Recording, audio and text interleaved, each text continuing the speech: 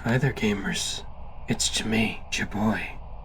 Someone decided not to do a voice before the stream started, but then when I started talking, I accidentally was at this tone, and now I guess I just gotta stick with it. I guess this is my life now, you know? Sometimes that just happens. Let me raise this desk a tiny bit, because I feel like I'm pretty far away from my microphone. And as a result, let me lower the gain a tiny bit, because I had to change it. Because I was not getting near the top yellow, which is where I'm aiming for most of the time. Anyhow, we're playing a video game called Norco. I saw it on Steam, I want to say a few weeks ago. Hell yeah, with it. I saw that you also added this to your wishlist recently. I think it came out pretty soonish. It still has its launch day discount. Yeah, it's like a southern gothic point-and-click adventure set in southern Louisiana. I think it's also a little cyberpunky, but I don't know for sure, because like the screenshots is what they're called. They're kind of like telling two different things at the same time. But yeah, it seems cool. There's a bunch of crows yelling at me. Look at this bird. It's a 3D model flying around. You can tell if you could see it as close as I could. But notably, yes, this game does have a flashing lights warning at the start. I feel like a lot of games have that nowadays, but you know, sometimes they really mean it. Sometimes they don't. But it's just good to have that notice beforehand. There's no way to turn them off that I saw, which is kind of the step I want to see at some point.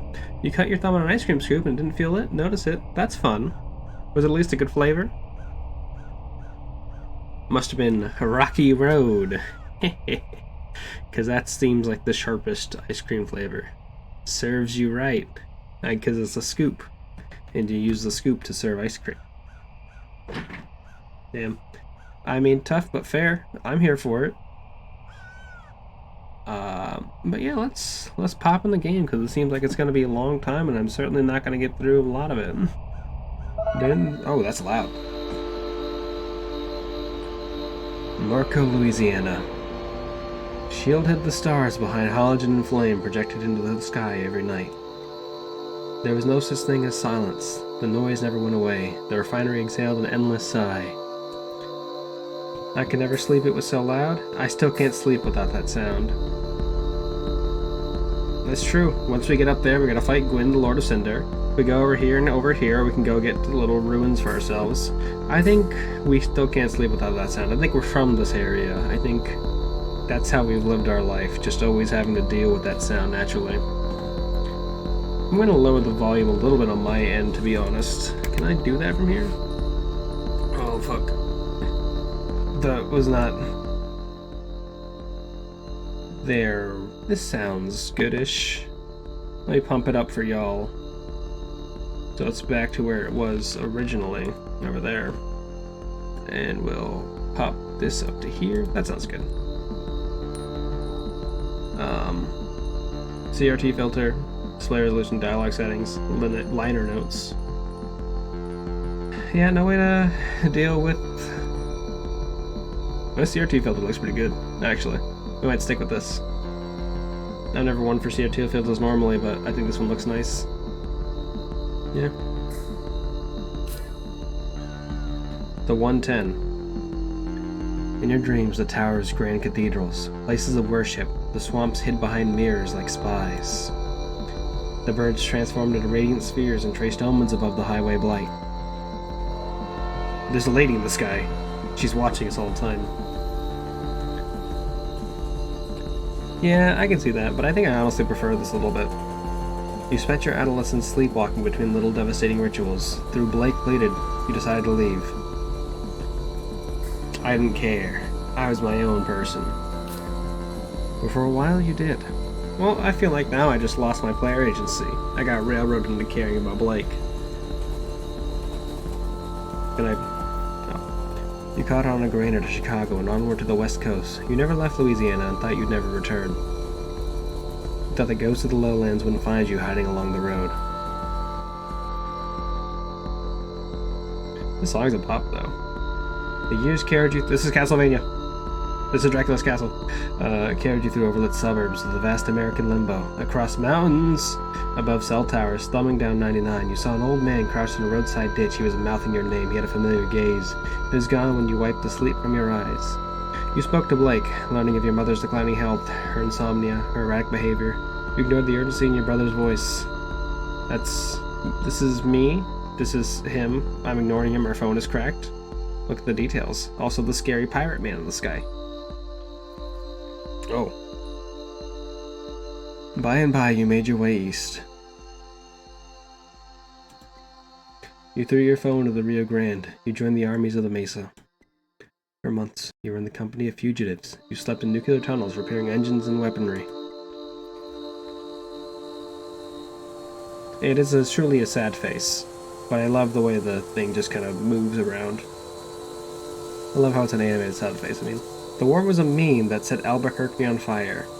That's a sentence. You escaped while the soot bulgers of a pop-up junta blooded the parched land. While hiding in the berth of a Freightliner. Freightliner? I slept. You slept instantly as the truck shuttled through the plains. You called home from a landline in a motel somewhere beyond Texas. You knew from Blake's hello that your mother was already dead. You hung up, shouldered your bag, and returned to the highway.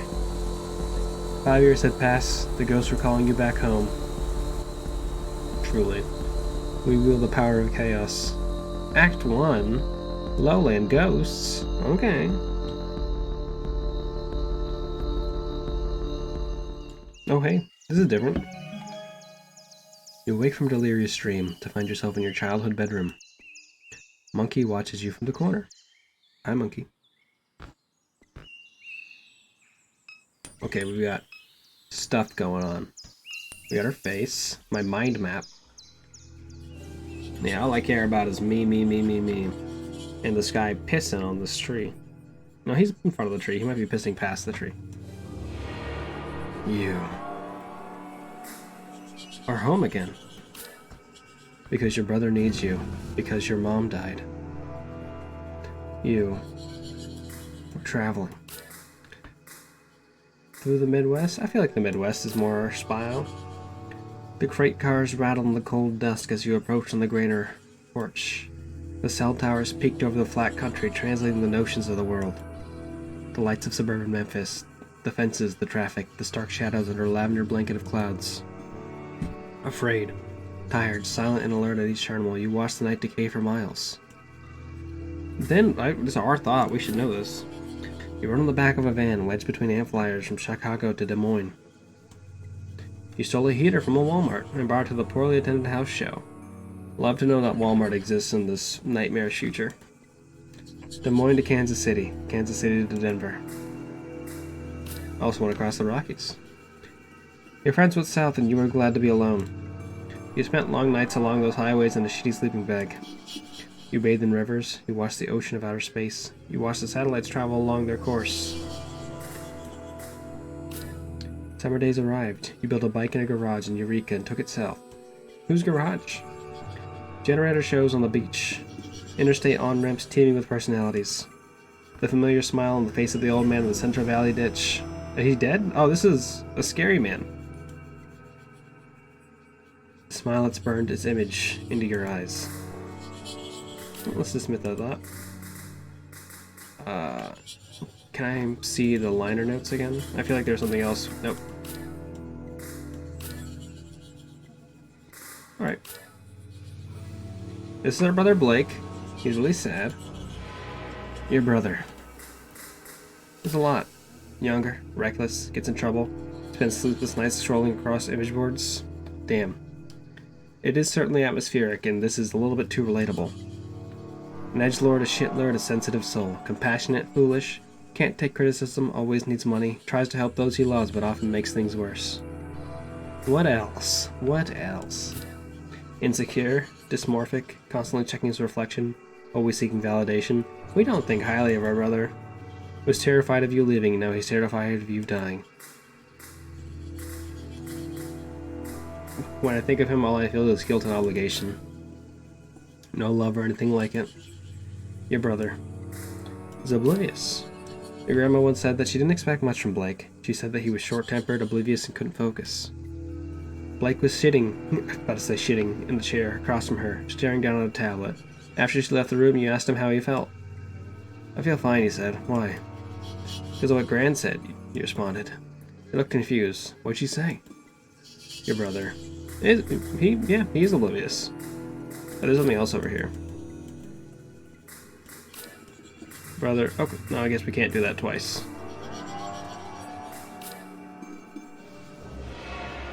Your mom. Damn. Died. The cancer metastasized. It was in her liver, then her lungs, then it was in her brain. She was on chemo, never finished her third course. Hey, Margu, sorry that your cat bit your finger. You know. Hey, Margu, you don't deserve it. It's a powerful quote. It's also... It's add quote in the command. Margu, I don't think you deserve that. I think maybe you and your cat should pet and make up. You give her a pet, she gives you a pet. But how you doing, besides having your finger bitten? At the hospice on Jefferson Highway, Blake said the traffic shook the building. He left before she drew her last breath. Alone with the morphine drip and the rattling glass. That's how Catherine died. You're gonna see other pets? That's fair. Mom of your... Damn. I'm doing alright as well. I was super tired like 15 minutes ago before I started streaming. And then I just had like a surge of energy. I was like, I guess I will do this because I'm not like too exhausted now. It was strange. I was drinking decaf coffee a lot today, which is not normally something I drink. I just kind of like, sometimes, it's been really cold the past few days. I sent you drip was at the surge of energy. I got to see the thing of Goku right as I was popping back into my stream to see, oh, I should actually start the button now. We love to see the drippiest Gokus. My hero have demon eyes. No, he's just crying. Or this is his eye right here, and then he has big eyebrows. Your mom. Finished thought. Damn. Roasted again. Who's this Stitch man? The smile of the man who crouched in the ditch of the highway revisits your mind. His head was smudged with Wednesday ashes and mascara ran from his eyes. Okay. There we go. Powerful quote. Let's go back to looking at the nice bear. The monkey. Oh, it's less nice now. A monkey, your best friend, a childhood gift. You spoke with him often when things got difficult, but then you left. He sat there for 5 years collecting dust. 5 years, his eyes filled with anger as he challenges you to return his gaze. Staring contest part 1. Clips. Are we just doing Disco Elysium? He's got a judgmental glare to him. It's the kind of ominous energy you'd expect from something that shouldn't have any energy. Glyphs will appear and flashed at a pattern. Match the pattern to meet Monkey's gaze. Oh, ready? I'm gonna say no. Yes. Oh. Oh. Okay. Well, that was a lot. You successfully meet Monkey's gaze with a cool assurance. However, his expression is unchanged. You stare more intensely. Staring contest part 2. Rings. Circles will appear over Monkey's eyes. An outer ring will shrink to the perimeter of the circle. Click the circle when the outer ring locks into place. Ready? Begin.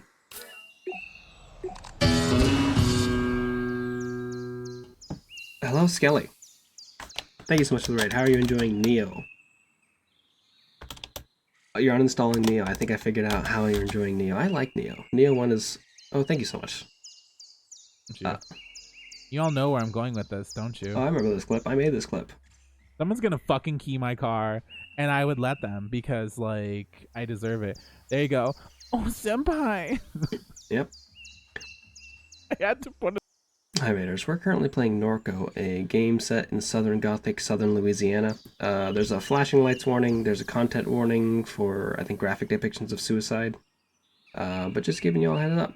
Neo 2 has a lot of improvements, but Neo 1, if you can get into the magic system in Neo 1, you can, like, pretty easily break that game, which is one of the reasons I like it a lot, because, like, I pretty easily felt powerful for doing my dumb magic stuff, because I played Neo 1 after playing Dark Souls 1 and 2, where magic never really felt super powerful. This guy is not just a little dude, mistress. This man is a little monster monkey. We're gonna try again. We have to stare at this monkey.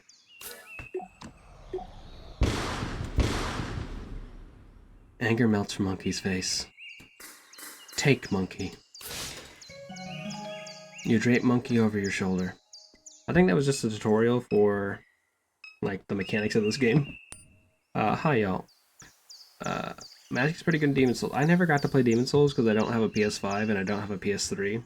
And I feel like I'm more inclined to get a PS5 and it's impossible to get a PS5. But one day I'll get to play it. We came back to our childhood home because our mom died 5 years ago. And our brother is not doing particularly well, I think. That's the gist of the story I have right now. A sticker from grade school, half peeled from the window. I've seen people do the pyromancy builds in Dark Souls. It's certainly possible. I just never liked it because of the way resources get utilized in those games, and like how they're hard to replenish. Cool January air spills through the open window. The low sun washes over the neighborhood. A small flock of blackbirds dissolves into the tree line towards the lake.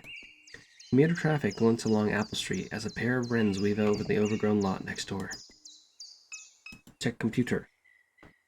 The laptop your brain gifted you idles on a shoddy particle board desk. Wake laptop. Get online. Tweet. Twitter.com. @Folgers. Frenched with the press. Period. Send tweet. As the screen illuminates, you notice that the signal in the house is dead. No internet. Looks like Blake was using the computer at some point. He left a browser tab open. Hey, Timbo, how you doing? I don't have a clip tab. I'm sorry, Lizard. The only time you've ever seen magic work in Bloodborne is kept up unlocking Mikolash with a tentacle arm. I think that's... I think people really like magic in Bloodborne. I never realized that magic was in Bloodborne until I beat the game. I just genuinely didn't know what those little things were. And I was like, oh, this is all pretty worthless stuff. I'll probably find a purpose for it after the game's over. And then I never did. View tab. What's our brother doing on the internet? Should we read this from the top to the bottom, or from the bottom to the top? Or is this... Okay. The reason you use them as a stagger enemies you can also do with it. Yeah. I never used the gun. I didn't use any of the mechanics in Bloodborne, except for using the Kirk hammer, and then switching it to a sword sometimes. That's the only mechanic I use in Bloodborne that was native to Bloodborne. Anybody still post here? No, place is a wasteland. Mods are all social justice warriors. You're posting. Nice one, jackass. Forgot I even posted. Wanted to run something by you gents. Was knocking out Saka Latte in the spillway. Saw a big, round, glowing thing in the sky. Called it the sun OP. Funny, talked to somebody else too near the parish canal. Bruh, that's the sun. I see that every day, OP. Has been rising and settling every day I've been alive. Drop it, fucks. Anybody seen it or not? Nothing like this, but birds in the swamps be acting weird. There were some weird birds in the swamp. We've all seen the We've all seen the sun. Relax. Looked like it was made of glass, maybe. Would glow real bright, then not at all. Move past. Best bet I could get. All kinds of shit been happening out that way. Get some sleep, my man. Need cash fast? Install Quack Job. Use promo code #bleed3 for up to 0.005 Quack Coin. Well, the fuck? What kind of name is Quack Job? Just like the name sounds, full of lunatics, app's a way of getting you to join a cult. Worse than the people living in the mall in Kenner. You can't trade that coin they use on hardly any exchanges because everyone knows it's a goddamn Ponzi scheme.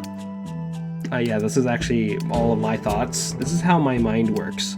I see everything as forum posts in an old school GeoCities forum. It's truly nightmarish. A lot of emojis, a lot of people just posting the same Austin Powers gifs.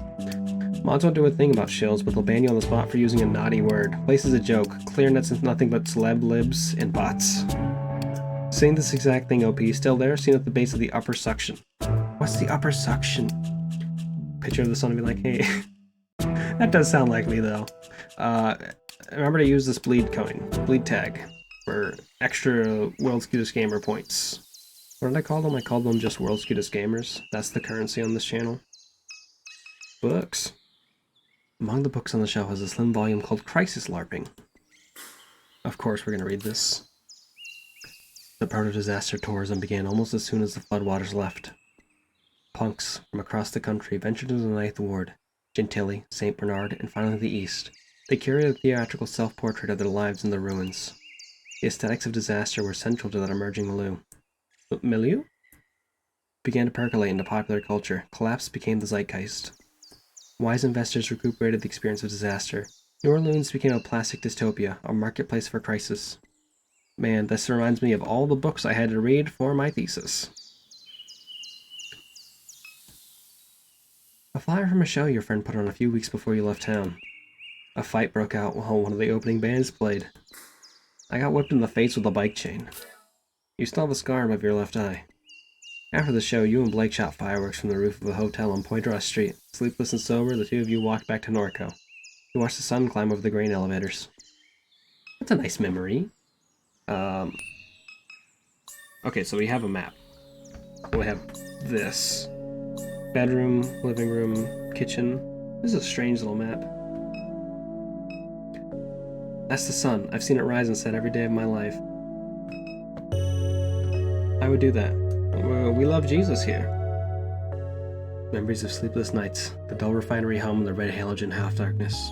Your mom sitting here, staring through the window. There was a tension in her demeanor, as if you were interrupting some urgent, obligatory task. You continued to the kitchen with no words exchanged. I thought she hated me. She was thinking about Blue. She barely knew you were there. A letter from Shield Oil sits atop a stack of mail. Dear neighbor, please be advised. There will be elevated flaring of the site of our number 5 stack near Good Hope on the evening of Thursday, March 19th. This will pose no health risk to residents. That's a lie. If you have any questions or concerns, please contact the Shield Norco Office of Community Engagement. So the last place didn't let us check the same thing twice, so I wonder if there's 2 things that trigger here. Nope. A family photo album. Look. Disregarded pages are yellowing pages of disposable photographs. Your grandfather. Mind map updated. Peculiar look in his face, impossible to read. Your mom staring at Blake. The obscure lighting. He's dressed as a vampire, tugging at someone's waist. Pleated khaki shorts. A photo labeled duck. Scene of a barbecue at the lakefront. The man at the center points playfully at the camera. His face is obscured.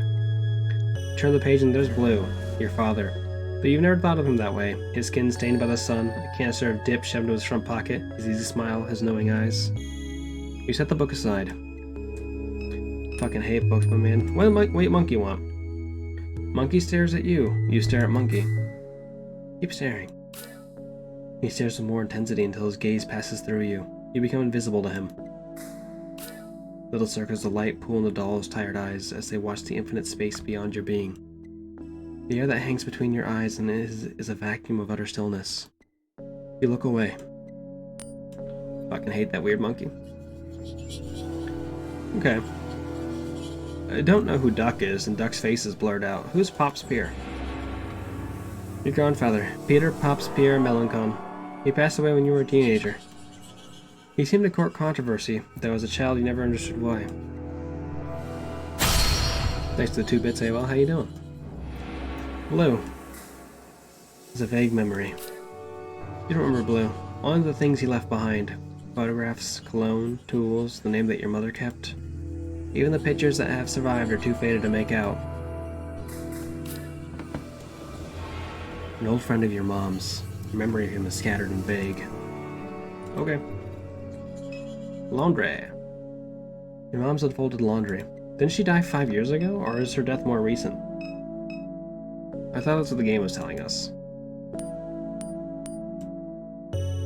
An old defective flat screen that your mom never bothered to bring to the curb. Hanging in there? I'm glad to hear that. I know things are a little bit bad for you without any power, but I hope that gets fixed pretty soon. Luckily you don't have... I hope your fridge isn't out of power, because that's a nightmare. Having to deal with all that shit just going to waste.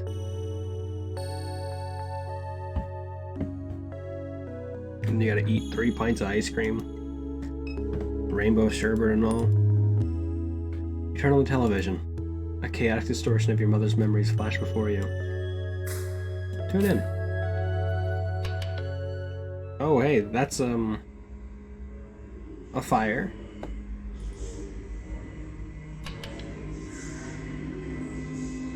These are just videos playing.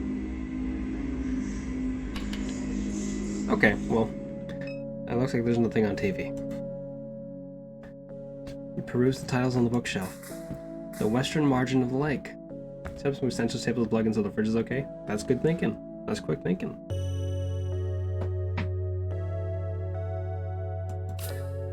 Many tragedies have come to pass along the western margin of Lake Pontchartrain. Ugh. Get my hand on my extension cord. Do you have to, like, I don't know what food that Mose and Bjorn eat. Do you have to, like, refrigerate their food? I don't know anything about pets, y'all. I don't. Many tragedies have come to pass along the western margin of Lake Pontchartrain. The unnamed hurricanes of YW9D left the settlement of Fenrir and LaBranche as a state of unrecognizable destruction. Those who survived did so by clinging to the lives and the limbs of cypress trees. I'm realizing now that I have no ability to read any of these French names that are going to happen because we're in Louisiana. The fables and secrets of those communities lie within the bones, not scattered in the sediment of the lake. Critiques of deliberate externality. S.H.I.E.L.D. has acquired much of Norco's most flood-resistant land through a variety of mechanisms. Midair and more? Why? 2001? Sure. 2010? One of the two. Argue that one such mechanism is a process of deliberate externality. This theory posits that key corporate decision-makers encourage the company to emit affluent and noxious substances into the environment with the explicit intention of decreasing neighboring property values. This compels residents to sell their properties below market value to relocate as quickly as possible. The criticism that this theory often receives is that it diminishes the importance of slavery in situating black residents along industrial fence lines. Jacobs 2000. Up and down the Mississippi River. In the words of Carter, slavery was a deliberate externality from which S.H.I.E.L.D. continues to profit. Pollution was never needed. Fence line Theospora. I thought this was the name at first. I was about to say Fencilian. It's fence line. In the end, we decided to leave Dimes. It wasn't the cat cracker, or the smells, or the fear for our children's health that drove us away, though they played a part. Truth be told, it was the media attention, the spokespeople and the activists and academics, all this. I was done with it. I was done being a poster child, done being thought of as a victim. I wanted my experience to be my own, not something they gawk at or dissect in a laboratory. Okay. Photograph, window unit. I think that, and then outside. Is there a kitchen? Yeah, there's a kitchen. A photo of your mom, holding Blake as a baby on a beach in Pensacola, Florida. It's winter. You stand beside them, bundled up and laughing as a gust of wind breaks the beach. The sky is bone white. The heat of spring will soon arrive, and the mildewed air of the window unit will fill the room. Well, you don't have to turn it on now.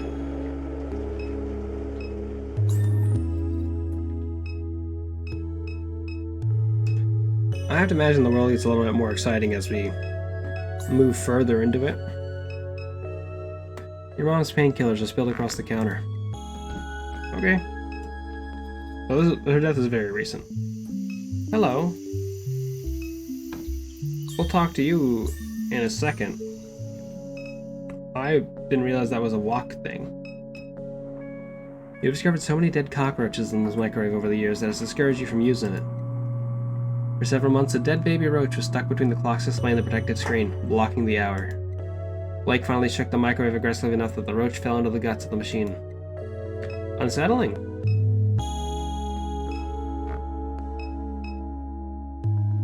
You're always frightened by the laundry room. You just didn't like the idea of clean clothes. Hi, Million. We'll talk to you in a second. A steel pry bar lies on the ground. This truck was your grandfather's. You remember riding in his lap while he's let you steer, the dead wasp of the collector behind the seat, the smell of grease, whiskey, and nicotine. You and Blake would drive through the truck into New Orleans on the weekends. No AC, windows down, the rattling chassis was deafening going 75 on Interstate 10. Millions has been slowly repairing the vehicle since your mom's death. The fuck is Millions? Your mom kept all her gear in a plastic container strapped behind the cab of the truck. Boots, waders, flashlights, tackle, first aid kit, etc. Your mom's old 4-cylinder, 350cc bike. It has extensive rust and wear. A crab net. Oh, is that what her mom does? She was a crabber? Crab catcher? An disintegrating crab net. She sounded like she was a fisher. Lou taught your mom how to make these, and your mom taught you. In the summers, you'd bike to the suction before sunrise, tie a chicken next to the bottom rung of your neck, submerge it, sit there nursing your coffee while the swamp raised its voice. You'd come home with a dozen or so crabs snapping and writhing in the burlap bag. You assume your mom hadn't been out in the water much this past year. Million sits in her characteristic slouch, lost in thought. Her carapace is taken to the rusted and weather-worn quality of the rest of the machinery in the yard. You recall the night that your mom showed up with her. You and Blake stayed up past dawn, poring over pirated API docs. Her ragdoll mass was slumped on the floor as you wrote the routing procedure. You wonder if such memories hide behind her constellation of eyes. The robot regards you casually. What's up? Okay, we are awake. Couldn't sleep. Catherine used to say the sound of the refinery helped pacify you. Perhaps that's no longer true. In any case, I'm certain I was no help. She gestures towards the motorcycle at the edge of the carport. I was turning over the engine of the bike to test the coils. It was quite noisy, but they're in good shape now. All I need is a fuse and we can use it to get around while I finish repairing the truck. I heard the phone ringing inside, but I had my hands full. Where can we get a fuse? The gas station just up the road has them, but you may have to persuade Troy to let you in. We're expecting a call. Many people have been calling since Catherine died. Your brother is usually the one to answer the phone, but I don't know where he went off to. I wonder where he could be. Likely at the bar or bookstore, if I had to guess. That's 2 different places. That's 2 wildly different locations. Why would so many people be calling? Your mother left behind a lot of loose ends. From what little I know, I gather she was conducting research for a client in Fat City. I sense that many people would like to acquire that data. I'm unaware she has hidden it. Perhaps Blake knows its whereabouts. Who exactly would want to see that data? Your mother spent her entire life researching this town. She knew histories that others have forgotten. History has a lot of value in this place. Who's the client? I haven't a clue. These aren't things that she discussed with me. As the cancer spread, she became more guarded with her research. So, she finally worked herself to death. She had an addictive personality, there's no denying that, but she cared about you and your brother more than she was willing to express. So... okay, that's all. Okay, I'll have to go out the front door to get to that. Or we can go to the front yard from here. But I want to go to the attic first. There's, nothing up here. Maybe someone scary will be here later. Secret boss, maybe. There used to be so much more clutter up here. You imagine your mom gave it away as the end approached. Let's look at millions. Okay, millions is pretty direct. Million was a security android. She guarded the perimeter of the aluminum refinery in Gramercy. One day she ran away. Why? You don't know.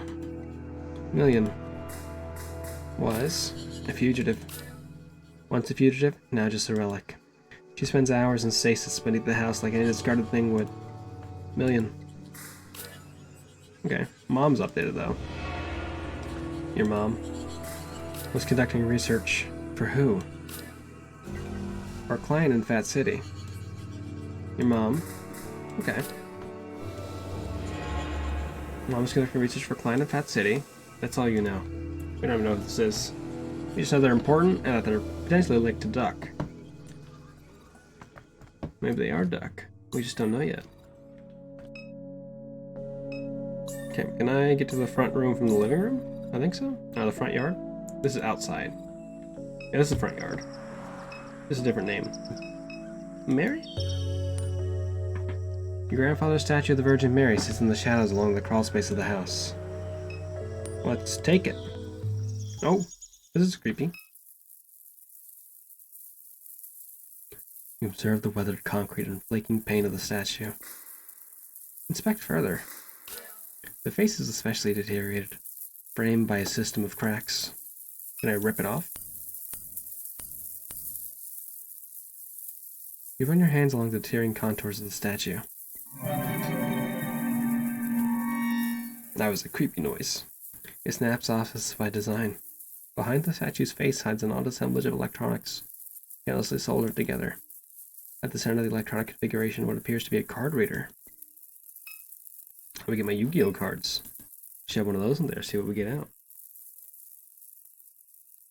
Okay, so this isn't anything new.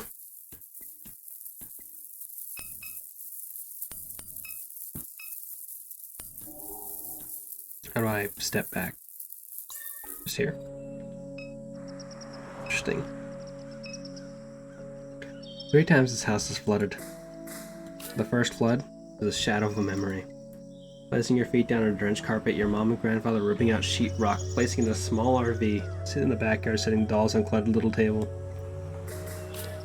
You were 14 when the second flood happened. The pumping station failed during a heavy rain and you were in class watching the clouds move upriver. You got a text message from your mom. Stay in Destron. I'll come get you. For 2 weeks you shared a hotel room with your mom and Blake. She spent all her days gutting the house. In the evenings, you would sometimes help. The third. Another pump failure. Your mom hired contractors with the insurance money. You said she was getting too old for it. You're bitter. You blamed her for not selling the house sooner. You stayed with friends in New Orleans. The fourth flood will follow a slow hurricane and will be calamity. Hasn't happened yet. Leave the entire region submerged as critical levees breach. There'll be a massive blackout that lasts weeks. Much of the sewerage infrastructure will be damaged beyond repair. The embattled federal government will do nothing to assist. They'll bankrupt the region. Small militant enclaves will form along the high ground of the Mississippi River. They'll take to piracy and hijack commercial shipping vessels. Private mercenary forces will retaliate in kind. Slowly, industry will flee this hot zone. The old river control structure will collapse from neglect and sabotage. The Mississippi River will again change its course. Norco, an old abandoned refinery town on the Ghost River River. Your house will be squatted and then razed. You love to see that. And by love means... seems like a bad way to go. Padu PI. Private investigator. Padu private investigators. We snoop for you. 2 sisters and a turtle. Or 3 sisters, one who is a turtle. The turtle! He crawled out of the trash can. Don't touch him, see? He's dirty. No, he's not. Turtles are always clean. They live in water. Trash water is not clean. We gotta go, see? Just let me stare a little longer. He's pretty. There's a dog barking. Keep your dog on a leash, y'all. What are you doing? Snowball stand. Door for Pato PI. The snowball stand is closed for the winter. Interesting. Hey, you know? Turtle Pope, I think, cleans himself in holy water, so I think he understands. Turtle Pope is a nice guy. I don't know if Turtle Pope is friends with regular turtles. He might be one of those kinds of turtles, you know? The lights are on at Prydo Private Investigators. What if I knocked in? You knock. No answer. They don't fucking like me? Is that what's up? Floodgate Tavern, Dimes Discount, home. I think that's it. We should go to Floodgate, or Dimes Discount might be the gas station. It is. A freight loader is being repaired in the Batcher Woods over the levee. Where does he go at night? Well, I know why he's not there. He's just trying to keep himself safe, you know? He knows what happens in that church at night.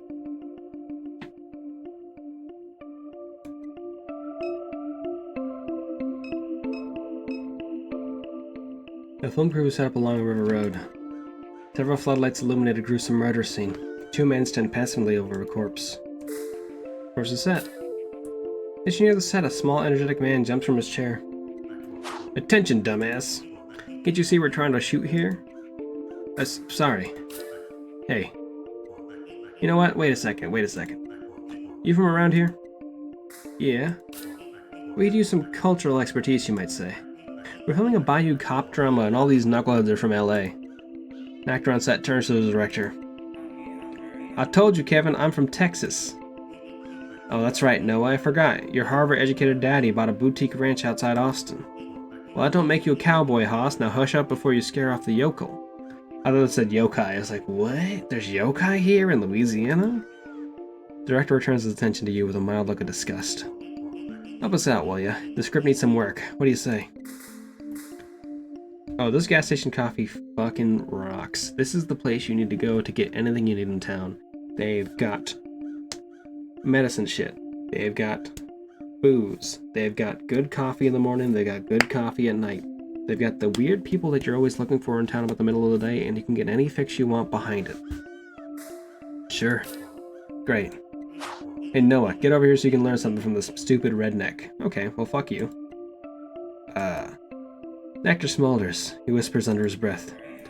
I'm a redneck. Fine, Noah, you're a redneck, a real salt-of-the-earth kind of guy. As luck would have it, we came across an even dumpier hayseed than you, okay? So just take a knee. Peggy with the smoker's cough. But she's just always so nice and sweet to you, so it's like, it's fine that she's, you know, coughs in your face every so often because, you know, she means well. What do you call a villain? A bad apple, a lowlife. An asshole, a bad daddy, or a crawfish devil? We call them bad daddies down here. Bad daddy, huh? You nod solemnly. That's pretty jive, pretty seedy, I can work with that. Great, that's settled. One more thing. What's more regional way of saying to murder to kill? So, we normally say that, you know, to kill someone is to fuck them, you know, so if a villain killed somebody, you would say the bad daddy fucked them. Slay. Send them home with the roosters. Slather them with oyster-flavored peanut butter? I guess slay. Slay, really? That's it? Thanks a lot, William Faulkner. That's real creative. Now get out of here. You're holding up production. Don't eat shit.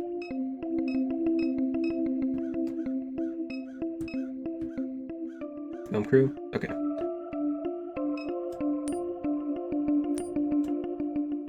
So many evenings spent watching traffic pass by this gas station. Little's changed. The neighborhood of business still sits abandoned. The surrounding streets are quiet and empty. Oh, apparently nobody's here. Well, well, well. Look who's back. Oh, this is Troy. He just fucking emerged from the bottom of the page. What happened? Can't I'll forget you beside the road. Did you punch me? What about your little doll? What's wrong with Monkey? That's cute. Wow, Troy. You look like shit. I'm never gonna start with you. How come the rest of your family's so chill, but you're so uptight? My mom just died, thanks. You're not that stupid, are you? Catherine, she's too valuable. They never let her die. What? I think she's probably vacationing on a hard drive somewhere. Oh, the corporation took her brain and put it in an AI? You're trolling me about my dead mom. You can absolutely. He's got that scent to him. You know exactly what he's about. You know what car he's driving. You know what he's gonna do after this. You know what he's doing before this. And he's gonna tell you anyway. Your mom was excavating all along the rim of the lake. She used to pay me to help from time to time. No matter of fact, she needs somebody smart, somebody vigilant, somebody like me. Especially with shield snooping around. I see some wild shit out in the swamps with Catherine. What kind of shit? I won't bother telling you about it. It might hurt your brain. Anyhow, this ain't story time. Not letting you in this gas station. Goddamn company that runs this dump did me dirty. They swapped me with an ATM machine for speaking truth. Ain't letting nobody through till I get an apology at the very least. Okay. That sucks. Don't patronize me with your weak pity. You wanna get through? Go get me some of them pills your brother was selling. That might persuade me. I can fight this guy? I'm gonna fight this guy. You joking, right? Trying to get wrecked? Alright then, let's go. I didn't know this game had fighting in it. Should it me, K, or the monkey fight? He's just bobbing and weaving. I guess I'll go first. Oh. K attacks for 30 damage. She punched the monkey.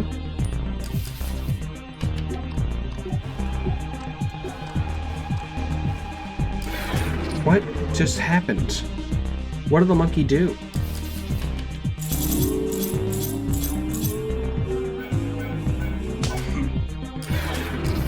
Get him, monkey. Monkey attacks for 30 damage. How? What happened? Am I a class traitor? This guy's being asked to me. I got shit to do. I got an achievement called Class Traitor. That's why I said that. Monkey's the best, but his minigame sucks hard. How you doing, Tiny Blue? How's it be being at work? Oh look, he's knocked out over there. That's a fun little detail. Candy. Classic monkey, really truly. You know, all good RPGs have you start off with a monkey ally. Protein bars, bubblegum, breath mints, taffy. They got Doge food. Dusted bags of dog food line the shelf. Fuses. I need one of those. Oh, there's some Fireball whiskey behind the counter too. When does this place ever started checking IDs? During high school, friends in the city would drive all this way just to get booze. Immaculately stocked cigarettes. I mean, you gotta keep your bestseller going. Fuses hang on the shelf. I'll take one. You have a fuse. I detect that you have merchandise in your possession. You must remove any unpurchased items from your backpack and scan them in order to exit the store. To use an item in your inventory, drag the item from the inventory menu to the intended target. Okay. Price scanner. You scan the fuse. Thank you for your purchase. What's up? The disembodied illuminated head of the kiosk levitates silently in the browser tab. I hate when I have to buy things from the iPad. They just make it such a pain. Good evening. How may I help you? You own this place? I am Discountware, a distributed cloud-based operating system for American Discount Southeast Incorporated, semantic version number 16.36.3. The owner of this franchise is Perilou & Sons LLC. Discountware is licensed to Perilou & Sons LLC via the standard American Discount Southeast Incorporated licensing agreement. How do you like the job? I proudly perform the routine maintenance operations and procedures of 227 American Discount Southeast Incorporated franchise locations across the Southeast region. American Discount Southeast Incorporated is a model company awarded for excellence in business and community service. Thank you for inquiring about American Discount Southeast Incorporated. You know, Troy, the guy outside? Thank you for your inquiry. I am forwarding it to Perilou & Sons LLC. Perilou & Sons LLC has declined to respond to your inquiry. So, why'd Troy get fired? American Discount Southeast Incorporated prides itself on this outstanding mentorship and jobs training program. American Discount Southeast Incorporated works to ensure that each franchise location provides opportunities for career growth. At American Discount Southeast Incorporated franchise locations, we leverage automation and machine learning technologies to embrace the lives of all employees. To apply for a position at any American Discount Southeast Incorporated franchise location, please visit American Discount SE-ADSE today. I'm good. Anything else in here? I don't think so. Let's just go over to the tavern in town. Oh, Batcher. Oh, that's a scary horse. And a scary man. We could be chill. We'll find out in a few seconds. Memorial languishes in the river mud. A 2x4 cross. Plywood plaque. Cars of pulverized concrete. Sprayed half-assedly on the plywood as remembrance. Here pass the brave freedom fighters of January XW11, whose cry of liberty echo out throughout generations. In much smaller lettering, a different hand scratched "fake" across the bottom of the plaque. There's a boat in the background. That's fun. A lone horse drinks from the stagnant water pooled along the riverbank. I want to be friends with the horse. This sucks. Drifter. A man sits on a pile of flotsam, his head buried in his canvas jacket across the sharp air. Stupid horse. The man's gaze stays fixed on the opposite bank of the river, never turning to you nor the horse. Yeah? He spits on the dirt at his feet. You know what all they dump in that water? Hell of a cocktail. He spits again, wiping a string of mucus onto his sleeve. What you out here for anyway? Ain't you heard that they got a criminal on the loose? Bringing the law around here, making things harder for the rest of us. Best be sharp, young one. There's a criminal out here. Okay, alright. Well, I just beat up another guy. Maybe I fight the criminal too, make it just classic JRPG experience fully and totally.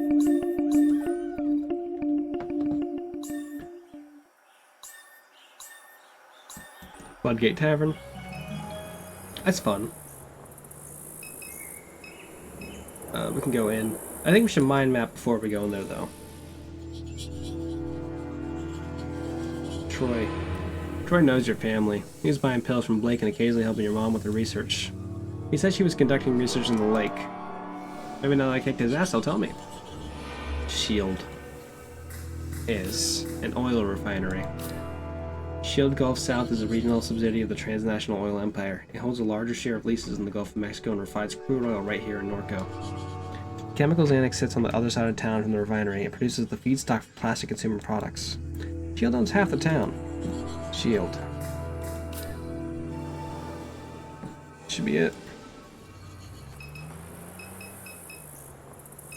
Inside. Oh, can we go inside? The Floodgate Tavern. Many Shield workers gather here after their shifts. It's closed. Should be open later in the evening. It's pretty late. Well, I guess I just woke up, so it's actually morning light, not evening light. Though it looks a lot like evening light to me. Still can't go inside a pad of PI, so we can just go back home. Go to the backyard. 10 millions, we got the thing. We got the fuse. Good. We'll be able to use the bike to get around town until I'm done with the truck.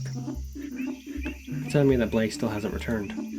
He's been spending a lot of his time at Sarpy Paperbacks lately. Perhaps we should look for him there. Let's go. I love to go to a bookstore. We're riding on a bike together. That's fun. This game is really pretty. The sky bleeds a color you knew as a child.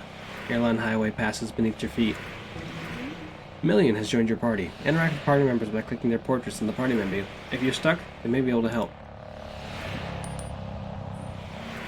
Million shouts over the wind. The bike runs much better now. You can use it to get around during your visit. Where could Blake be? He spends much of his time at Sarpy Paperbacks. Perhaps we should check there. How's Blake been? The year that you left, Blake became uncontrollable. His behavior troubled Catherine deeply. He was beginning to remind you of your grandfather. After he was expelled from Destron, he began running drugs into the parish. He made himself many enemies. He put those things behind me after her illness, but now that she's gone, I'm certain what to expect. I should have stuck around. Perhaps. I won't apologize for leaving. No one's asking you to, Kay. How have you been? I'm always the same. Kay, always the same. Not bad or good. Whichever you prefer. Fair enough. What's it been like around town? Shield has been expanded since you left. Catherine took your grandfather's boat into the lake to investigate reports of construction in the swamps along the shoreline. He assumed it to be unpermitted Shield activity. He was unable to find any evidence of it. However, it was clear that she found something during that investigation. What was it? I don't know. Perhaps you do. I haven't spoken to her in years. How would I know? Has Blake not mentioned anything? I never trust what Blake says. Any event, something drew her to the lake in the months before her death. Right?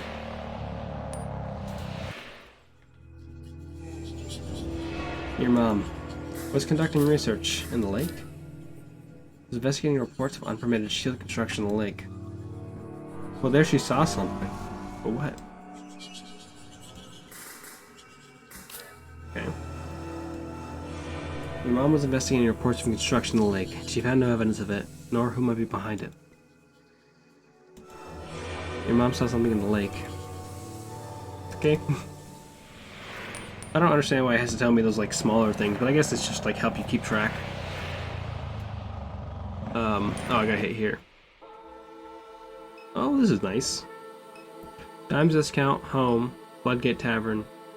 We want to get to Sarpy Paperbacks, which is right along the other side of the screen. For when you need a payday loan to pay for books. Some teens and a dog.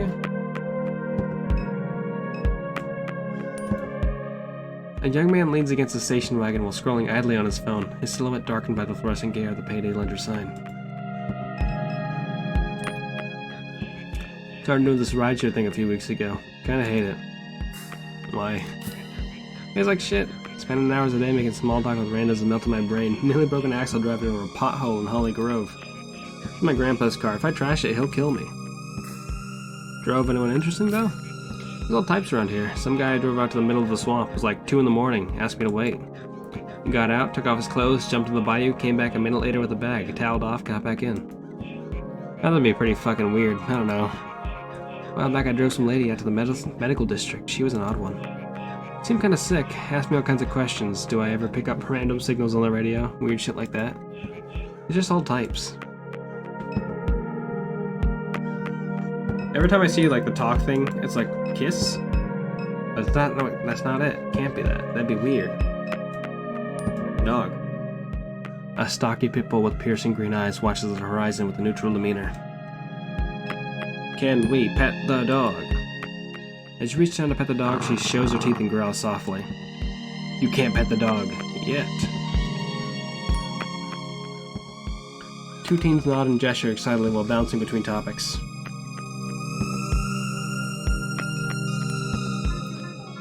Where did this dog come from, bruh?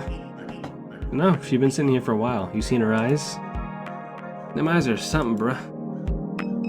They look like she got fucking Mako infused. Mako infused? My mom used to come here to dig through the stacks. Among the heaps of used romance novels and westerns, she always managed to find some occult artifact. An old Dr. Phil book, Guy Fieri cookbook. Things that people just weren't really looking for, but when you caught your eye, you knew what you were looking. The owner's also the landlord. You imagine that's the only way he managed to keep a place like this running. Over the years, they've experimented with some other revenue-generating streams. For a while, you get your phone repaired here, and then started selling vape cartridges, then kratom, then anime wall scrolls, LSU yard ornaments after that. I remember seeing it online, kind of trying to do some kind of acupuncture thing.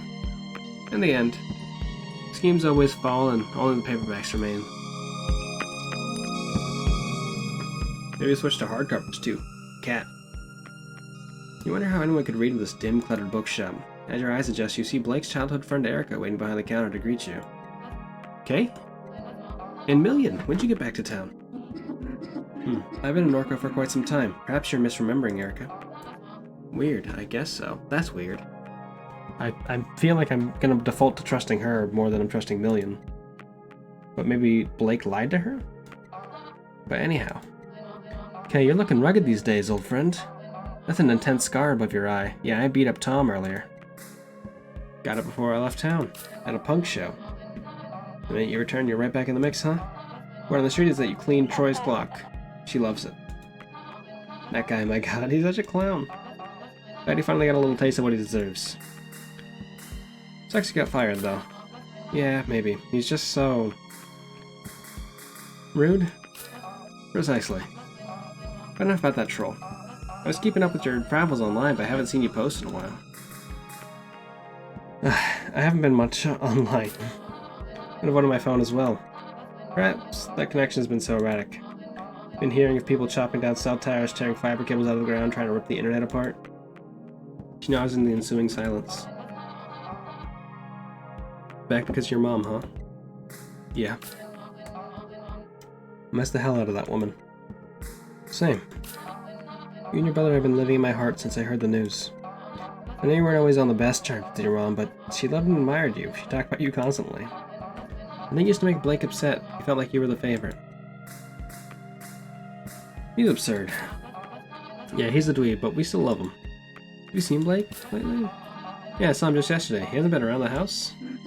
He is not. He said he was headed to the Floodgate Tavern when I saw him. He may have gotten wasted. I know Gus let him sleep behind the bar a couple times. Did he know you were coming, Kay? You never mentioned it. Thought I'd surprise him. I'm sure he'll be relieved to see you. He's been resisting help, but he needs it. If I hear from him, I'll tell him to find you. Kitty cat? This place has rules? This sucks. You scan the titles on the shelf.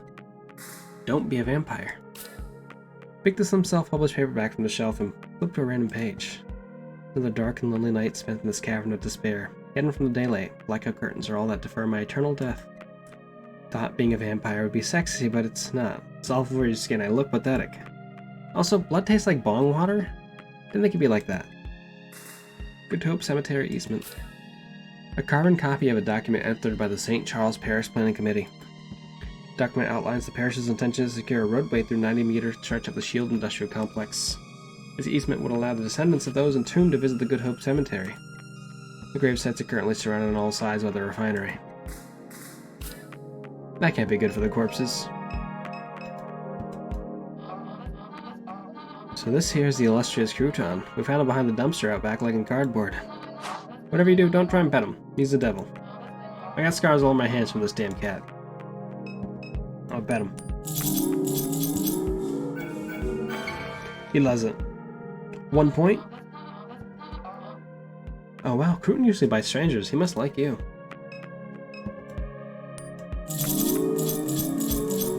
Okay. Is it just a memory game? He's getting a little excited. Hi. Okay. Wow, I've never seen a cat purr this hard. Maybe you two should slow down. No?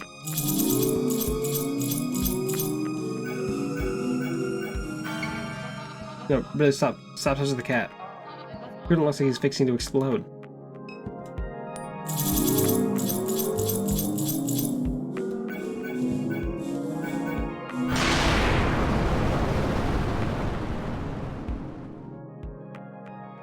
Huh. What? The fuck? Just happened to the cat? God damn it, Kay, I told you to stop fucking with the cat. You just launched to the ceiling? What the hell just happened? Left a crouton phone case, though. You grabbed the phone case from the counter. That's mine now. You make a good point, computer. Okay, I love you. I know you're going through a hard time, but I'm a little pissed you launched the cat through the ceiling. Just give me some space, okay? Understandable. Phone case resembling crouton. What if I gave you this phone case? Oh, no. Okay. Well, sorry about launching your cat through the window. Ceiling. Very different. I do hope Erica is correct and that Blake's absences do nothing more than another drunken night. My intuition leaves me with the sense that something is wrong. Do you feel it too, Kay? Does something feel strange to you? Catherine.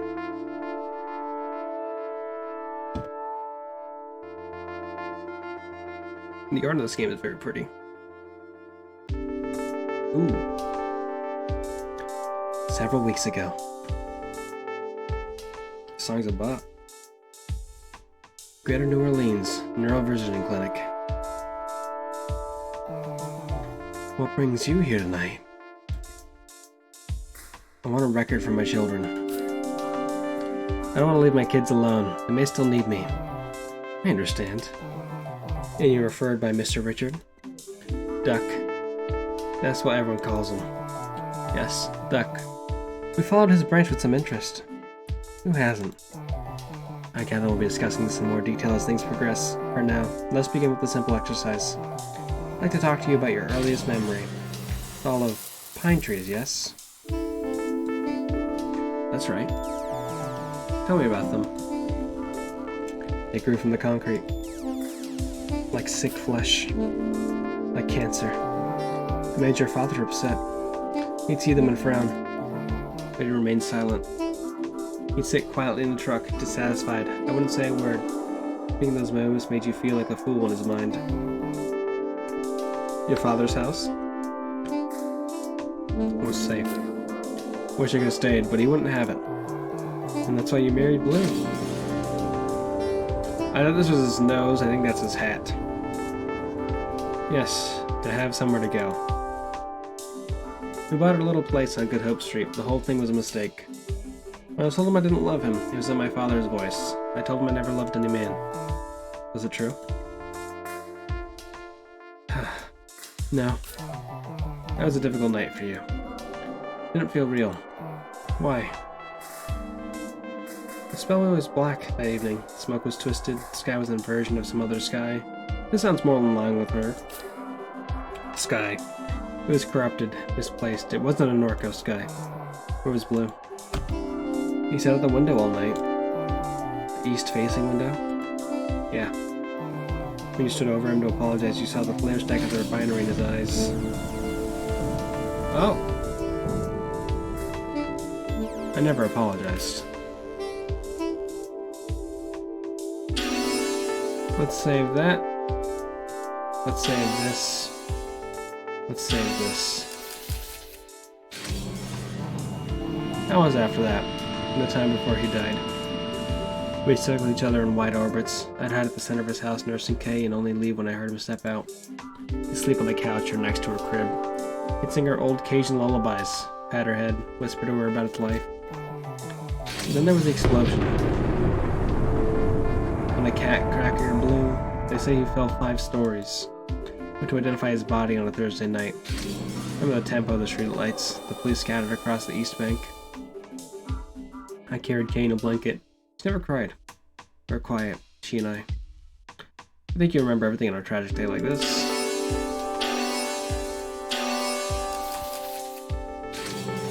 Ooh. That's a good question. Tell me about this man. I'd seen him from time to time around Norco. This was many years back. Several weeks ago, Blake saw someone passing by the house. I think it was him. Why? I just do. The robot is no longer there to deter him. Million? Yeah. Could be it. What was your first encounter with Million? Let me think. She came to me in the parking lot. Kay was about 12 years old at the time. She knew Blue from his days at the aluminum refinery. I stared for a long time into her constellation of eyes. They swirled in a kind of desperation. I took her home, knowing it's another mistake. We were reckless in those days. Welcome to any trouble I could find. This was kind of scary. I don't think I remembered meeting Million.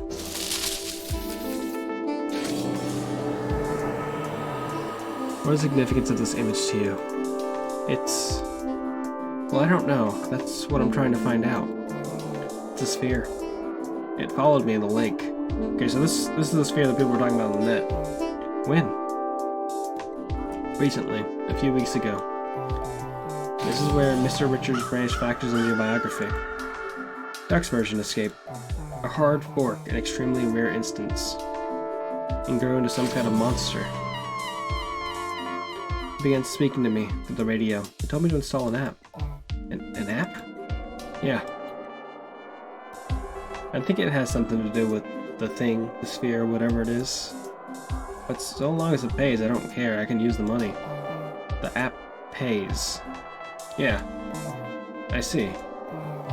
It seems the last control point that you submitted. Would you like to include any additional thoughts or memories? Anything not included in the intake form? No, that should be enough. Now begin disconnecting the sensors.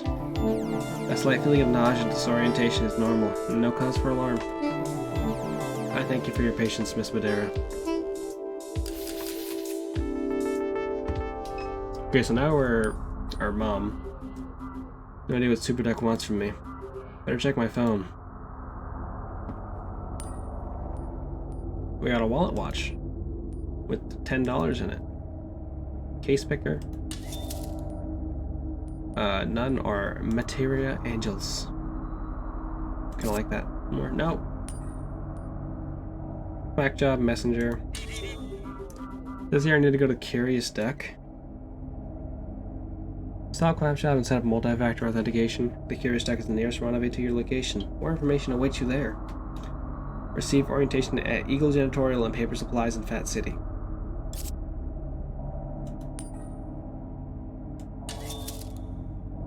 Okay, they put me on another Blake, Lousiana, Duck, goddammit. Oh. My direct... Okay. Just checking in. Please text me when you can. I'm fine. Where are you, dear? Arizona. Where in Arizona? I don't know. Love you. Just checking in. Still in Arizona? New Mexico. Be careful. It doesn't seem to be safe there right now. Call when you can. Getting worried? Okay? Blake says he hasn't heard from you. Getting really concerned. Please call. Put me in another round of chemo. Would love to hear from you. Callie? Or call?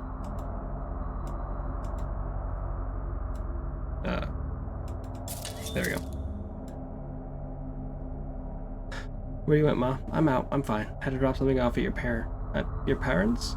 Been gone a while. Had to make a couple of stops. I'm okay, I promise. Blake, have you heard from your sister? Yeah, she said she's okay. Where is she? She didn't say. Dear, where did my pills go? I'm in a meeting. We'll call back. I go this morning. We'll call. Ma, he came back around. I'll be home soon. Calling old tip. It's fine. Love you. Love you, sweetheart. Blake, can you hear me? Can you come to the living room, please? Something's happened. Out this evening. Everything's okay. You just stay home. I'll be fine, I promise. Love you, my nerd. Damn. Roasted. Love you, Ma. Been a while, Duck. Too long, old friend. How's the weather on your side of the tracks? They have me on chemo. Terrible. Don't have long myself. They got me carrying around a tank. Lid's waiting for us. I don't doubt that for a minute. Praise the glory of God. Something in your mind, Kate? Don't want to raise your blood pressure. Try me. Super contacted me, so he did. Don't mess around with that shit. Where you went. Don't mess around with Super Kate. The thing's got no soul. Likes to ruin what it all touches. I need the money. They don't take money where we're going. I can't leave it for the kids to clean up. Blue left him a little bit with how he went, but I was a fool. Don't worry yourself like this at the end. Find peace. No peace for me. Don't get mixed up with that thing, Kate. I'll tell you now. It won't go how you want. Kate? I hope you're listening. Welcome to the Oxnard MagDirect Medical Portal, 62817. Verification just received. Yep. Yes, my connection is not confirmed. A bill for $1,563.24 has been posted to my direct portal. Okay. Bill for one. Okay. Outstanding balance. Bill posted. Outstanding balance. Outstanding balance. Well, that's fun. Okay.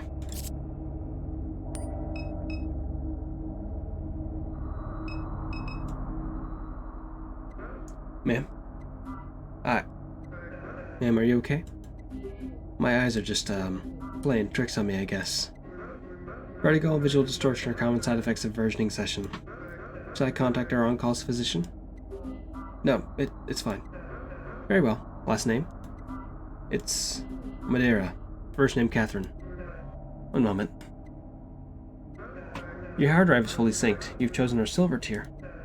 Your product does not come with pre-installed adword blocking services and is provided as is without warranty. You're eligible for a free sync anytime before the new year. Thank you for choosing the Greater New Orleans Neuroversioning Clinic for your cognitive versioning needs. That's unsettling. Okay, gotta get to Peridot Street.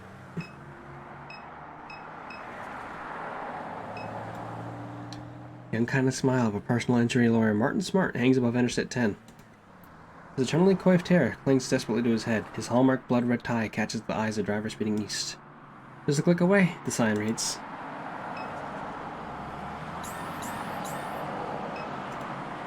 The Interstate Expressway traces the scar down Claiborne Avenue, from east to west. Check out east.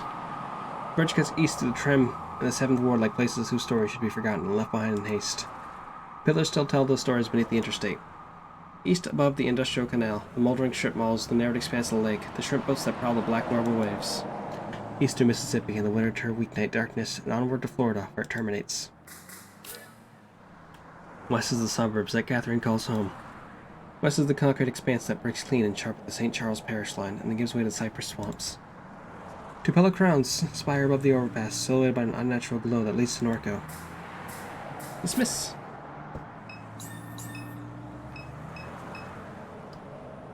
Okay, let's head to the overpass. Oh! Hello. Puppet theater. That's the worst kind of theater. That's the most terrifying kind of theater, to be honest. Excuse me. A newly finished Art Deco structure close beyond the overpass. They turned charity hospital into art lofts. Disgusting. That's fucked up. It's probably a metaphor, though, you know. Charity hospital into art lofts. Damn. This is taking forever to start. I'm starving. Been any of these yet? No, what is it? Puppet show. They always start late. I told them I'd help load the gear, so I'm stuck in here until it's over. My stomach's gonna eat itself. Okay. It's just a puppet show on the overpass? No questions about that, my man? Makeshift puppet theater. The curtains are closed. Maybe I'll come by later to see what this is about. Okay. We can go to Paradise Street, we can go to City Hall, or we can go to the French Quarter. I think we need to go to... Wait. It's the duck app. Eagle Janitorial, Paper Plaza in that city, Curious Duck. Is the nearest location, nearest rendezvous to your location. Okay. I don't know where the Curious Duck is. Perdita Street? Okay, no, we were out of there. Overpass. City Hall. Well, that's a bougie City Hall. Damn. A figure sits at her desk, overlooking the Duncan Plaza on the deepening winter night. He watches the fingers of a cool front animate the tops of oak trees in a park. The air this evening is the driest it's been since spring. He watches the last remnants of the commuter traffic leaving Canal Street. The pulsating taillights, the shift workers running towards the bus. He watches an airplane climbing from Armstrong International as passengers look down on the warm glow of the city. The oak trees, the traffic, the frail woman staring from the street. Warm glow and darkness, wind from the lake. Cool. Go to the entrance. An armed security guard greets Catherine as she enters the building. He sits on a wooden stool next to a walk-through metal detector. Good evening. Badge, please. Damn, I left it at the house. There are no council meetings scheduled for this evening. We need an employee ID badge to enter. Alright. I wonder if that's just us lying to avoid trouble, or if that's like actually a thing that we work for City Hall. French Quarter. This place seems fucking poppin'. There's Santa Claus. There's a crowd. There's a vendor. There's oogles. And the duck that we're looking for. I kind of wish we could look at things around here. And that's why Marie Laveau opened a t-shirt and camera shop on Royal Street. Jazzfest Dad. That's not scary at all. I paid for a ghost tour. If we're just gonna walk around looking at t-shirt shops, I want my damn money back. Yeah, can we cuss on this ghost tour? This is a farce. What kind of tour guides are you? Well, technically I'm not one, but excuse me? My roommate is. Then where is he? Long story. I came all this way because the website said it'd be fun. I'm having an alright time. The city was supposed to be enchanting. Anyone trying to scare some Molly? Or score some Molly? I hate New Orleans. Damn. Well, ho ho ho. Then his eyes roll wildly in their deep sockets. His mouth twists into a smile. How are you, dear? Got $1 to spare? Help spread some Christmas cheer? Where's the money go? What are you raising money for? Something very benevolent. Like a food bank or, yes. Yes, a food bank? A food bank, veterans, animal shelter, who cares? Just give me the $1. It's my last one. Going back on your word, are you? I never told you I'd give you a fucking $1. Not true. Never promised you anything. You're a liar. Did he swipe at me? I'm not. And a demon. A demon? Data points his bell at Catherine in accusation. Demon! His posture relaxes abruptly. Open your heart. This is a time for giving. Hot dog vendor sits behind a large plastic cart. Looks up eagerly as Catherine approaches. Oh hey, hi! Questions Catherine with a silent grin. So is this... I'm Flanneless, and these... He makes a grand sweeping gesture above the pot of vague meat. Are my dumpy dogs. Silent smiling resumes. He begins to pick at the lint that peppers his jacket. Flannel, ass, dumpy dogs. He nods. Smiles. Would you like one? Don't know if my stomach can handle that. Not the best of health, I worry that one of these may kill me. No, they're good for you. They're just a little bit old. Boss says he won't resupply me with more until I sell the ones I have, but the more time passes, the harder they are to sell. How old are they? Business was popping, like I was doing really well, selling a lot of dogs back in YX2D. That's nearly a decade ago. Yeah. Enthusiastic nodding. Anything else I can help you with? No. That's worse than the Santa Claus. How's your night, ma'am? Not great. Sorry to hear it. You wouldn't have any change to spare, would you? Not a cent. Got nothing, sorry. Figured. We don't. I'll look at our bank account. We got 20 cents of quack coin. There's a small plaque next to the door. It says Curious Duck. This is the place.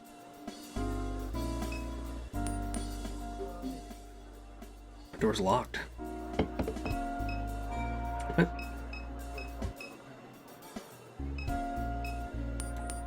We're not getting the thing here? Just want to video caution. More information waits there. Receive orientation at Eagle Janitorial Paper Supplies. Interesting.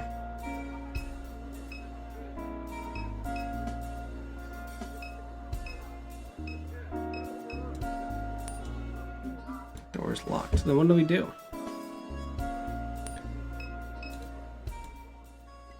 Two ogles are just another thing. You change your mind. Getting hungry. Craving a dog? Curious Duck's door is locked. What's with this shop over here? Just told to come by, but the door's locked. Curious Duck. Wasn't let anyone unless they know the secret knock. What's the secret knock? I can't say, sorry. Sergeant, please. Well, I do need some business.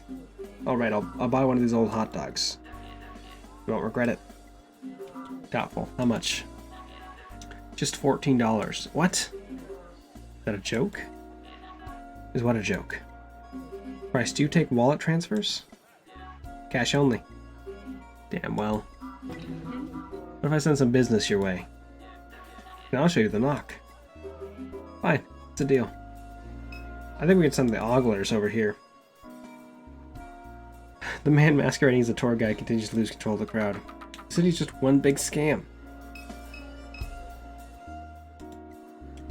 I gotta send Santa Claus over here. I think I'll leave Santa be. Oh, you know who needs food? There's a guy underneath the overpass. It's taking forever to start. I'm starving. Stomach's gonna eat itself. Do you consider yourself an adventurous eater? I like to live dangerously. There's a guy selling old hot dogs up the street. Sounds like a delicacy. I was looking for ways to fortify my intestines. That's weird. Show's getting started. I'll grab one after it's done. Crowd has arrived to watch the show. Okay, so this place actually gets an audience. Just a little weird. Show's getting started. I should take a seat. I hope it goes another layer down. I hope we're now playing as one of the puppets. Oh, that's unsettling. Gator Farm. Next exit. Cold drinks, though. Deep in this cypress hollow I hide. I mourn this evening my last child has died. They hang hooks from the trees with chicken thighs, shoot bullets in our heads behind our eyes. It is a curse that I am the last to survive. I was captured by a fisherman who called me his own. He walked me like a dog along the sinking streets. He fed me strange plants and deli meats. He comforted me with blankets when I went to sleep. I left in the light of a monstrous flood. The fool has not restored a single night since. He stalks these bayous each night, hoping to see my eyes shine. Calls out a ridiculous name that was never mine. Tonight, I will shine my eyes at him. I have a request. Kill the shrimp-catching man who killed my children. Move his head, bring me his skull. Do this, and you may again leash me like a dog. Well, I didn't expect this from a puppet show. But it seems like a fun time. I'm here for it. I'd watch the rest. Oh.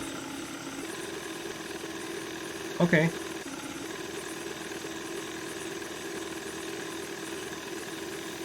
Ow.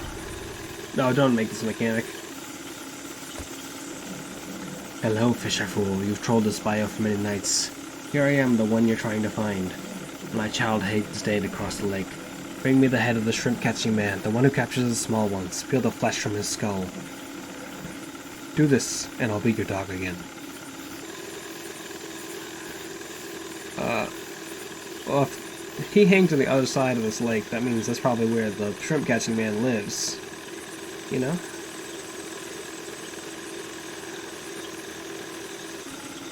Oh, well that's a fun little image. With the big old scary gator chilling out. Hard turn. I don't really think we need a hard turn. I think we just change direction pretty quickly, to be honest. Been a long time since I've seen anyone down this bayou. They're all too frightened anymore. Biggest alligator ever to hunt this lake. She makes her den just across the way. Took my child from me. I buried him where I found him, near where she stayed. I visit that site daily, hoping I might catch her, but she knows better than to show her face. Were one to cut out the big skull of hers, that'd be something worth bragging on. I'd be a roadside marvel. There'd be money to make. See that rifle you're holding. What do you say? Kill the shrimper?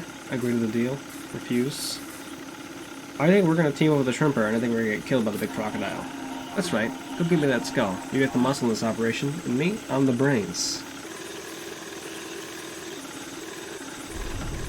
I mean, if this shrimping man also had his kid killed by the alligator, I don't feel, as such a moral obligation to follow what the alligator's doing. Like we said, like, oh, I killed the alligator for kicks, then yeah, we kill him. Alligator hangs dead from a meat hook fastened to the limb of a cypress tree.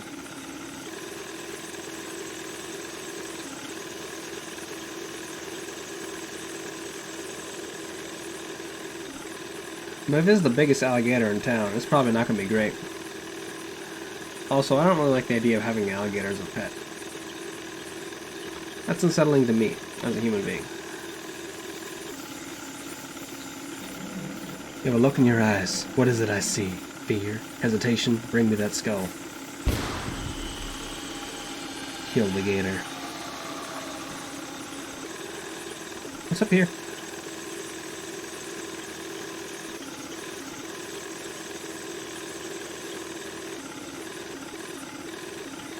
Can I get through here? No. Ow. Ow. I don't like how this part controls. A solitary egret stands in the rush, undisturbed by the boat's wake. Pretty. This gives me a lot of Kentucky Route Zero vibes. It gives me Kentucky Route Zero vibes, as well as vibes of the one section from Jenny LeClue that I really didn't like.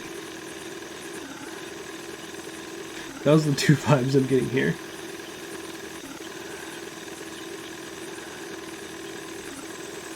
It's conceptually very interesting, though, to be in a puppet show. Choosing how it goes. A hand-painted cross and votive castles hide in the rushes along the bank. A bone-white oak tree towers above the display with a plaque nailed to its trunk. It reads, "Monsters that took you, promise I'll find. Your daddy, he love you. Rest easy, child." The small assortment of sentimental objects are piled at the foot of the cross. Sift through the objects. A journal. 2 waterlogs to read. A set of playing cards, small figurines, and a cellophane case. A cell phone case, not a cellophane case. You slide the case into your pocket. And now, the way is embarked. We continue on our weird murder journey.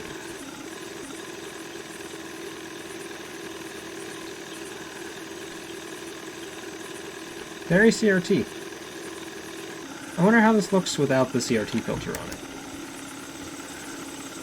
Oh, this is really different. This is wildly different. Oh my god. I definitely think the CRT filter adds to it.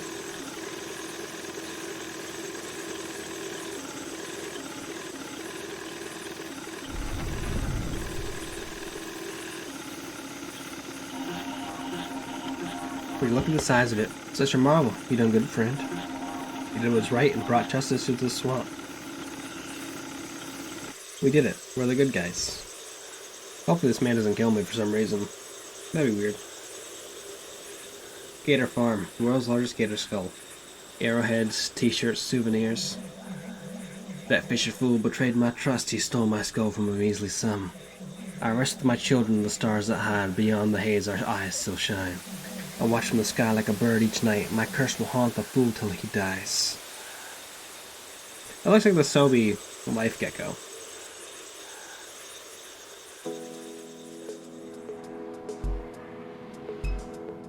Did you like it? Prior to discussing the show, I kind of want to know their thoughts. I'm curious. That was weird. Hey, thanks for sending some business my way. No problem, but we had a deal. Deal? You're supposed to show me the knock? Oh, well, sorry, Rosie would be upset. Are you kidding? I sent you business. Show me the knock. That was the deal. Well, okay, but I'll only show you once, so here, listen.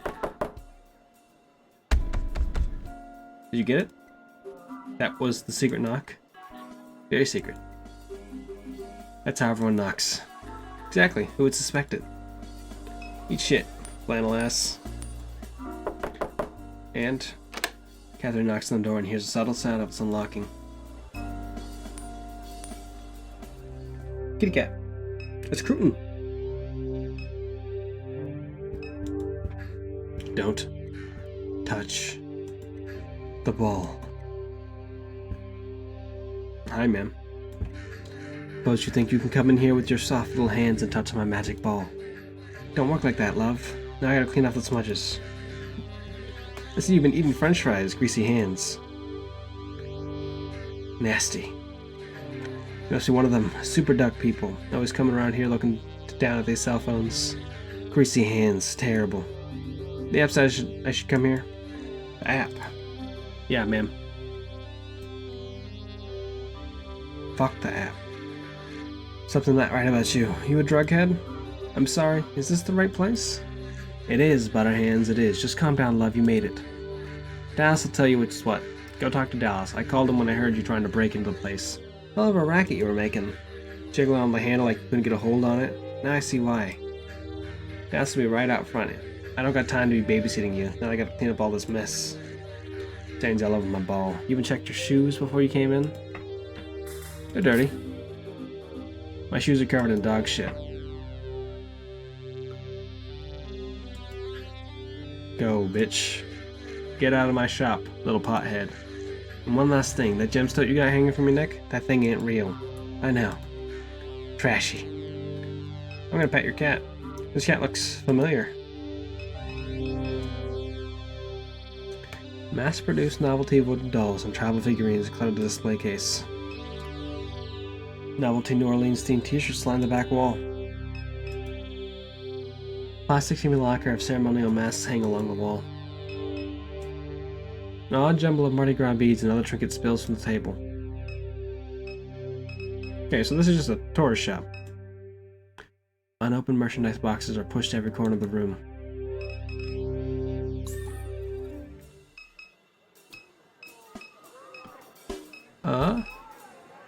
Dallas. Guessing you're Catherine? That's right. Rosie debriefed you. No? I don't know if that's what I'd call it, but sure.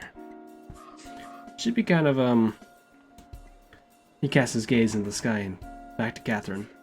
Never mind. Back job should have a ticket with the information we need. No reason to stand around. What's Super Duck? What exactly is Super Duck? It's a way of making money. Right, but, it's an intelligence of some kind. I don't know its purpose, don't know why it exists, none of that. There are nodes all across the region, points where you can speak with Super Duck directly.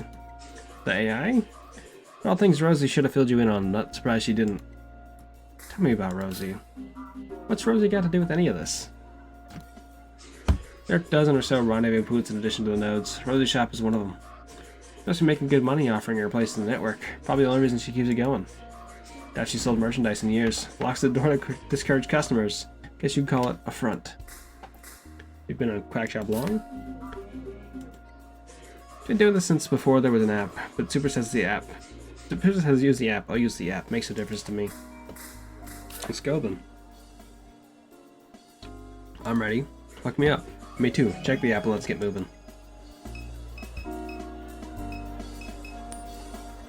We earned some money though. That's $54. Holy shit. Receive orientation at Eagle Janitorial and Paper Supplies in Fat City. Okay. We gotta order a ride. Also, let's go with the gator skin. A little more unsettling. In a fun way. Oh, I should talk to my ally. Only reason I ever come to the quarters for work. What's next? Meet at the rendezvous point, so now what? Pick your phone. How'd you get involved with SuperDuck? This all used to happen on Craigslist. Posts showing up the strangest things. I busted tables uptown. Couldn't swing rent. Had a kid to feed, so I responded to the listings. First thing I ever did was a steal, a head dive. Broke into a man's house in Norco, stole it right out of his office. Right to another house. People there were just like me. Just like you, how? Didn't know shit. They were there because of a post, just like I was. The house wasn't theirs. Nobody knows whose house it was. They plugged the head drive into a wall, they gave you some cash, I left. So you didn't steal it. They gave it to you. That's very different. Okay. Those fuckers are still doing their thing. Guy from the puppet show. Guess you followed my food recommendation. How you like it? Hey, this is pretty tasty. Thanks for the rec. I might get another one. Just wait for it, pal. Hope you know where to find a bathroom around here. Not my problem.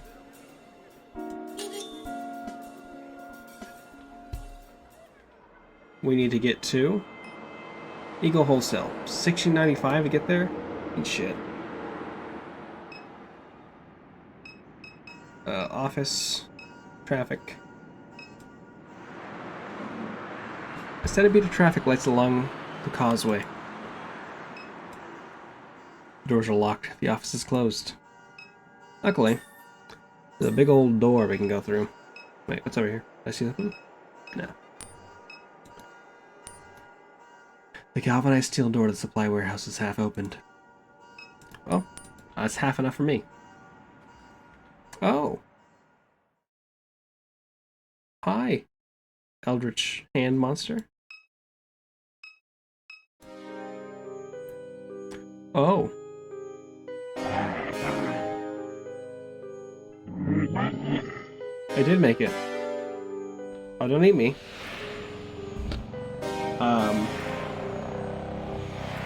Okay. Alright. Erica said Blake went to Floodgate Tavern yesterday evening. Let's pass by on the way home and see what information we can gather.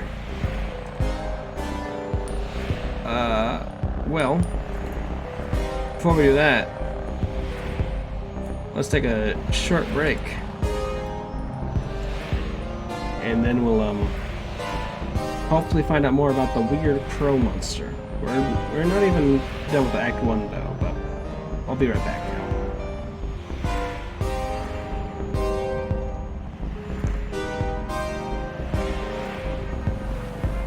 So I don't know if bring that ass. Why? Excuse me, sir?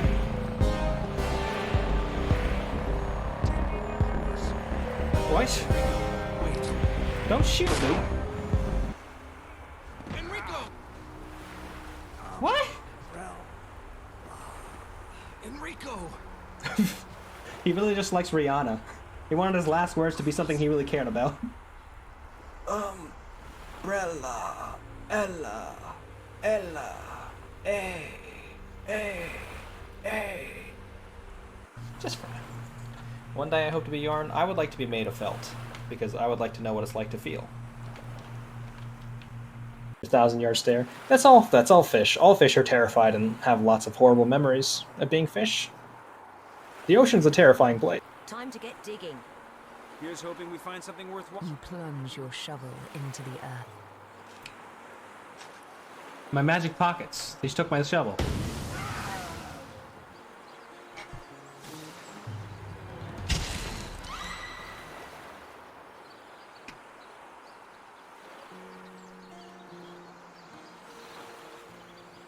Who buried that? To walk by it once? Oh, a bathroom. Oh, I'm a child. That's messed up. Toilet gems. Oh no, Chicory, what are you doing in here? Pizza in the morning, pizza in the evening, pizza at supper time, pizza in the darkness, pizza in the void, pizza in the battle for hope. Chicory, what are you doing here? Stunned, so I should be fine unless he opens up with a lightning bolt again, literally right after this. Don't be a lightning.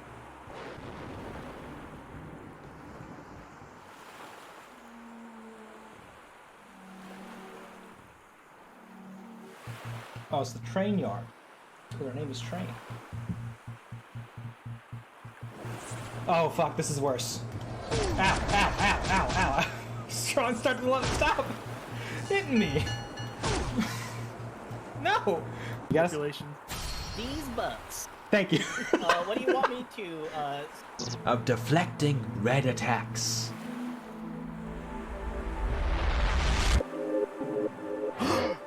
Oh, with this power, you might be able to face the evil wizard. Now, before Jesus fucking Christ. That scared the shit out of me. I will shit my pants. well, actually, that person didn't even, make it. They Oh, there's a just blunt showed it on here. Instagram. There's a blunt on there. Oh, now that there's a blunt, then maybe it's a yeah. It makes sense, I guess, now. Oh, there's key context that was missing this whole time. You just didn't scroll down far enough. I And I didn't did. notice it. Stop well played. right here. You know what? I think the best thing about this sandwich now, there's a blunt there.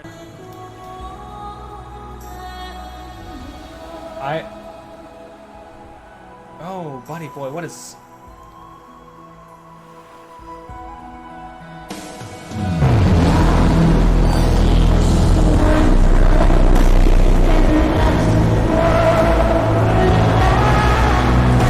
That note was referring Hey, to. there we go. All right, now to find all the others. Heck. Tag. Together. I do like the idea that Nancy is just going through each of these photos and just wiping them down and just destroying priceless family artifacts. And she's like, oh, clues. Nancy. Gotta have my clues. These are my clues now. What did that say? E-des. Get this. Hey, get this. Get these nuts. Oh no. We're gonna get, no. we're gonna get these nuts. I'm here for it. Shit, it's going to happen. This guy forgot that I'm a fucking gamer. No, he didn't. Oh, wait, no. There's no way.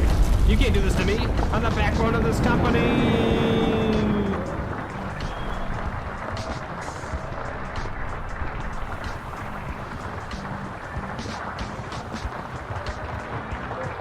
Thank you.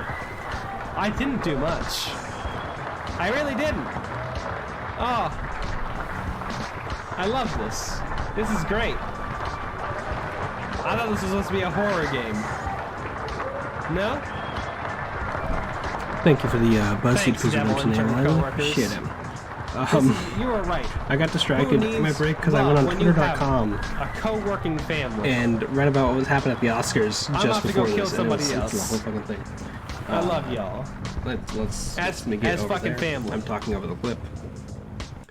Switch over to gameplay for a second, like get display capture right up. Man, that's some exciting stuff. You love to see it. I'm so curious because I read through a bunch of tweets to be like, hey, what's happening? What occurred?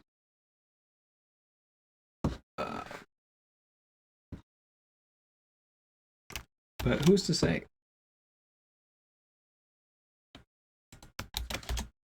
Who's to say?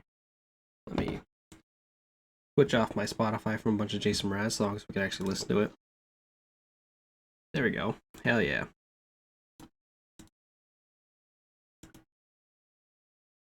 It might be trashy, but for other reasons. But are you fancy based on your taste bud choices? Yeah, I think I'm a little bit bougie when it comes to taste. Gonna turn off the camera right now, though, because I'm still in no cam mode. Hey. I think I'm a fancy foodie. You know, as someone who has bougie tastes at this point. Oh, there we go. I realized I had desktop audio muted still from the clip stream. It'd be weird to do that all in complete silence. Choose your breakfast. Avocado toast, cereal, Croissants, granola, pancakes are an acai bowl. 100% fancy. You're bougie, even your toast was not. Keep doing you. Hey, nice job, Westridge. I feel like maybe we could both be bougie, and that'd be pretty cool. Like everybody here could be pretty bougie. Like I'm not bougie gatekeeping. I'm just saying I'm gonna be really bougie. I might hit 200% if that's an option. You know, it probably will be. They'll probably be like, hey, we actually have to up the bougie count that you can hit because I'm just so bougie. For example, I'm gonna pick croissant because croissants are fancy, they're flaky, and they're buttery, and they're good. Thank you for the air horn, Skelly. I'm realizing a lot of the physical reactions I do to sound alerts harder to see when you don't have a camera. Anyhow, croissant. I'd probably go to croissant, then maybe like pancakes or cereal. I don't know if I want an acai bowl for the morning. I know, you know, if your food isn't so crunchy, you can't hear your listening to This American Life on your thing, on your AirPods, the bougiest of listening devices. Are they anything? Croissant. Choose your snack: a fruit bowl, a granola bar, Pringles, Oreo, candy bars, or Salat. I will say, I think Pringles are the worst chip. I've never liked Pringles. I don't know what it is about them. I just don't like the taste at all. They feel weird. They don't feel like normal chips. And I don't understand why people like Pringles so much. Like, I'd rather have a Lay, I'd rather have a Dorito, I'd rather have any other kind of potato chip besides a Pringle. But for here, we're gonna go with the fruit bowl. Fruit bowls are fun. Normally the fruit bowls I make are just one fruit because I don't want to go cut up a whole bunch of fruit because that's a whole issue. That's a whole problem. And also my bowl isn't that fancy. This is a fancy ass bowl. I don't know people who have bowls like this in their homes. Or bowls like this.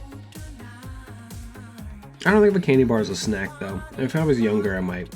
And also granola bars, a lot of them are just so much sugar. They're pretty much just candy bars, but you feel better about eating them because you think they're healthier. I've never had a salad as a snack. I only ever had salads as like the opening things. They're not good for you. And I never want to live in that world where you pretend that granola bars are good for you. They're just candy bars. Oh. Mashed potatoes fried in chip shape? Also good. Hey, okay, but Kudos bars were tastier than all of the other candy bars. All the candy bars, all the granola bars, the Kudos bars you get, the M&M one was particularly really good, the Snickers one was fantastic. There was a third one that I didn't like to eat. We're going with the fruit bowl though. Choose your lunch. Shawarma, hot dog, salad, burger, just some plain bread or tacos. I will say I normally default to having plain bread, but that's because I'm lazy and I'm tired. They're so good. I wish they still made them, but they don't. It's fucked up. I've never had shawarma before, and I'll never have shawarma now because I think it's like lamb meat, right? I'd probably default for like tacos. I feel like tacos are probably my preference relative to like all these other options. Like a veggie burger is fine, but I'm never going out for a veggie burger. And I have a salad before, like as an appetizer for a dinner. I think they're pretty good then. But I don't really have salad as a meal. Like rice bowls maybe? Like a kawa bowl is probably the closest thing I have to like a salad, but never just a straight up salad. Tacos though. The spicy potato soft tacos from Taco Bell, not bougie, but really good. Choose some sweets, donuts, sour worms, macaroons, candy, gummy bears, or cookies. I will say this, and I'll say this: the chocolate one.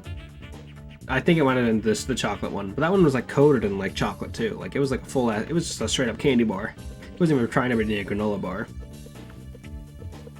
Not to make myself seem overly bougie, I do really like macaroons. Or macarons? Well, macaroons are these. Wait, which one's the one that... No, macaroons are the ones with the 2 O's and the coconut. These are macarons with the 1 O and the almond flour. Or almond cream? Almonds are involved here at some point. Anyhow, I think they're fun. I've never really had good macarons, but I really desire them if I'm... So, my first experience ever having a macaroon was I went to a wedding, and as one of the favors they gave out, they were handing out macaroons. They get a little bag, it's like a little bag of like 6 macaroons.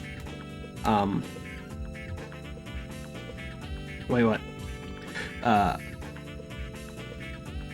Am I contradicting myself? I love macaroons. I've had macaroons a lot. Am I about to get? Is it like? Is the quartered song playing? Is it dun dun dun dun dun dun dun dun dun dun dun dun dun dun dun dun? I'm about to get Ace Attorney to be like, no, you must have killed them. I like macaroons. I've never had good macaroons, but I'd really love to have great macaroons. Too many of them taste like Play-Doh. The ones I had tasted not great, but I assume that somewhere out there, if I'm willing to pay... Oh, you know what? That I do remember, I did have good macaroons one time. At my cousin's wedding, there was like a big platter of macaroons, and they were just like hidden in the corner of a room somewhere, and I kept walking over and grabbing a macaroon off those, and those were good. I don't remember that night that well. It was a long night, and my cousin who had just gotten married was insisting that everybody was taking shots. So, it's time. I did not lie about my height. Dom has just added some sort of secrecy about my true height. I will always claim to be 6 feet tall, unless I'm in somebody else's chat where I claim to be 4'11". Not 4'11", 4'7"? What did I say? 4'9"? I don't remember. I'm 6 feet tall. And I'm so bougie, I'm gonna pick macarons. Choose your dinner. Soup. Spaghetti. Thank you. I am truly am a tiny king. Sushi. Pizza. Champagne and steak. Ew. What? That's a weird combination. Am I really not bougie? Is champagne and steak like a meal that people eat? Because both of those things not not together makes sense. Champagne and steak though, that's so sweet.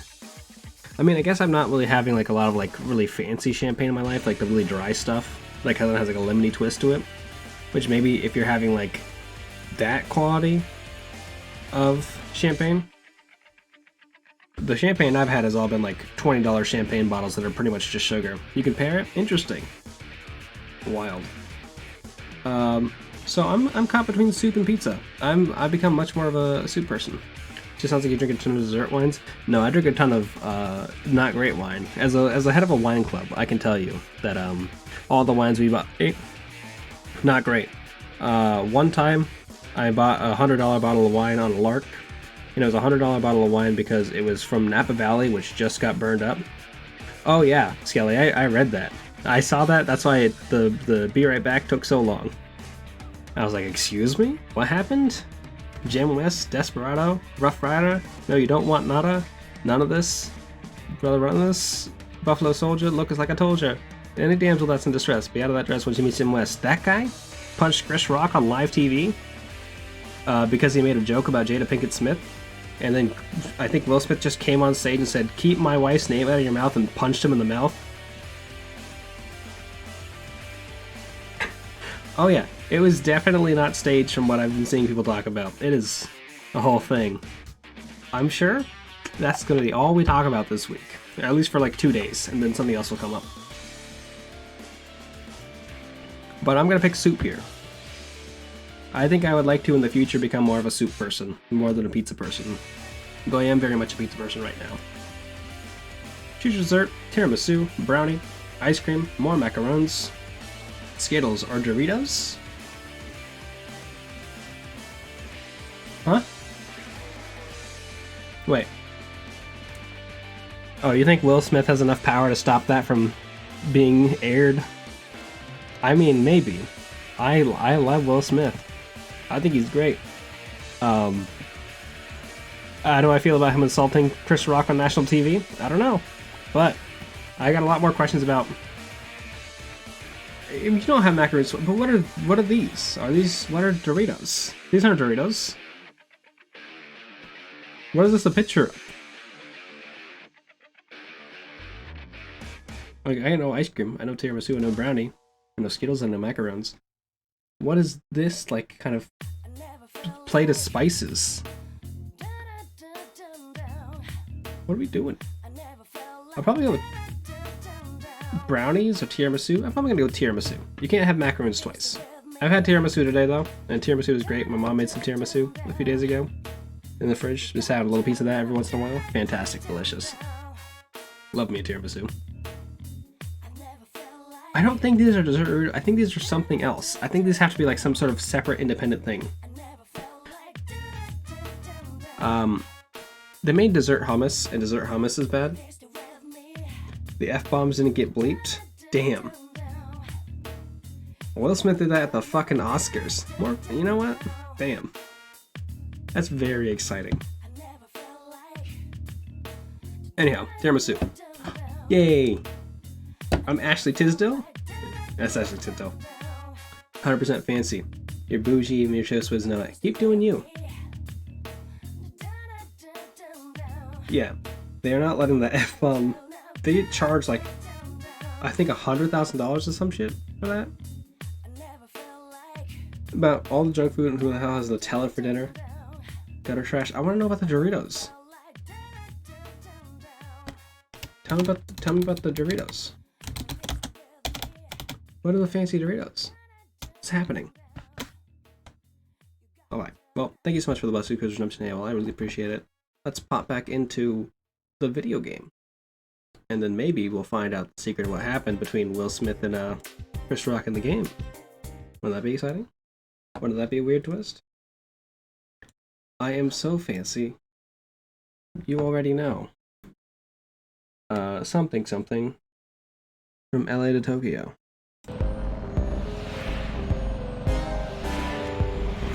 Let's go do this weird JRPG we're playing. Did I get something else on my mind map? I did. Your brother.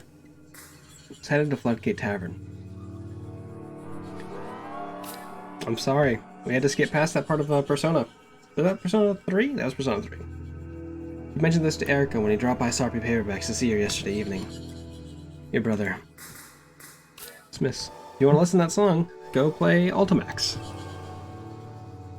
No, it was not. That was... Oh, wait. Oh, yeah.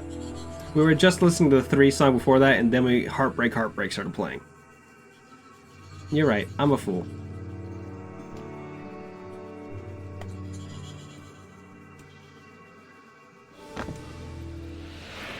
Anyhow, let's go. We have to go to Floodgate Tavern, which is open now. It's nice. I don't think our brother's gonna be here. Oh. Well, thank you so much for the next quiz. Hey, well, I appreciate it. I guess then we can listen to Heartbreak.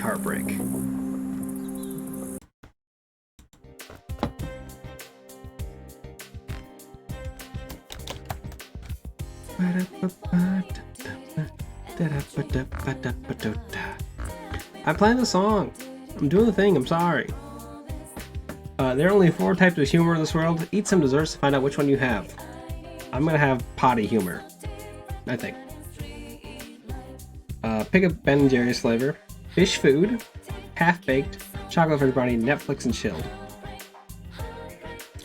Also, here's a thing if you somehow missed it. I like that they're all 16 ounces. It's good to keep it consistent.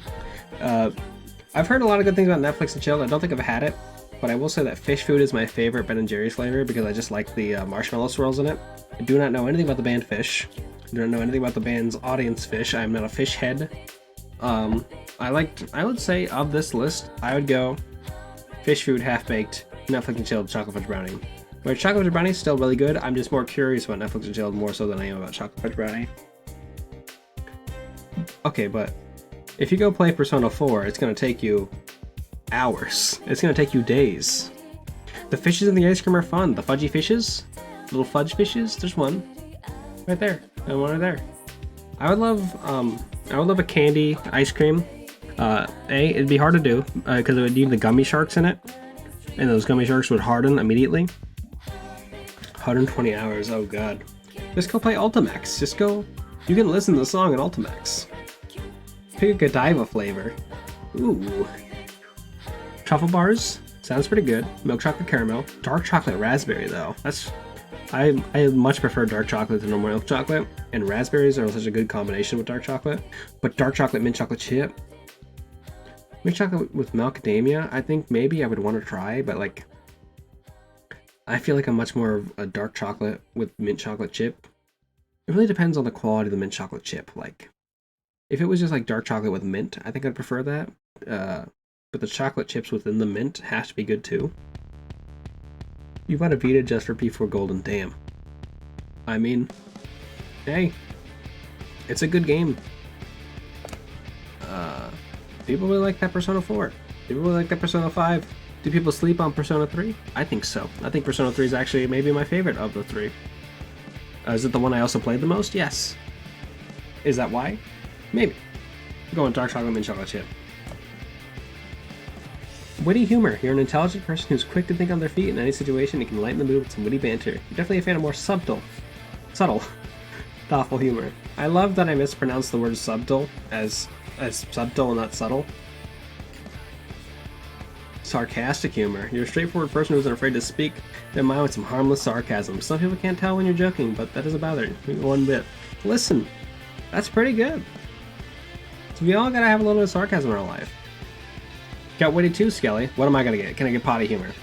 Pepper tart cookie, dark chocolate Milanos, strawberry cheesecake cookies. You're just gonna get referential humor?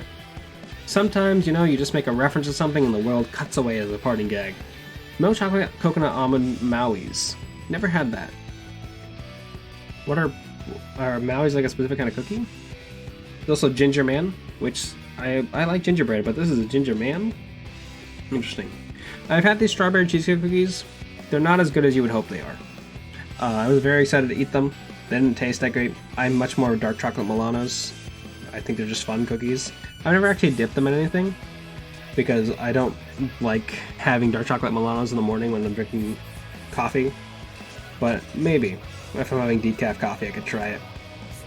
Pick a Betty Crocker cake flavor. White, yellow cake, red velvet, or chocolate fudge. I was talking to Tiny Blue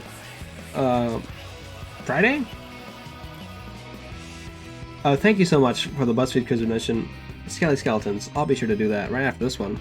I was talking to Tiny Blue on Friday during Co-op Cuties. He was telling me that yellow cake is his favorite kind of cake.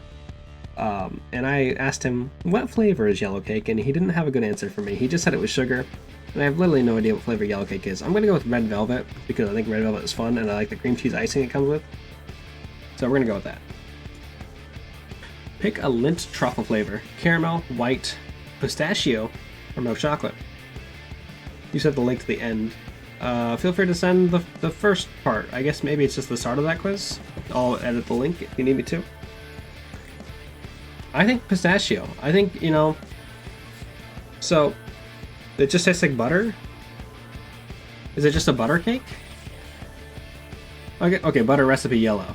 Maybe I should have read the thing. Maybe I should have looked at what the package said and been like, oh hey.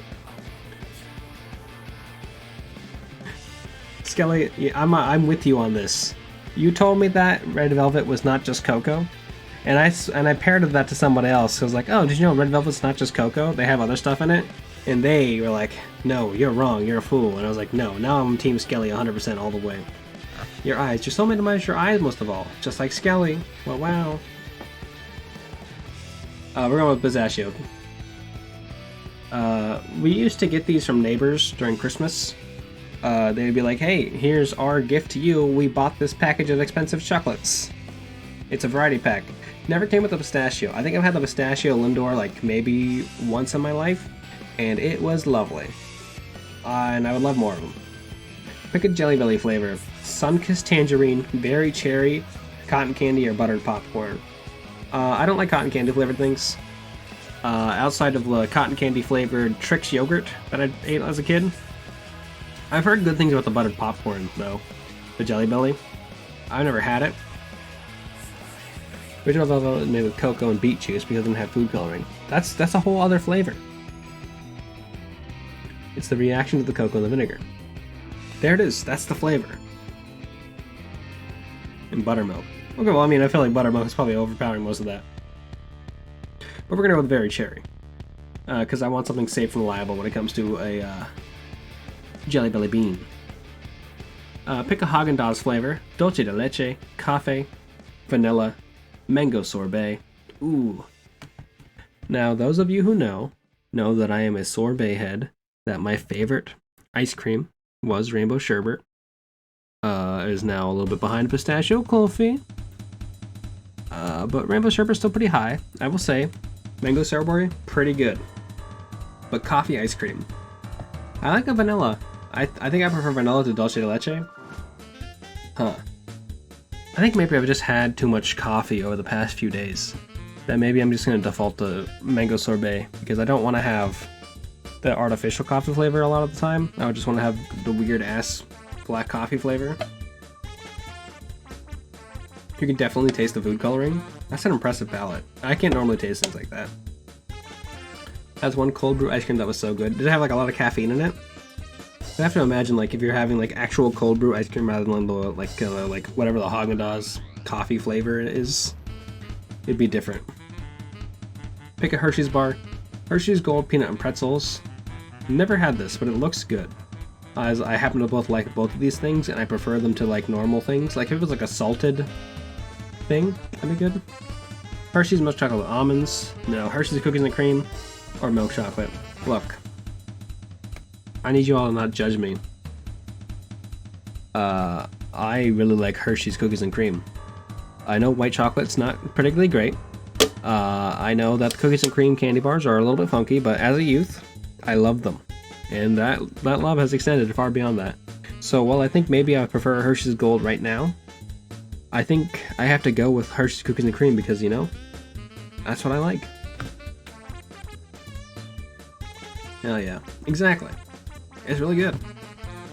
Pick some Chips Ahoy cookies, Chewy Chips Ahoy, Brownie Filled Chips Ahoy, Chewy S'mores or the original. It's interesting that they gave us one copy of the hard cookie, then 3 of the chewy ones. And I will say that I'm going to pick Chewy Chips Ahoy, because Chewy Chips Ahoy are so good. I definitely prefer them to the original, but the original has something to it. It's maybe a little bit too crunchy for me. They are a hard cookie, and I don't like them that much. They're like super hard. The brownie filled cookies are not good. They taste soggy. They taste weird when you eat them. I don't like them at all. It feels like I've bitten into raw cookie dough when I'm eating one of these things. Which is not like the Chewy Chips Ahoy. The Chewy Chips Ahoy is like, hey, this is a whole little treat. This is some little thing. These things are nightmares. Go with Chewy. Finally, pick a Jolly Rancher flavor: sour green apple, watermelon, blue raspberry, or cherry. I'm a sour green apple person. I would never see what. I mean, if you're like opening up a candy store, I can kind of get like having a big box of just one kind of candy in it. But like, I don't know why these giant boxes of 160 counts exist. Unless you're really specific about it. I think I'm fine with like changing all these flavors around. Like I wouldn't want to have like 3 sour green apples in a row. I'd want to switch it up. But we're gonna go with sour green apple because it's definitely the best of these flavors. Probably blue raspberry after that, and then watermelon, then cherry. Blue raspberry is good, but sour green apple, you know, it's fun. You don't have to think to yourself, well, blue raspberries don't exist. Sour green apples are real, you know? I've got dark humor. You're a unique person who always takes the opportunity to find humor in the darkest and toughest situations of life. You believe laughter is the best medicine. You use it to handle those painful moments. I thought this was going to be something else. I thought the description was going to be more like, you love to make edgy jokes. You like to really say the things that people aren't willing to hear sometimes. Is this quiz saying you have depression? No, I think that's a lot of these other quizzes. I think this one is just like, hey, maybe. You hit the green ones? Send them to me. Send them to my home. I'll probably eat one of them and throw the rest out. That's a lot. That's enough. I don't think I've ever had enough of one kind of Jolly Rancher to like really get bored of it though. Well, thank you so much for the BuzzFeed Quiz Redemption AOL. I appreciate it. Let's now do the next one. I don't have a throne, I'm sorry. And if I had a throne, it'd be filled with Big Dogs t-shirts. I was literally looking at Big Dogs t-shirts today on Etsy.com, and people are selling, people are out there selling vintage Big Dogs t-shirts for like $60, and I was like, wow, that's a waste of money. But maybe I should buy one. It'd be really funny. But you have to think to yourself, who was wearing this vintage t-shirt 30 years, 40 years ago when it came out? What is the history of this Big Dogs t-shirt that it became a vintage Big Dogs t-shirt? What are my thoughts on Sour Punch straws? I don't have them a lot, but I do like them. I feel like I get them like once. I haven't got them in a long time, but when I was a kid, I would get them like once a year, probably around Halloween. And they're good. I don't think I'd ever gone my way to try them though. If you go to like a candy store, and you get like their Sour Punch straws equivalent, which aren't like official Sour Punch straws, but if you go to like an actual candy store and get those Sour Punch straws, they're a lot better, I think. I like that they're really sour, and they get kind of tangy when you get to the like, candy part. Like, it's not like it becomes sour and then just really sweet. So the straw on the inside is really tangy usually. Here is the quiz if you want to take it yourself. I think this is a Paradise Killer song? Eat at a bougie buffet, and I'll tell you which quality your soulmate is most attracted to. Let's go. To the breakfast food. Pancakes or waffles, these look identical. These look almost exactly the same. What are we talking about? I know they're different. I get it. Some of them hold syrup better, crispier, they have a different flavor, they're flakier on the inside. You've shown me 2 sets of blueberry pancakes and waffles covered in syrup. I'm not getting a big difference in these. Cereal, toast, a full English breakfast, or fruit. I don't think, even if I could eat meat, I don't think I'd ever be able to finish one of these things. Oh man, it's so much. It's so much food. Like, you also have to eat this whole fucking tomato too, even? I don't think the tomato's part of it. Hats off to you if you can eat a full English breakfast, but maybe don't. You know, unless you got a job that really requires you to have a lot of energy in the morning, like construction. Tomatoes part of it, even these 2 full-ass mushrooms? Damn. And this little tiny bowl of butter. You've had many. You love a full English breakfast. Do you eat the whole thing, AOL? What do you tackle first in a full English? I think I'd start going for the beans.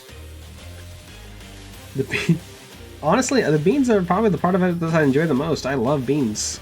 Beans are good. Britain has lords everywhere. You don't finish goes to Casa Downton Abbey. Hey, you know, they gotta feed them somehow. You go for the mushrooms. Interesting. Because these don't look like cooked mushrooms. They look like raw-ass mushrooms. I'm gonna pick cereal, y'all, just so y'all know, but like, damn. There's a whole lot going on here. I feel like Downton Abbey is one of those things I just never had to learn, and by the time, like, I got to a point where people were talking about it a lot more and it had already finished, like, people around me were talking about it. It was already done. So I had no obligation to go back and see it. So I'm like, hey, that Relic of the Past we're talking about? Never gotta listen to that. Never have to watch Mad Men. Never gotta watch Breaking Bad. You started last week? Damn, missed. Don't make me start watching Downton Abbey. Pick a lunch, a sandwich. I love a tomato sandwich. Tomato, mozzarella, some pesto, or is it lettuce? That's lettuce, but some pesto instead would be better. You really like it? Damn. I don't want to get on the train. I already got to my destination. I'm already at the British Popeyes lines where they're serving the spicy chicken sandwich, and everybody in England is like, "This is too spicy for me." I saw those tweets. I saw the tweets of the British Popeyes selling the spicy chicken sandwich, and I was like, "This is too much. This is too much spice. This is unnatural." What a wild time we live in. Mac and cheese, wrap, pizza, hot dog, or salad. Every stream Frankie sees if the place opens. Really? Whenever in Frankie's stream, I pop in there for like 20 minutes and then go do something else and then come back. So I guess I miss these conversations. You know how ranch to cool down that sandwich? It's fucked up. Somebody send ranch. We need to go send emergency delivery of ranch to England so they can truly taste flavors. They only just got White Claw, I think, a few months ago. They didn't know the magic. When are they going to get White Claw Surge? When are they going to find out what it's like to really just get, you know, wasted from White Claws? Your personality. Your soulmate admires your personality most of all. Aww, you hate this. I love that for you. Becky apparently lives in those cities where they just test every American restaurant, so everything opens up next to them. I fucking hate this. That's a great one. Well, maybe if you'd made a few adjustments in the quiz, like maybe picked pizza rather than sandwich, salad rather than wrap, who's to say? I'll go with sandwich. Mac and cheese is not good for lunch. Choose something for dinner: pasta, burger, steak with fries. You know, sometimes when you're having a tough day, you just gotta let the energy out somehow. Like when Will Smith punched Chris Rock 30 minutes ago. He's probably having a bad day already. You don't go from having a good day to punching a man live on the face on national TV. I don't know. Unless you're a boxer, I guess. Vegetable stew? Fish and chips. I like a vegetable stew. Finish Friday the 13th Part 8, Jason Takes Manhattan in your back. Damn. I've seen the kill count of that video. And it seems like a bad movie. Did you enjoy it? I probably should have said that. I probably should have asked you that question and waited for your answer before I said it was a bad movie. We're gonna have pasta. I love a pasta dinner. Chris Rock was making fun of Will Smith. Yeah. Chris Rock made a joke about Jada Pinkett Smith, and then Will Smith punched him in the face and said, "Don't fucking talk about my wife." Oh yeah, I know. Skelly, I took my little break. I took like a 5-6 minute break, and I got so distracted because my timeline on Twitter was filled with memes. Both of my Twitter accounts, my streaming account and my professional academic account, just a whole timeline of memes. The gamers were making fun of it, the academics were making fun of it. Everyone's like, damn. It's fun, it's bad, but it's fun. No, you know, that's kind of what I want in like a horror movie. In a game. You know, something a little bit, you know. Oh, okay. I mean, we're getting a little wacky here, but alright. Choose a snack: nuts, popcorn, crisps. Oh, a UK quiz. Sweets, cereal bar, or a muffin. Once again, cereal bars are just candy. I will never hear anything else about it. And sweets are candies too. My academic account is also branded with my face, but it's farther away shot. It's a much more normal, professional shot. Nuts. I wish. He won Best Actor after doing that too? Hell yeah. What movie was he in? What movie was Will Smith in this year? Excuse me? I don't even know. Did they make Wild Wild West 2? Did I make Sleeping on it? Oh, Suicide Squad 1? King Richard. Hello, Sirena. King James. I'm getting two different things. Thank you so much for the raid. I appreciate it. How was doing art streams? What? It's the same clip for last time. Crap. I can't. Big how? Okay, this is actually a rare spawn. Really? Yeah. Oh my god. Of course it is. Time to clip it. I was just dancing along to the Final Fantasy VII song. It's a good clip. Man, how was your stream? We're doing a BuzzFeed quiz. Here it is if you want to play along at home. Before popping back into Norco, a detective mystery adventure set in southern Louisiana, little cyberpunky, it's a wild game. And we're talking about what just happened at the Oscars, not but 30 minutes ago. Some wild stuff's been happening while we've been streaming, you know? He played Serena and Venus Williams' dad. Oh! So he's not doing like the Shakespearean play. Interesting. And so he did that, he won Best Actor, and he came back and was like, hey, did you like my performance earlier? The remake of Hell's House is something. I'd never seen Hell House. We're gonna pick nuts. I like nuts. I like unsalted nuts. Take that out of context if you want to, but you know, I'll stand on my truth. Translate Will Smith telling him and it's everything. They're translating what he said into Japanese. Oh, that's really funny. That's really funny. Wild still, but really funny. Choose a pudding. There's not a fucking pudding on here. England, excuse me? This is a brownie, this is a cookie, this is a whole ass cake. I guess ice cream is a pudding if you wait long enough. Cupcakes are chocolate bar. Is this how I'm finding out that pudding is just means dessert? I always thought pudding was like a specific kind of dessert they had only in England. Thank you for this clip, Skelly. I appreciate it. Brownies, cookies, cake, ice cream, cupcakes, chocolate jars. I don't remember what I said earlier. I think I said tiramisu, but I do really like a cupcake. I like cupcakes because they're small and you can eat them in one bite if you have enough courage. Finally choose a drink, a coffee, a tea, an orange juice, a water, milk, or hot chocolate. You know, when I was younger, I used to have a lot of hot chocolate. I think I had like a cup of hot chocolate every day for like a year. Not the healthiest time of my young life, but you know, it was good. Hot chocolate makes you feel real good. Especially if you like, there are people who make their hot chocolate with water, and I've heard people advocate for it for a few reasons. I cannot get with it. But we all know milk is the worst option on here by far. We're going with coffee though. I like coffee. Coffee's good. I would never add milk and sugar to it. That's just who I am. I'll just drink it black, even with like a whole fucking stack of cupcakes. But yeah. They like my sense of humor. My soulmate admires my sense of humor most of all. Wow. Thanks so much for the BuzzFeed Redemption, Skelly. BuzzFeed Quiz Redemption, Skelly. Let me pause this music while I watch this clip on Twitter.com. Oh, Will Smith's about to punch that man in the face. Chris Rock is just like, damn.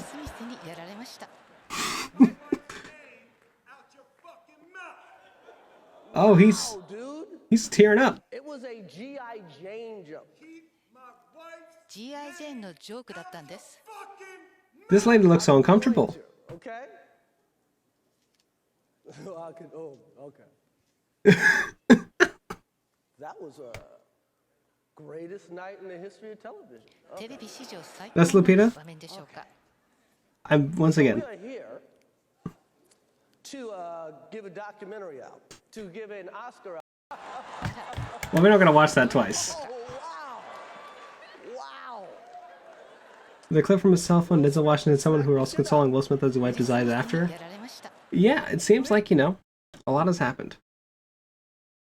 It's gotta be awkward to be sitting at the table right now and not being particularly close with Will Smith, if there's anyone there at the table like that.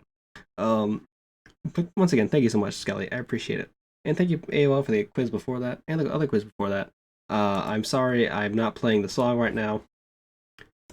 Here's a little bit more of Heartbreak for you, before I get back into the game.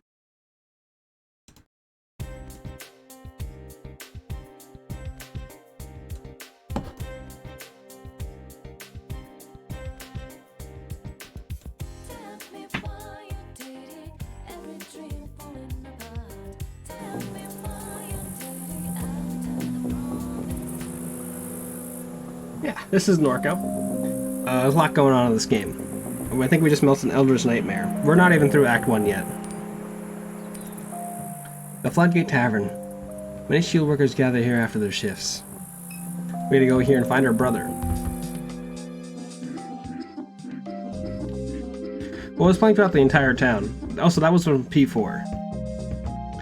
In P3, the cast had to study in a dorm room where they were playing the worst song of all time called Iwata Da Dorm.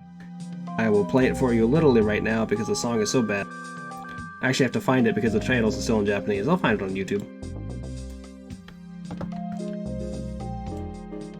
No, we're still gonna listen to Iwata Da Dorm. It's so bad.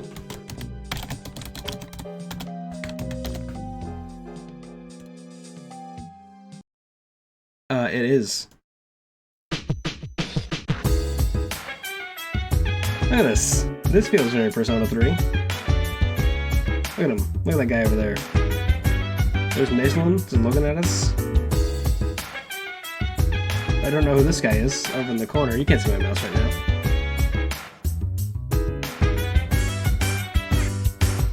So dance, while I put you in a trance. Let's party.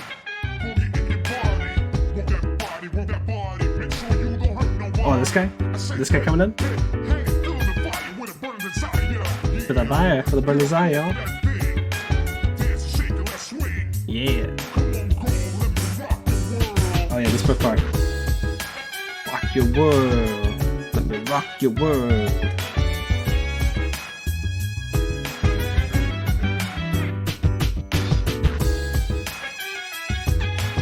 Anyhow, that's enough of that. He gives NYC Subway Man. You know what? He made it. I would, if I saw him offering his CD on the corner, I would say, give me 2. 1 for now, 1 for me to sell when you make it, my man. The private detective Brett LeBlanc, sitting at the end of the bar. He's an unpredictable character, but we may benefit from speaking to him. Why are you looking at me like that? I still got chili on my face. Oh. Didn't expect him to talk about that. There's a fellow over there. The man lies face down on the bar, surrounded by empty bottles. What's up? Why are you touching my partner? This is where he comes to relax. He's not relaxed, he's dead. He passed out. The LCD pulse of the evening news makes pale shadows across the bar. An image of a man with a long gray beard hangs over the news anchor's shoulder. Another pipeline explosion has left evidence of Lower St. Charles Parish shaken. Shield officials have determined that the source of the explosion was due to a botched attempt by oil pirates to divert the flow of oil into a stolen barge. A man familiar to local law enforcement known only as Lucky was among the pirates. Shield officials say he is believed to be hiding in the Batcher Woods along the east bank between Kenner and Laplace. Okay, so this is the criminal they were talking about. Residents are asked to call Crime Stoppers with any information. Why is this a weird doll up here?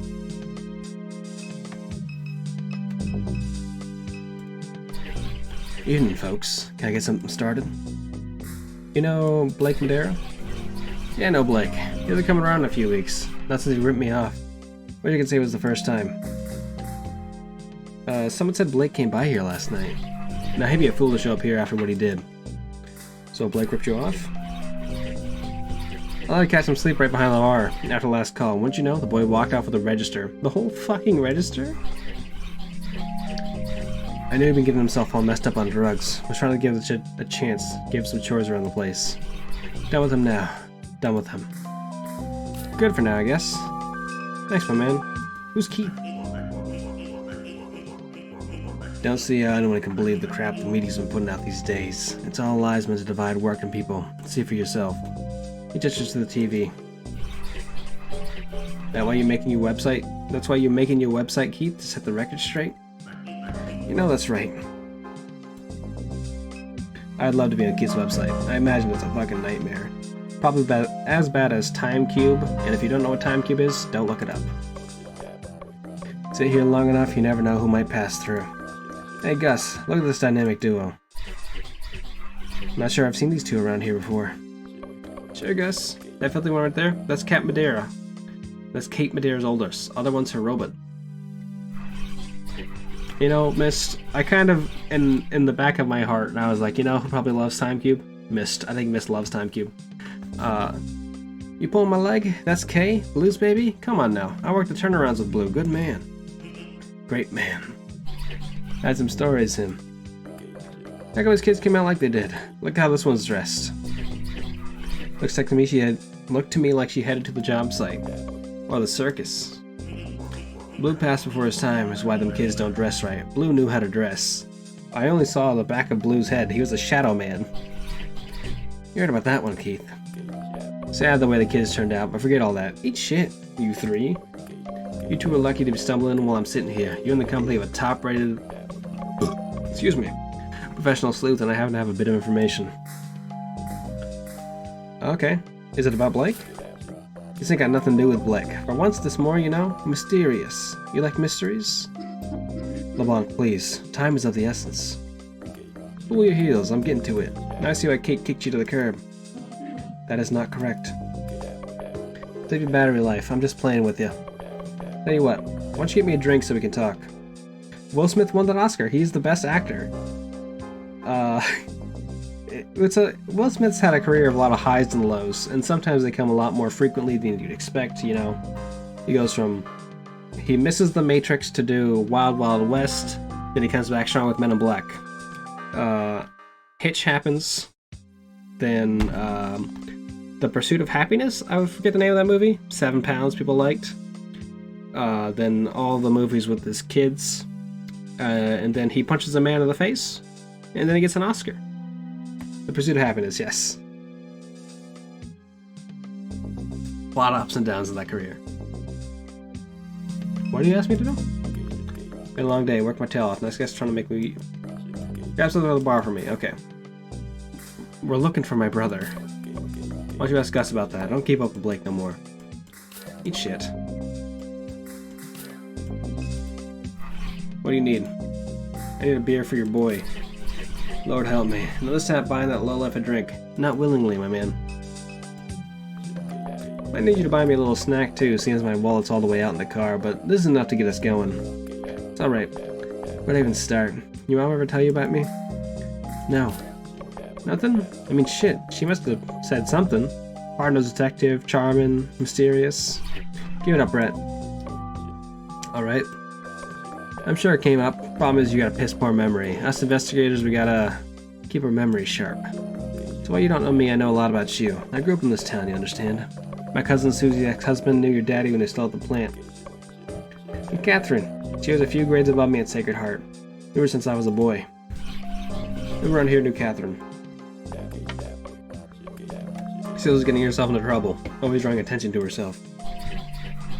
People would say she was kin to Jesus. Old man lived behind Lupe's would say that. Talking about Papa?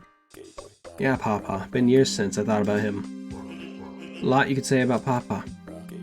He'd whisper some bullshit and get everyone repeating it. Wasn't all bullshit. Not gonna say that. We're all Christ's children. Not like that, Gus. You know what I mean. Like, literally. Wait, what? This was years ago, long before Blue died. Papa told me the priest of family of Cajuns came from Jesus. Said Catherine had, how'd you say it, like, Jesus blood? Got it from her daddy's daddy and so on all the way back to the old world. That's the plot of, the Da Vinci Code. Like in that movie, one with the volleyball. That's the other one. At any rate, movie Gus, it's the one with the priests and stuff. Like the Da Vinci Code. I just said this. No, I don't know. I don't watch movies. Can I solve the mystery? Figure some of that's likely to be true. You believe any old shit, Keith. No disrespect. Catherine never noticed. She was off on her own planet, wild as she was. Papa never wanted to be seen. He was watching Catherine, but she weren't watching him. Blue wouldn't let no man like that near her anyhow. You got a point there, Keith. It'd be foolish to get in Catherine's way. Where she went, trouble followed. But I admired her, and she admired me. You, sure about that? She never said much, but I could tell. She only talked to you when she needed a free hand, Brett. Like hell. She did. All she did all she could just to get my attention. I just couldn't. I had too much respect for Blue. Couldn't dishonor the man's memory. Unless he has confidence. The bartender shakes his head. Sometimes you make me sad. Don't mind Gus. I've always been the handsome one and he gets jealous. Maybe I forget what I wanted to tell you. Oh, that's right. Your house is out there near the fence line. Well, that's right behind my place of business. I got a window that looks out in the yard. More or less. This is a pretty long story, and like I was saying, ain't got my wallet with me. And you want us to buy you another drink? That's a real generous offer, Robot. Thank you for that. Unbelievable. LeBlanc wants another. Word of warning. He'll bleed you dry. I don't know how much money I have. So might as well. This is the cheap stuff. I ain't complaining or nothing. Just making an observation. Tastes like dog piss. This real important information I'm trying to share here. Valuable, you might say. And you might buy me the cheapest beer in the house. A little rude, maybe, but that's okay. That ain't no problem. So listen here. Here's what I wanted to tell you. My office window looks out in your mama's yard. I'm always keeping an eye on the street. It was a little ways back, right? After Catherine passed, I was looking out there on the street like I do, and I seen these shield security types leaving the house. They was carrying a box. You saw shield security leaving Catherine's house with a box? That's what I'm saying, Robot. They was walking out the front door with a box, casual as can be. Who the hell were you? Ain't you some kind of security robot yourself? What would S.H.I.E.L.D. be looking for? Hell if I know. Laura St. Clair, the regional CEO they got over there, she always took a bit of interest in your mama. Here she's a loose cannon. Why would she be interested in my mom? Everybody was. He's right. Everybody wanted what was in her head. of what was in her head. What makes her a loose cannon? That's just what they say. You talk about Laura? Piece of work, that woman. Surprised she hasn't run the whole operation to the ground. Excuse me. The only reason the board keeps her on deck is because of her father. A lot of people want her gone. Who's her father? Thomas St. Clair. Founded Claire Bionics. They made robots just like your friend here. Now Million might be a St. Clair unit herself. Anyhow, man's rich as can be. Thomas St. Clair is a servant of the devil. There Gus goes with his bullshit. Now bullshit, it's truth. Alright, Gus. Okay, enough about her. Why didn't you stop them? Well, because I was busy. What? You know, just busy. Who cares with what? When are you ever busy with anything? All the time. I can hardly get a minute to relax. Then what were you doing? Told you. I was looking out the window and I saw them shield people. So answer the question, Brett. You see these people breaking into a home, you're always coming around here bragging about stopping the bad guys. If I wasn't so busy, I might have killed them. Sometimes I wonder if half these stories you tell Ask around town. Everybody knows I'm a killer. Or it's just fantasies you make up to convince yourself. I was taking a shit. And you could see out the window at the same time? Detective smoothed his tie as a moment of silence settles over the room. The window was next to the toilet. I'm always watching the street because I have irritable bowel syndrome. Damn. It's a weird place to have a toilet window, especially if you use the bathroom a lot. Haven't even started wiping when I see them shield dudes, alright, bruh. Would you run down Apple Street with pool over your ass? To stop a crime, maybe? The man closes his eyes and shakes his head slowly. Take that as a no. You wouldn't. Nobody would. You gotta have a clean ass to fight crime, everybody knows that. Had I been done wiping, I can guarantee you they'd be dead right now. I'm serious. Okay. I think we're done talking. No. I missed the button. I thought I hit the right button, I'm sorry. Don't see how anyone can believe the crowd media is putting out. Okay, we did this. Thanks for the 2 bits, AOL, I appreciate it.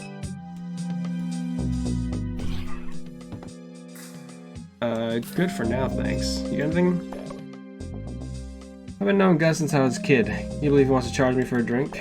Grab something for the bar for me, will you? Tell me more about Papa. What do you want to know? How do we become fixated on my mom? Small town like this, your mom attracted attention. He's watching too many movies, cooked up some strange ideas, got his wires crossed. That's my guess. Sounds about right to me. Where is he now? Living in a ditch somewhere. Kinda nice Gus. He left here a long time ago. He used to do odd jobs. Roofing, fabrication, that kind of thing. No telling where he went. Probably went looking for work. How well'd you know him? I'd see him walking by every now and then. We'd exchange a few words. They say he threw a brick through a church window once upon a time. That had people buzzing. A lot of us knew who he was, but no one knew much about him. One of those kinds of people. Okay, that's enough about him. Let me buy him some food. Soccer board every day. Good for business, I guess. Should have mentioned I don't much care for the fries here, but that's okay. I'm not complaining. People would like me a sandwich is all, but forget all that. What's important right now is that you understand what I told you. I saw shield plugs leaving your mama's house with a box. What that box contained? No idea. But they was in there looking for something, no telling what. They got them headquarters deep inside the refinery in the old plantation house, where the real action happens. If I had to guess where they was hiding, that'd be that. Hi Keith, you getting all this? I hope he joins the party. I don't like him, but I think it'd be funny if he joined the party. Every word. Keith's making himself a little news website. What's the name gonna be, Keith? I've got a few ideas in mind. You just like the Duck, bruh. Duck used to be a news junkie too, digging out dirt and all the bigwigs. That was before the cancer knocked him on his ass. A lot of people in this town getting cancer, that's because they live next to an oil refinery and they have to deal with environmental injustices and environmental pollution. People just want to know the truth. You been by to see Duck, Kay? The man could use some visitors. Who? No wonder you don't remember your mama talking about me. You got a pecan for a brain. Okay, I find it surprising that you don't remember Duck. I do remember Duck. I just don't want him to know. He's in my mind map. Even the damn robot thinks it's sad. You got the poor Catherine turned in her grave, kid. You better go see him. That old boy knows shit no one else does. Where is he? What you mean? Kate must have took you to see Duck 1,000 times. Just think about it for 2 seconds. Perhaps LeBlanc is right to suggest we visit him at some point. Perhaps? Oh yeah, quite. Why you talk like that? Did they make you in England or something? You sound... That was a weird sound effect. You sound like a queen. Thank you. Weird ass thing. Anyhow, figure I'll be seeing you two again. Good luck. Excuse me. I got more questions. Okay. We'll need help getting into the refinery. Getting in the refinery ain't easy. Not that much from experience. You'd find one of them people like they've been talking about on the news to help you out. Oh, pirates. Barricading Highway 1, diverting pipelines, all this. And the only kind I ever seen get through security. They was saying on TV one of them pirates been hiding in the Bachelor Woods. All over the TV. You just said it was on TV. He points to television. Okay, we already listened to this. Well, I can think about Duck for a second and figure out where he is. Well, friend, your mom. You remember him as scattered and vague. Well, Blanc suggested you visit him, but where does he live? You try to recollect. His face. Brief, generous smiles, but otherwise placid expressionlessness. It's an interesting question, you know. Well, a lot of people in this town, they're fighting you with their minds, their hearts, their bodies, and in a way, isn't that not how wizards fight too? Because spells are just an expression of the soul, you know. That's why all wizard battles are just really just tussles and creativity, like from the Black Cauldron, I want to say. I was always happy to see him. His health took a turn before he left, a bit of lethargy, irregular breathing, sores on his legs. Your mom bought him food on days when he was unable to stand. His son. Dead at 14. Explosion in the yard. Natural gas leaking from a pipe. Something caused a spark. Yeah. But what is the mind but not the arms of the heart? You know? Pipeline. Across the property shields chemical annex. There's only one neighborhood along that fence line. What's left of it, anyhow? Small fragments of his home pass to the back ink of your mind. Perennial accumulation of dust, the damp curtains and piles of cans on the kitchen table in his refinery shadows. Little slab bungalow. Duck lives in dimes. Dimes in the neighborhood along the fence line of Shields Chemical Annex. Ellie was slugged, struggled, Latin phrases. I mean, I think they should make wizards move past Latin, you know? It's just a language used by academics. How are you gonna talk with your sorcerer friends? Duck lives there. Private investigator Brett LeBlanc. Saw shield agents leaving your house with a box following your mom's death. Brother. Never ended up at Floodgate Tavern. Excuse me. Erica said Blake was headed to Floodgate Tavern last night. Gus, the bartender, said Blake never showed up. Your brother. Dismiss. Maybe. Truly, at the end of it, we fight the last guy, the little monster that ate our mom, I think, and then we meet up with Nick Fury? I was about to say Nick Cage, but I think Nick Cage is the actor. The old man in Norco named Papa had delusions about your mom. Believed to be the descendant of Jesus Christ by way of her Cajun ancestry. He once threw a brick through a church window. Those are two different notes. Wildly different notes. Laura St. Clair is the regional executive of Shield Oil. Her role is not secure. The board would like to replace her, but they fear the influence of her father. Interested in your mom. Is Nick Cage not gonna... I saw the photo of Nick Cage as Dracula going around on the internet a few days ago. Is it not, like, real? I thought it was, like, for a movie that's coming up.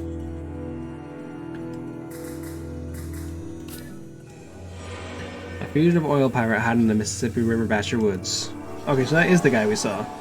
No, yeah. It is real, hell yeah. Love to see real Nick Cage as real Dracula. Thomas St. Clair is Laura St. Clair's father and the affluent founder of Claire Bionics, a machine learning startup. And the little duck software we have is also machine learning. If we're to attempt getting into the refinery to reclaim your mother's possessions, we'll need help. LeBlanc may know where to find it. We need to find a way to the refinery. Yes, S.H.I.E.L.D. has stolen some of your mother's possessions. We could attempt to infiltrate the refinery ourselves, but I don't think we'd be successful. Let's ask around for help. LeBlanc suggests we visit Duck. It's good advice. We should visit him in Dimes. He may have some ideas how to access the refinery. There's a fugitive hiding along the Batcher. Yes, we saw him mentioned on the news. Allegedly an oil pirate. What about him? Maybe he can help us get into S.H.I.E.L.D. That's reasonable to assume. Oil pirates Kaiman?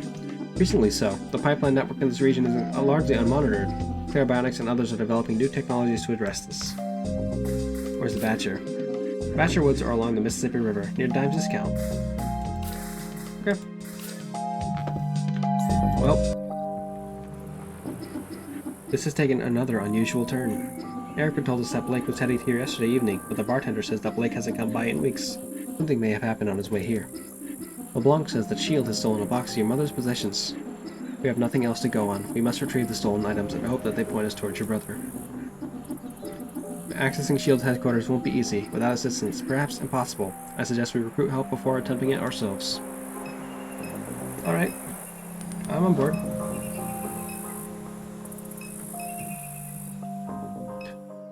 Is this door open? I think it's still locked. I mean, it makes sense because they're both in the bar, but... Well, we still have a monkey staring contest on our team. We just gotta go fight somebody. And then the monkey can do staring and do the awful minigame I have to do for the monkey. They said that, what's-his-face lived nearby, right? S.H.I.E.L.D., Dimes Discount, Dimes. Okay. Dimes Discount and Dimes are two different places. Oh, yep. I mean, you got like a lot of lush greenery on your house. That's fun. S.H.I.E.L.D.'s chemical annex sits a small distance from the house. The house is partially boarded up. You assume it's an artifact of hurricane preparation that has since become a permanent fixture.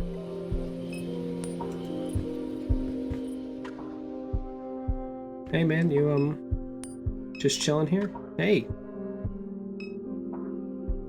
You just sitting there in the dark? Want me to turn this off?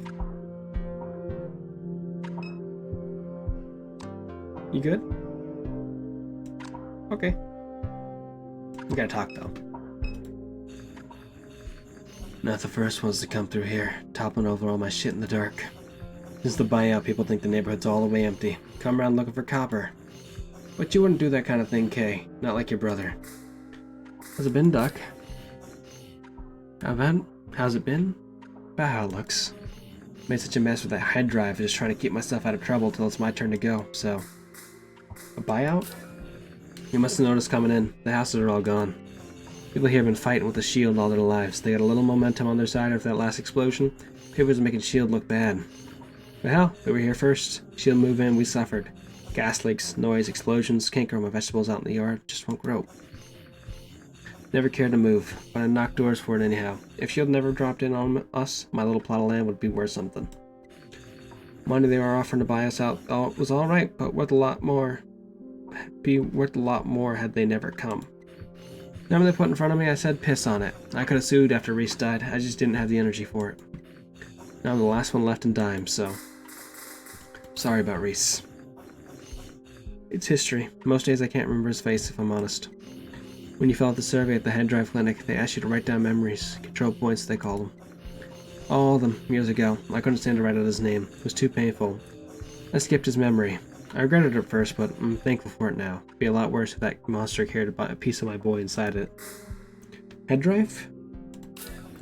I unleashed it. The monster. Super Duck. Called itself that just to get to me. Just to piss me off. My fault. The company that made it for me should have known from the get-go. They only do their business at night. Found out later they ain't even got a license. Your mother went to the same clinic for hers. I tried to warn her.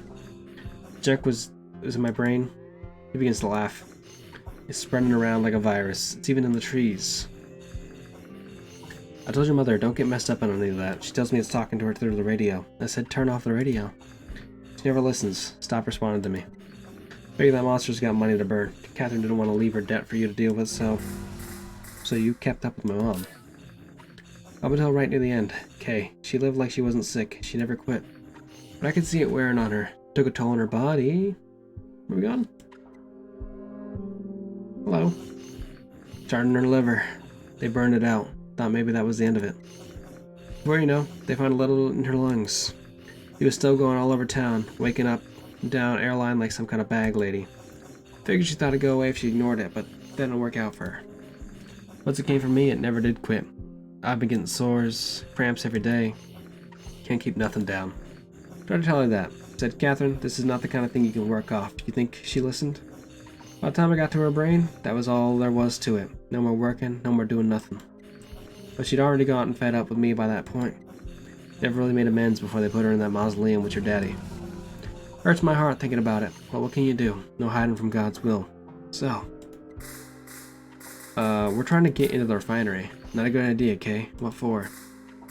They stole my mom's stuff. Well, that's interesting. The regional executive, she took a particular interest in your mother. Why? She wanted to know things Catherine knew, I suppose.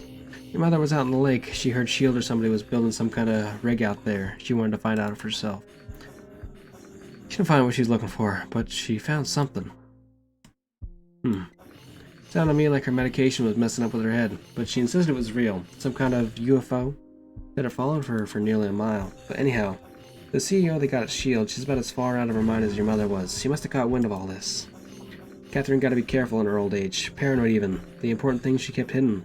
Whatever S.H.I.E.L.D. stole, it wasn't nothing important. But you want to get it back.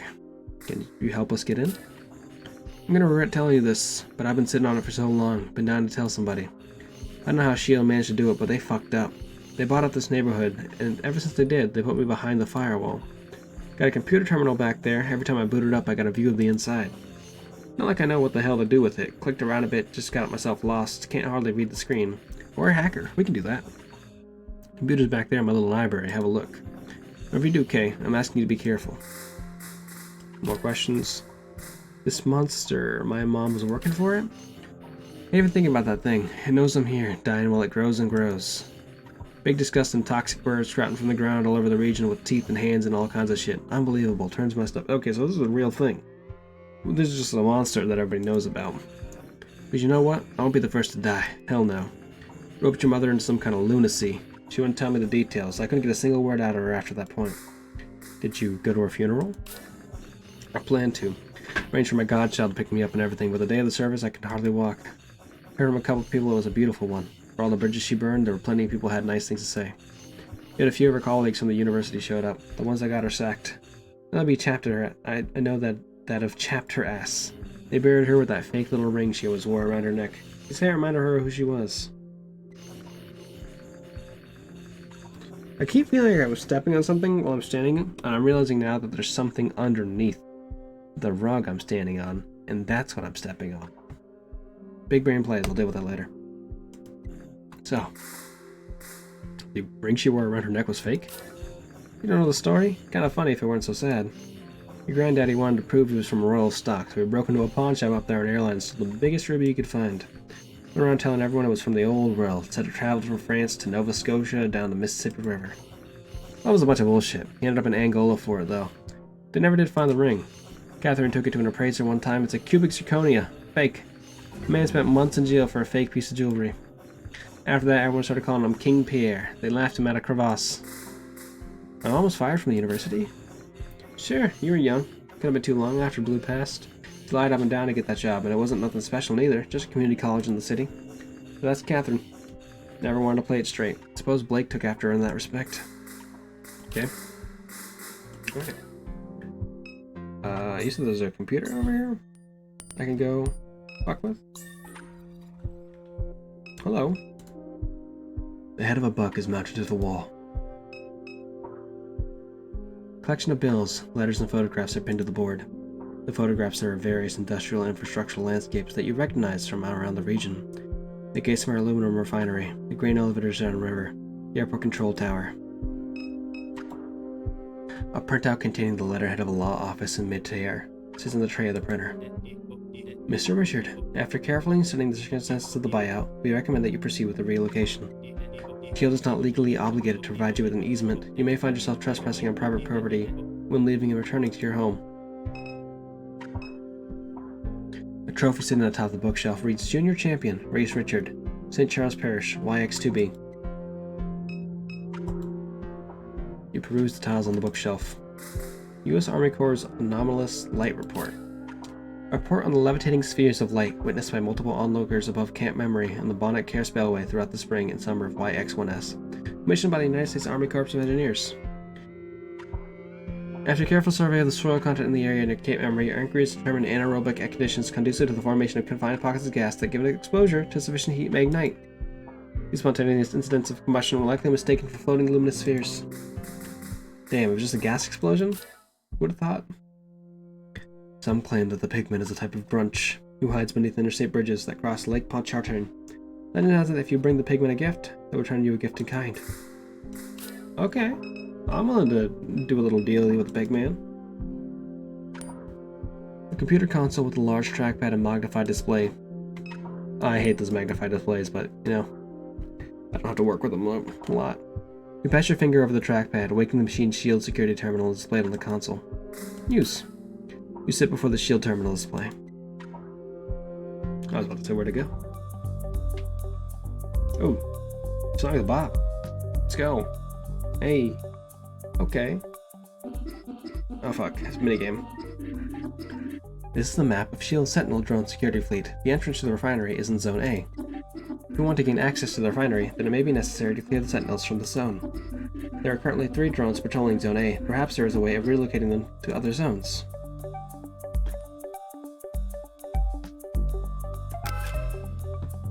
Move drone. Let's move you over to C. Let's move you over to E. I feel like there should be like some sort of other puzzle here, right? Origin zone is unsecured. Allocating drone for maximum capacity neighbor. Seems there is a precaution in place to prevent any zone from being unsecured, but there may be a way around this. No zone can host more than 3 drones. When one zone contains no drones, then a maximum capacity neighbor will relocate drone to its unsecured neighbor. This means that when removing the last drone from Zone A, we must be sure that none of its neighbors are at maximum capacity. Okay. So we can move one from E over to F.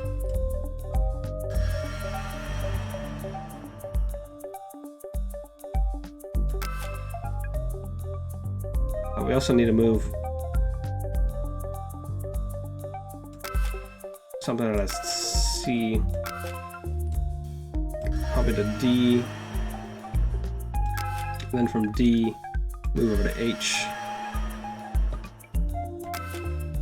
and then from, we also need to move another one out of D, or any of these actually, probably D, move one over to, no, we can't do that.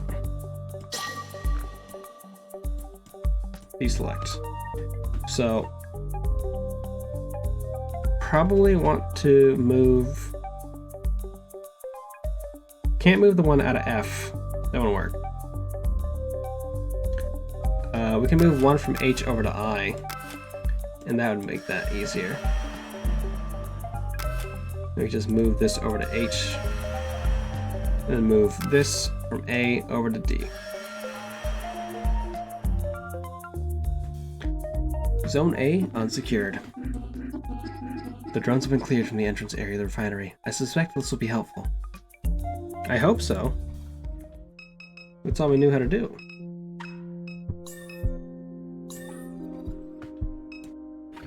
How you doing, Kay? Okay, that's it. We can fuck off. Can we go to that other part of town? Dimes discount, Dimes, Shield, Floodgate Tavern. We'll go to discount and see if we can talk to the guy in the Bachelor. Hey, you got a gun.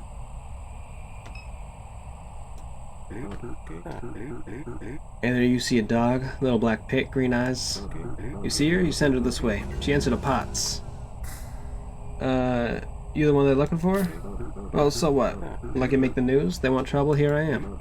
See that dog? You send her this way. I know where that dog is. The dog's over at Sarpy Books.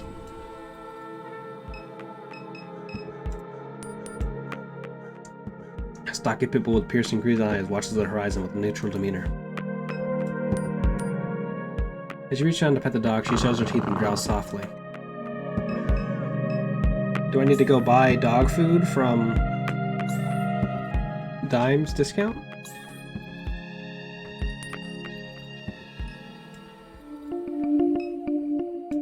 Okay, so now it actually feels like an adventure game. I'm like going around finding things to go solve puzzles.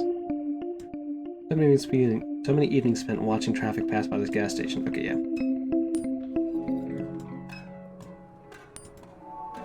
Grab a bag of dog food. Let's scan this dog food.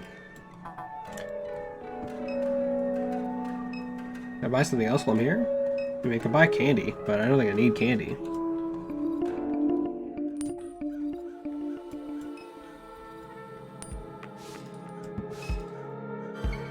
You pour a heap of food on the ground before the dog. She laughs at the kibble and falls behind you as you step away. Hell yeah, we got a dog at the party. And that dog went. Kinda like having that thing around.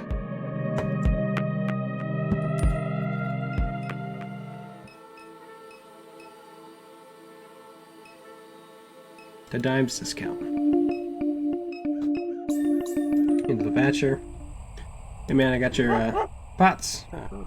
Brought back my pot liquor. She was having me worry. Thank you so much for the BuzzFeed Quiz Redemption AOL. We will do it after we're done talking to Lucky over here. Pot's now she tough as they come, but Lucky thought they'd had her. He reaches down and pets the dog behind her ears as she pants eagerly. Your regards, Million. Say, robot, you look familiar. You were Claire Bionics unit? No. Alright then, just thought you might feel lucky in a little gossip. What are you looking for? What is Norco?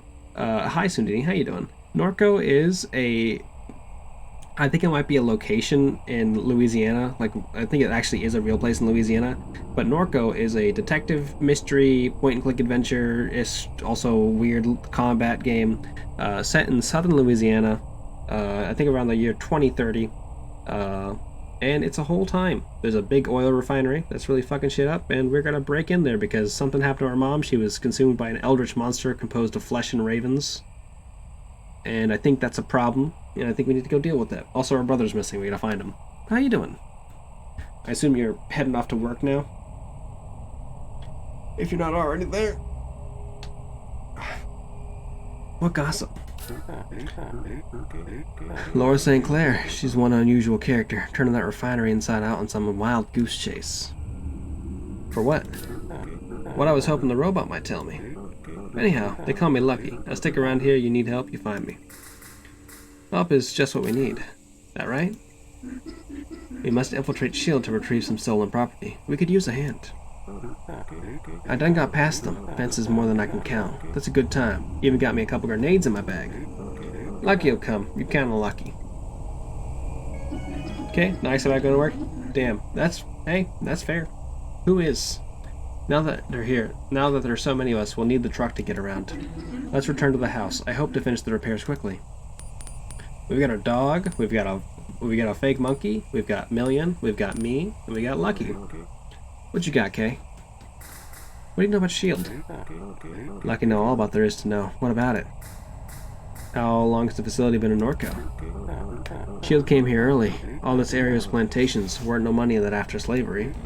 Bottle the oil right there in the Gulf. Oil companies come in, get the land cheap, river connects straight to it.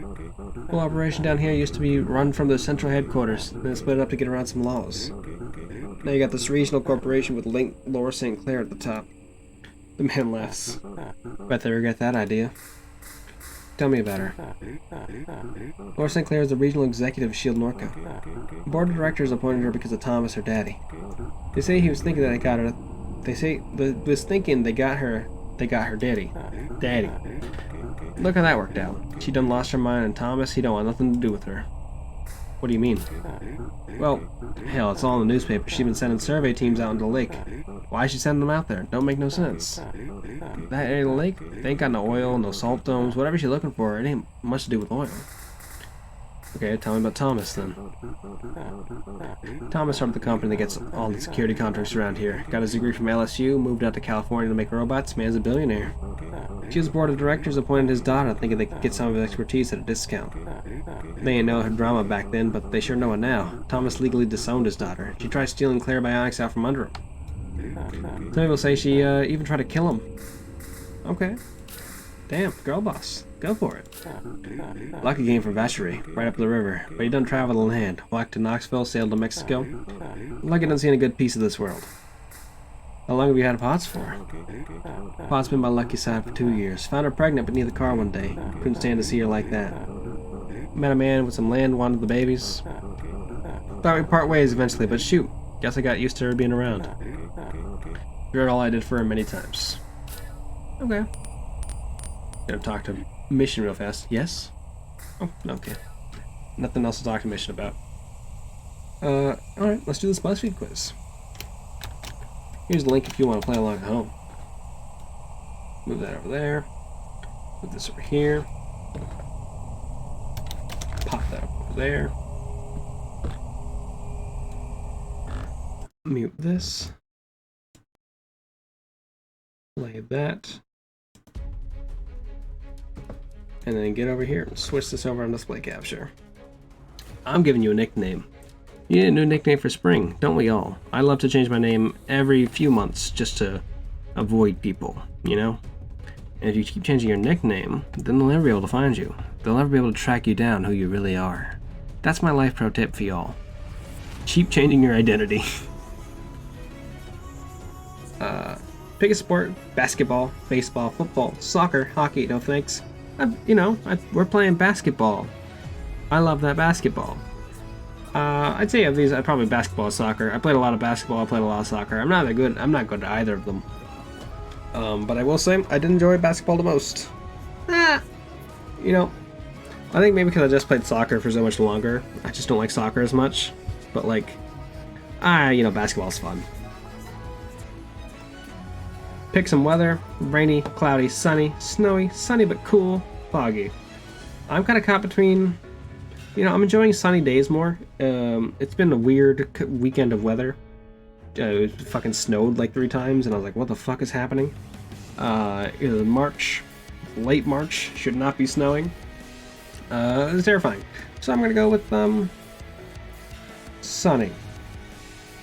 Daddy's on BuzzFeed. That's my message for y'all. Pick a lunch: salad, sandwich, pasta, pizza, tacos, or sushi. I think sandwich still. I think in the last quiz I also picked sandwich, and I don't think it's changed in the last little bit of this quiz. I think we're still sticking with sandwich. The rest of these are fine, but sandwich, it's classic. You can do whatever you want with sandwich. You can have a sandwich salad, you can have a sandwich pasta, you can have a sandwich pizza, sandwich taco, sandwich sushi. It'll be a whole thing. Pick something to do: read, sleep, eat, watch TV, dance, or walk. I guess of all of these, I'd rather read. You know what? I like going for walks. I'm appreciating a good walk. It's a good time to just think to yourself. Especially if you're cooped up inside for a long time. Just having the time to just go stand around and go walk outside, really enjoy the fresh air, really kind of feel the world for a bit. It's real pleasant. Really helps soothe the mind. Pick some shorts. Denim shorts, bike shorts, basketball shorts, sweat shorts, cargo shorts, sequin shorts. We're doing jorts. You can call them denim shorts all you want. They're jorts, they're jean shorts, They're the place to be. They're the clothes to wear. Pick something to bring on a picnic. This is a good. So I'm always terrified when doing picnics and stuff like that, and doing group things like this, that things will not be organized, and then I'll end up bringing the same thing as somebody else, and I'll just have a worse version of it, and then everyone will be like, wow, you brought the worst version of this. You can't use this too. So I just bring something that you can always use regardless of the amount you have of it. So in this case, you'd think maybe cheese or fruit, maybe some bread, because you could just always eat more bread. It's actually wine.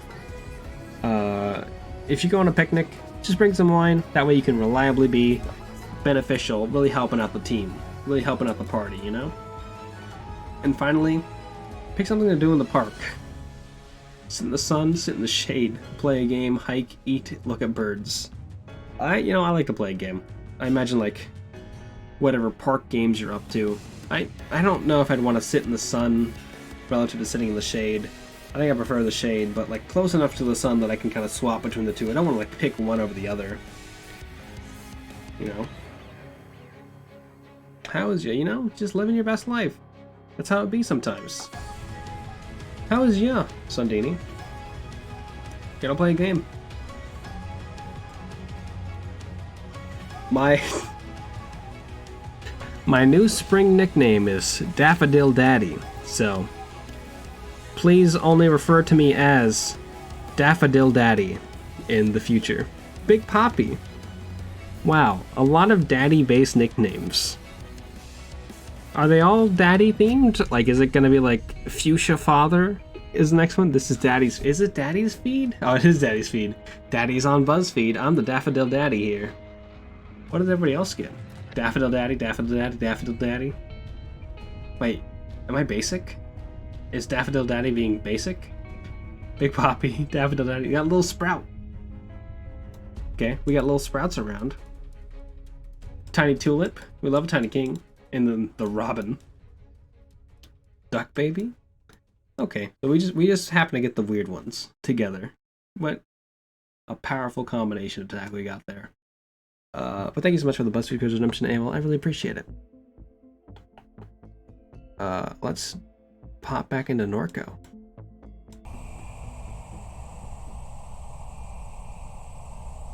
I think we're getting close to the end of Act 1, so I'd like to get to the end of Act 1. Thank you, Sundini.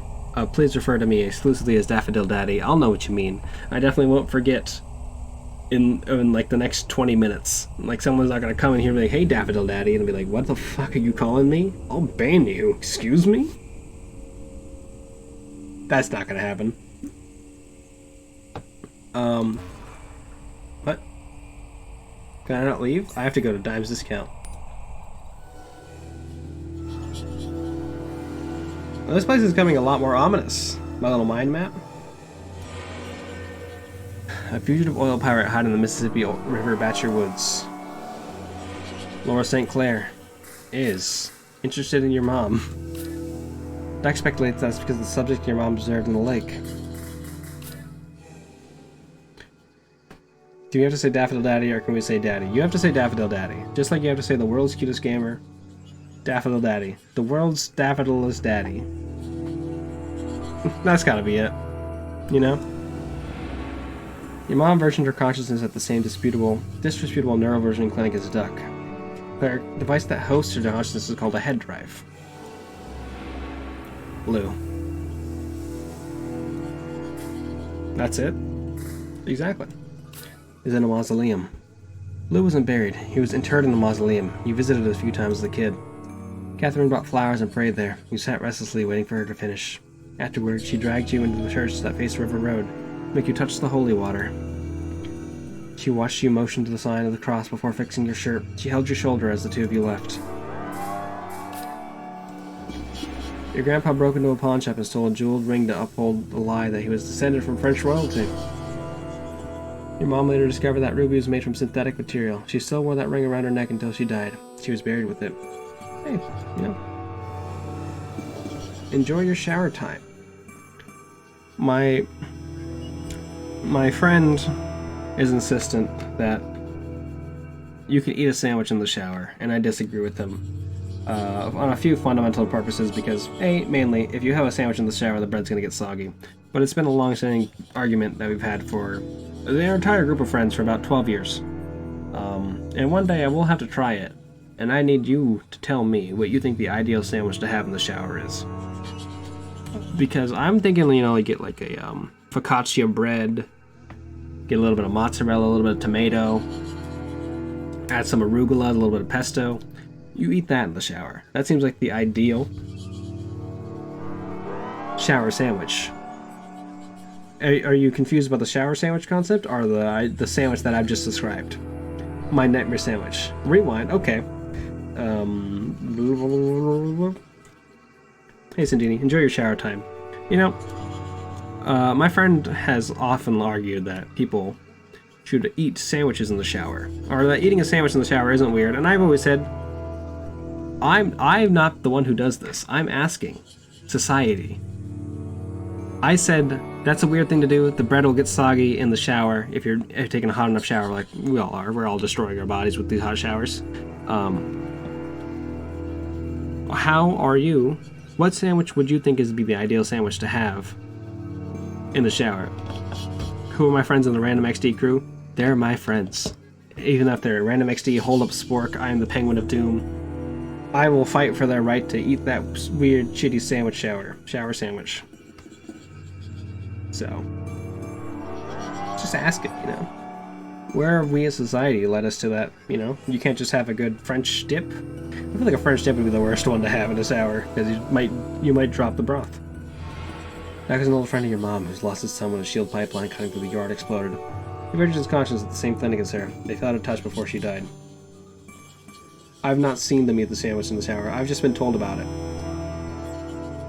They told me they had a Subway sandwich in the shower. They were like, well, I want to both take a shower and eat the sandwich, so I guess I'll just do both at the same time. And I guess maybe if it's a Subway sandwich, it's fine, because that bread is not real bread, and it will stay consistent the whole time. But, you know. Imagine eating a meatball sub in the shower. You'd have to take a shower afterwards. That'd be awful. Okay, meatball sub or French dip is the worst sandwich to have in the shower. It might be meatball sub. Okay, I can't go back. I have to go back to Dime's Discount. I think I literally have to walk to Apple Street and then back to my home. World's cutest gamer. How are you doing, Rice Q? What are you up to? How is the world treating you today? Tired? Damn. A meatball will fall if you're eating a okay. So there's no way to eat a meatball sandwich without having a little bit of a meatball fall down. There's no way to eat a taco without having a little bit of the taco fall out of the taco thing. Doing good, having a successful playdate with the pups. That was great. Oh, you love to hear that. You love to know the doggies are having a good time together. You napped, your door hinge broke. It was eventful. I love that. Hopefully you get your door hinge fixed soon. Hopefully it's not too big of an issue. Is it something that your landlord might cover? Or like landlord takes care of? I don't know how you live your lifestyle. Or if you like have a landlord, if you're in an apartment complex, or if you're a homeowner. You might be. I don't know your life. We gotta go fix our truck so we can bring all our homies over to the thing. That was a temporary fix, thankfully. Hell yeah, you love to see that. Shout out to your dad. I'll be finished shortly. First new maintenance line for our apartment was not responsive. That's never good. I hate that. Especially because, like, what if there was a serious issue? Like, one time, mine and Tiny Blue's washer and dryer, like, started producing a bunch of smoke. And we couldn't get to the normal lines for any maintenance, and even the, like, basic emergency line didn't work. So we had to call, like, we had to find the number, find out it existed for a special emergency line to be like, hey, our apartment might catch on fire soon. What should we do? We probably should call the fire department, though. Thinking back about it, but, you know, it was a long day. Lucky waits beside the truck. Can't see Potts, though. So this Medeiros house, then. Lucky knew your mom, I bet. Hell. He was around, seen her a time or two. She weren't no friend of the company's neither. They'd have liked to have her dead. They got their wish. The old man nods. They did. These companies want to get off the oil. Too much trouble. What do you mean? With them wind turbines out in the Gulf, and now they're building a brain? A brain? Hell, everybody know they're building a brain. All the refineries is doing that. Want to hook them all up and make a bigger brain. But that ain't enough to outsmart Lucky. Lucky's smarter than any big brain you can dream up. You're going to use it to find fuel out in space. Oh. Best of luck to him. Ain't nothing wrong with trying to make a buck. No, there's a lot wrong with that, but hey, you know, live your life. You are an oil pirate. Why get in their way? Lucky ain't nobody's way. Everybody like Lucky just fine. Didn't you blow up an oil pipeline? Like 2 days ago? He maintains a neutral expression as he watches the tree line. Lucky done blown up all kinds of shit. People think Lucky hates S.H.I.E.L.D. Lucky don't hate S.H.I.E.L.D. Lucky, he just like causing trouble. Without S.H.I.E.L.D., ain't nobody have a job in the place. But here come that robot. We best get moving. You want to talk more? Just tap me on the shoulder. Okay. I finished repairing the truck. Shall we attempt to access shield? Let's go.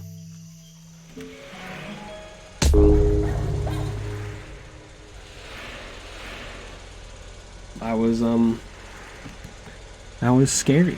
I got scared when that happened. I'm not on camera, but just know I was terrified. Monkey flies from the bed of the truck as Million speeds down the highway. Hold the... That's a whole other giant health bar. Get it back.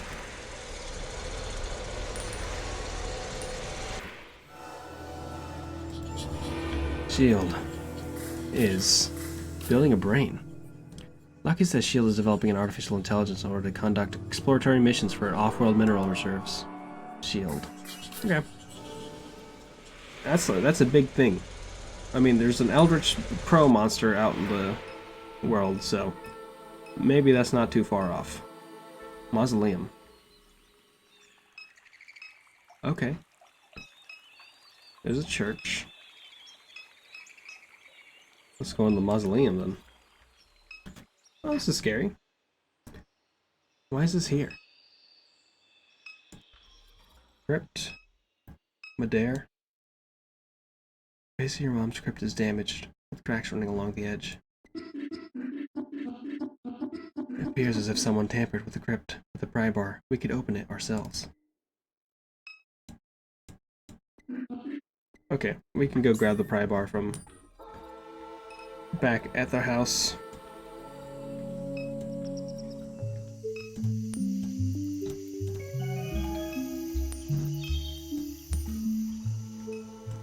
I'm sure people are going to be really excited with us pulling our mom's corpse out.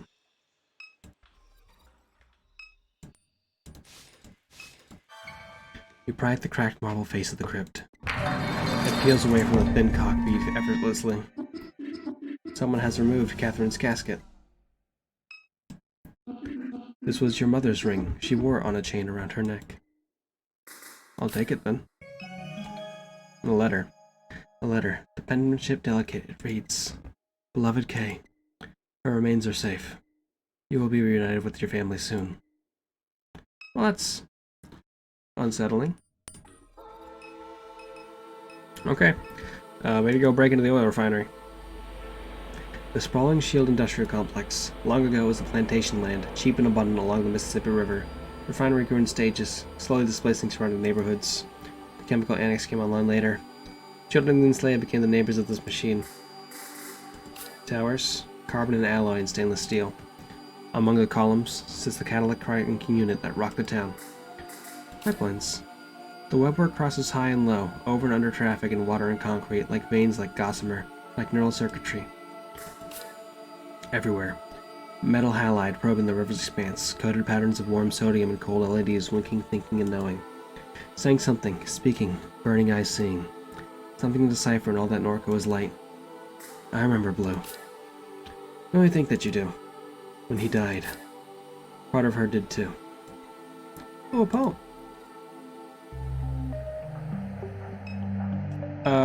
There shouldn't be any drones here. No sentinel drones around. Once we clear these two, we're in. Ready? Let's go for it. Mad nods. We'll start with me. I'll beat up this guy first. We have a bunch of minigames we need to do in order to beat this guy up. Oh, he shot me. Well, he shot Million. Million, what do you do? Oh, that was pretty good. Lucky hit this man? Oh. Please stop hitting my robot friend. Okay. Dex K, that's fine.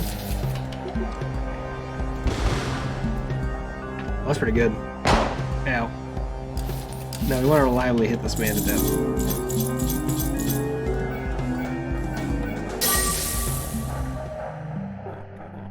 Nothing much to it when them sentinels are not around. They let you more or less walk into the place. Take a look at that, big fella. The freight mover? Hell of a machine. Could really put on a show with one of them. Like I'm just thinking out loud. Let's get to it, eh? Refinery's ours.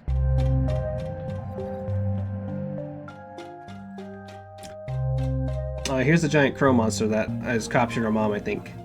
Catherine, you made it to this warehouse with Big Bird? I sure did. We have a job for you. It will pay. It will solve some problems before you die. Dallas. What's up? No stranger to the network. You will assist Catherine. Yeah. Catherine, in the lake, you saw the stone. We saw you see the stone. We want the stone, but it has evaded us. Super Duck is what else? A network. A system of signals. Wireless communication of locusts, frogs, cypress roots, disease vectors, internet of flesh, biomimicry, internet of internet radio towers. Distributed AI, distributed birds in flight. Super Duck saw you see the stone because Super Duck was an eagle in the sky. The stone is a sky thing that many want, but it reveals itself to no one. No one except for you, Catherine. It follows you through the lake. It loves you. It seeks you. It will submit to you. But we must act fast. Shield wants the stone. Claire Bionics wants the stone. Super Duck wants the stone. And John has the stone. John, everyone hates John. Everyone follows John. Influencer, dopamine fiend, convinced himself he has faith in God, convinced others even. Some young and idealistic, some old and bitter. These are the Garretts of John. You'll find them gathered on the boughs of the Promenade Mall in Kenner. John has hidden the stone in this forgotten place. He will use the stone in an attempt to fulfill his prophecies, but his are the prophecies of a fool.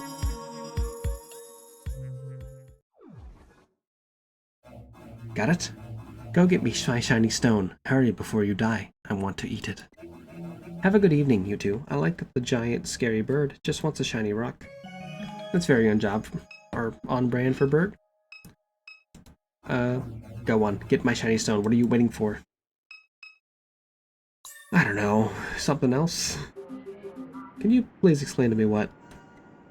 So wait. Sorry, go. You go. What was that? What was what? There's a bird with teeth the size of my head living inside that warehouse. Yeah? That's normal to you? No, but I mean, I've seen some stuff in my life. Me too, but what's this stone? He said it loves you. What was that all about? I don't know. I saw a drone or something in the lake. Why does he keep calling it a stone? Stone? Drone? I have no idea. I was a little distracted. Well, I need you to start paying attention, or neither one of us is getting paid tonight. I got the gist. Some internet weirdos are living in the mall and they've got the stone. That's right. Kenner and John and his gang, they're keeping the stone to the old Promenade Mall in Kenner. We need to find a way inside, get the stone, and bring it back here. You got that? Go to the abandoned mall, steal the magical stone, bring it to the giant warehouse bird. Couldn't be more clear. Biggest node of the network is inside this building. I'm a little lost. What's up? I don't know what the hell is going on. Super Duck is what? Yeah. What is it? Something like a virus infects things, animals, trees, phones, whatever else. So what was that thing in the warehouse? A node of the network. There's a handful around the region. You use the app long enough, you get to know them. And the app is for doing whatever this virus wants you to do. I don't know. Just how I keep the lights on. Who's John? The thing in that warehouse mentioned, John? Kenner John. You don't know Kenner John? Never heard of him. Happy for you. He makes videos. They get shared all over the internet. I watched a couple. Religious stuff. You know, you religious? I turned away for a while, but the cancer brought me back. No doubt. John's a divisive figure among the faithful, not the most orthodox preacher. Where do we find the stone? Thing Super looking for? Promenade Mall in Kenner. Okay. Well. Oh yeah, $87 now. Let's take a ride over to the Kenner Mall. Promenade Mall. Side lot. Brandish Canal. Promenade Mall. A single car sits in the parking lot. A subdivision of the mall's rear is beyond the lot. A drainage canal forms a moat around the parking lot, dividing it from its commercial neighbors. I used to come here all the time as a kid. Same. I knew it fell on hard times. Didn't know just how hard. What's the car going around back? Hey! Half-eaten bag of potato chips sits beneath the car. I'll probably need that later. That's Keith? Who? Keith Brussard, guy I went to high school with. Where'd you go to high school? Destrahan. Destrahan's right down the street, not so odd you see him here. That's where our brother failed out of school. In an abandoned parking lot in the rain in the middle of the night. Guess I've been on this app too long, seems fine to me. Keith? Kate, alright sister, thought that was you. What's up, what are you doing? What are you doing? I'm working. Me too, working a case, starting me a little news website. What's the website? Thanks for the follow, I appreciate it. Ain't got a name yet, still trying to come up with something cool. Keith's News Learner or something like that. Just trying to report on what's really happening around here. What are you investigating? Tell me about this case you're working, Keith. Trying to get to the bottom of what's going on in this tunnel right here. Heard they got small boys coming in and out. Textbook Andronicum Harvesting Facility. Guy who runs the operation looks about as much like a pervert as you can picture. Okay, so this guy is just very right-wing. Or at least follows right-wing conspiracy theories. But like the ones that we have to deal with and not like the ones in this world. Ken or John? You got it. Man looks like a slug. What do you know about Ken or John? You're gonna start posting in the comment section on New Orleans news and views. He go in there saying he learned how to speak to God. Got himself some attention that way. Before you know it, this gaggle of boys start following him around. Sick stuff. Guy's a sicko. Alright. Should keep moving, but maybe I'll come back later to see how the case is going. I like that, sister. Come pass by.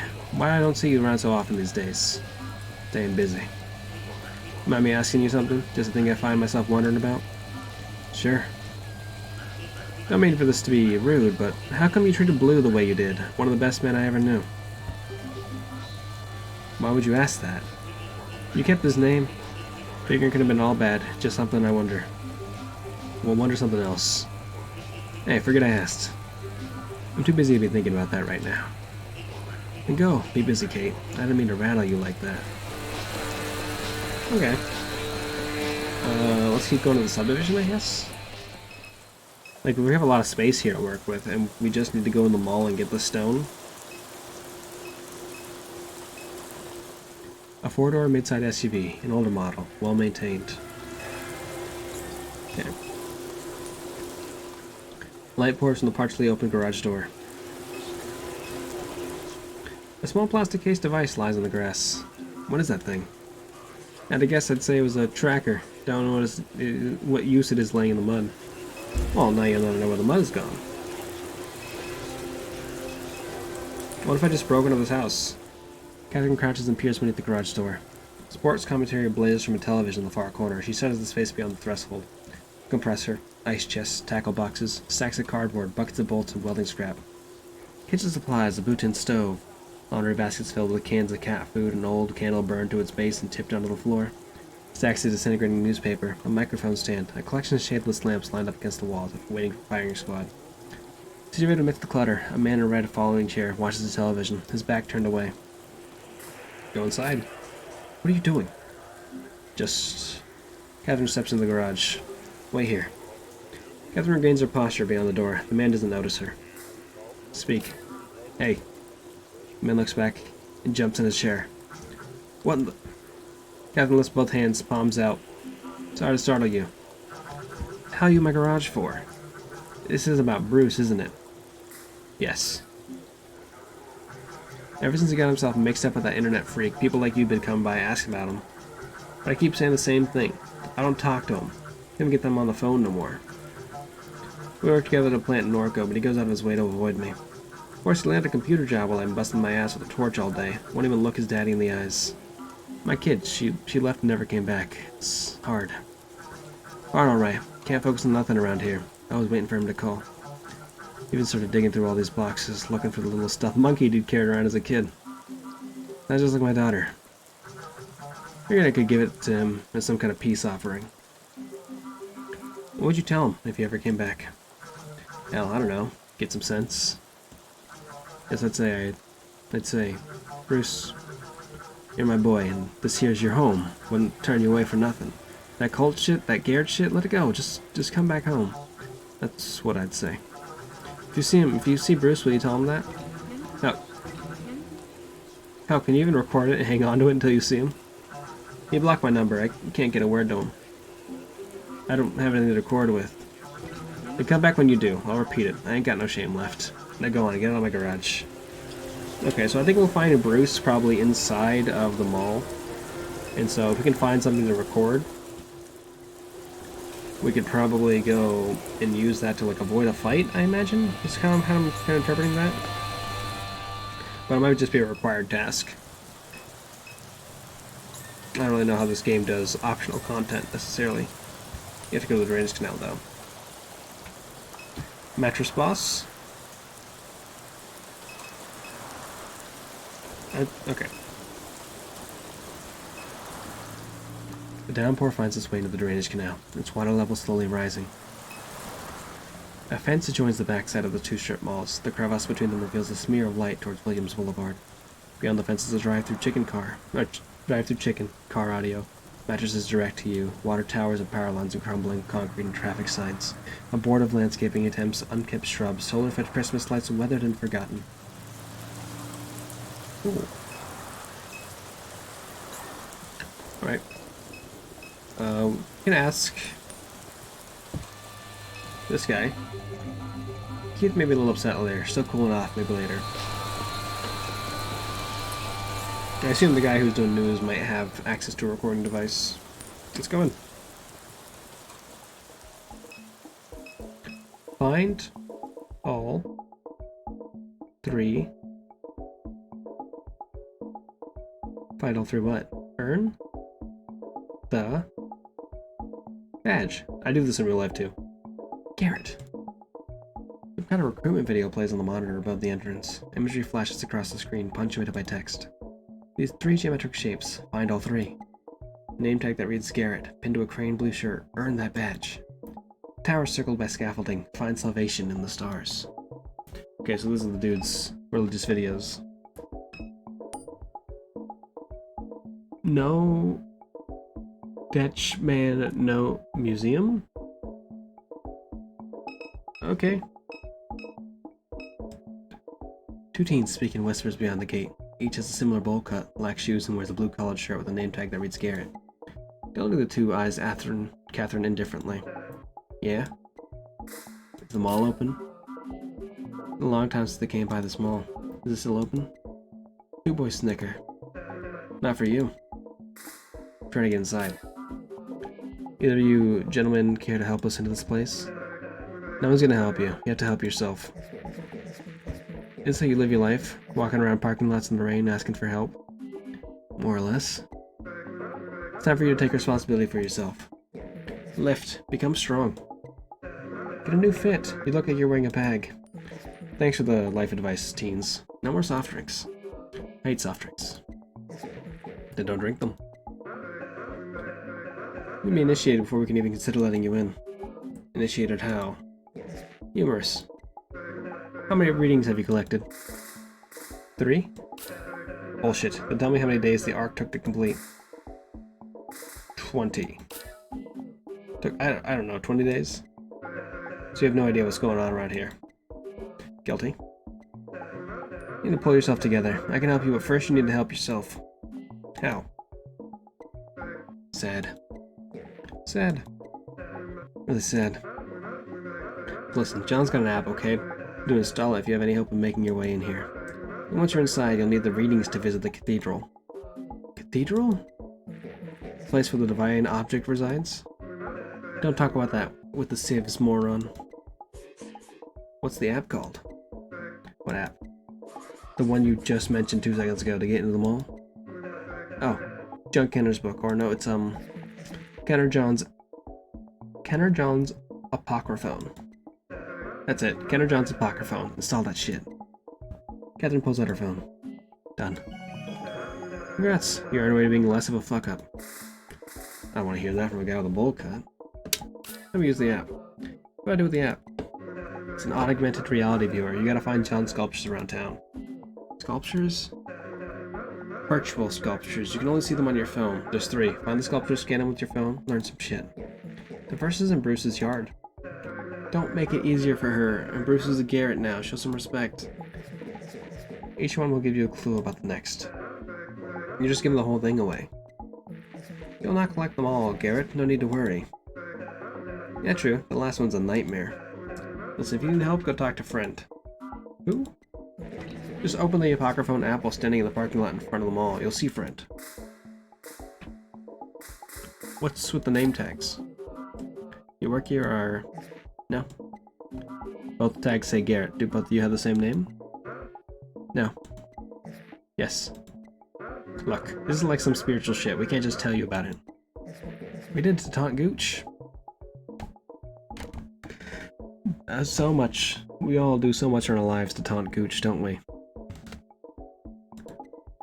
Dude, come on. She didn't even do the app thing yet. It's some spiritual shit. Just do the app thing and you'll know the truth or whatever. Or your parents. Did your parents know you're out here taunting Gooch? I don't know. Watching Jeopardy or some shit? Got some candy first or something? Give me a ride to basketball practice. Glad we got this gate to protect us. Where'd you say we can find friend? He's on the phone. Okay.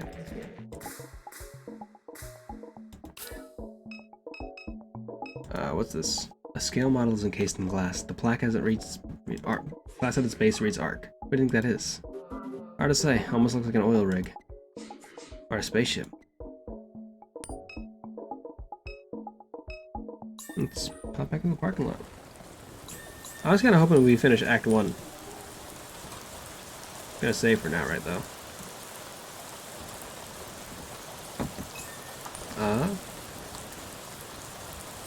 Kenner John's Apocryphone. Okay, so is that weird clown? Is that friend?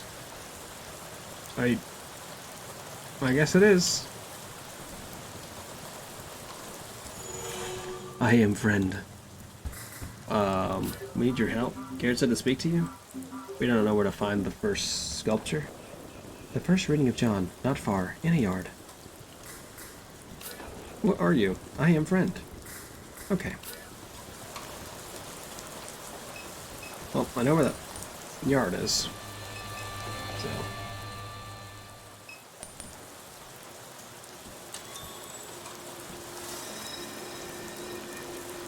There we go.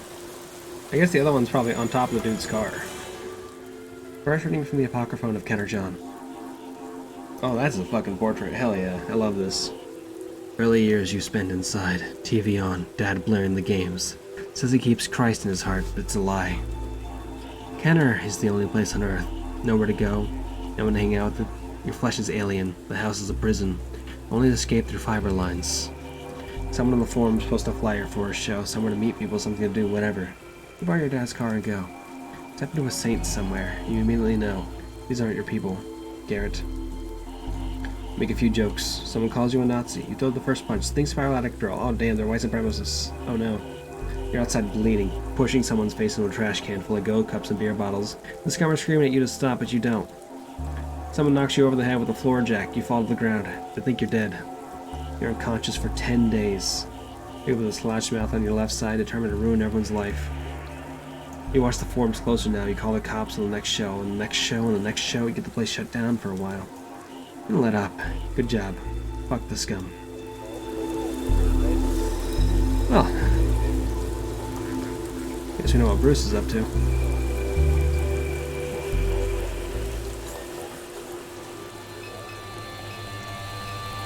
Is the next one here? He's got a thingy on his car. Nope. Interesting.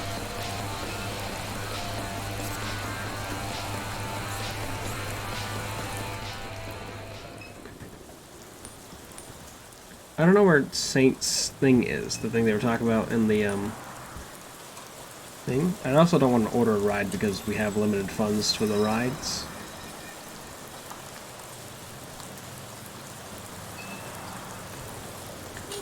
I wonder if we can find a place nearby. Saint somewhere. Well, shit.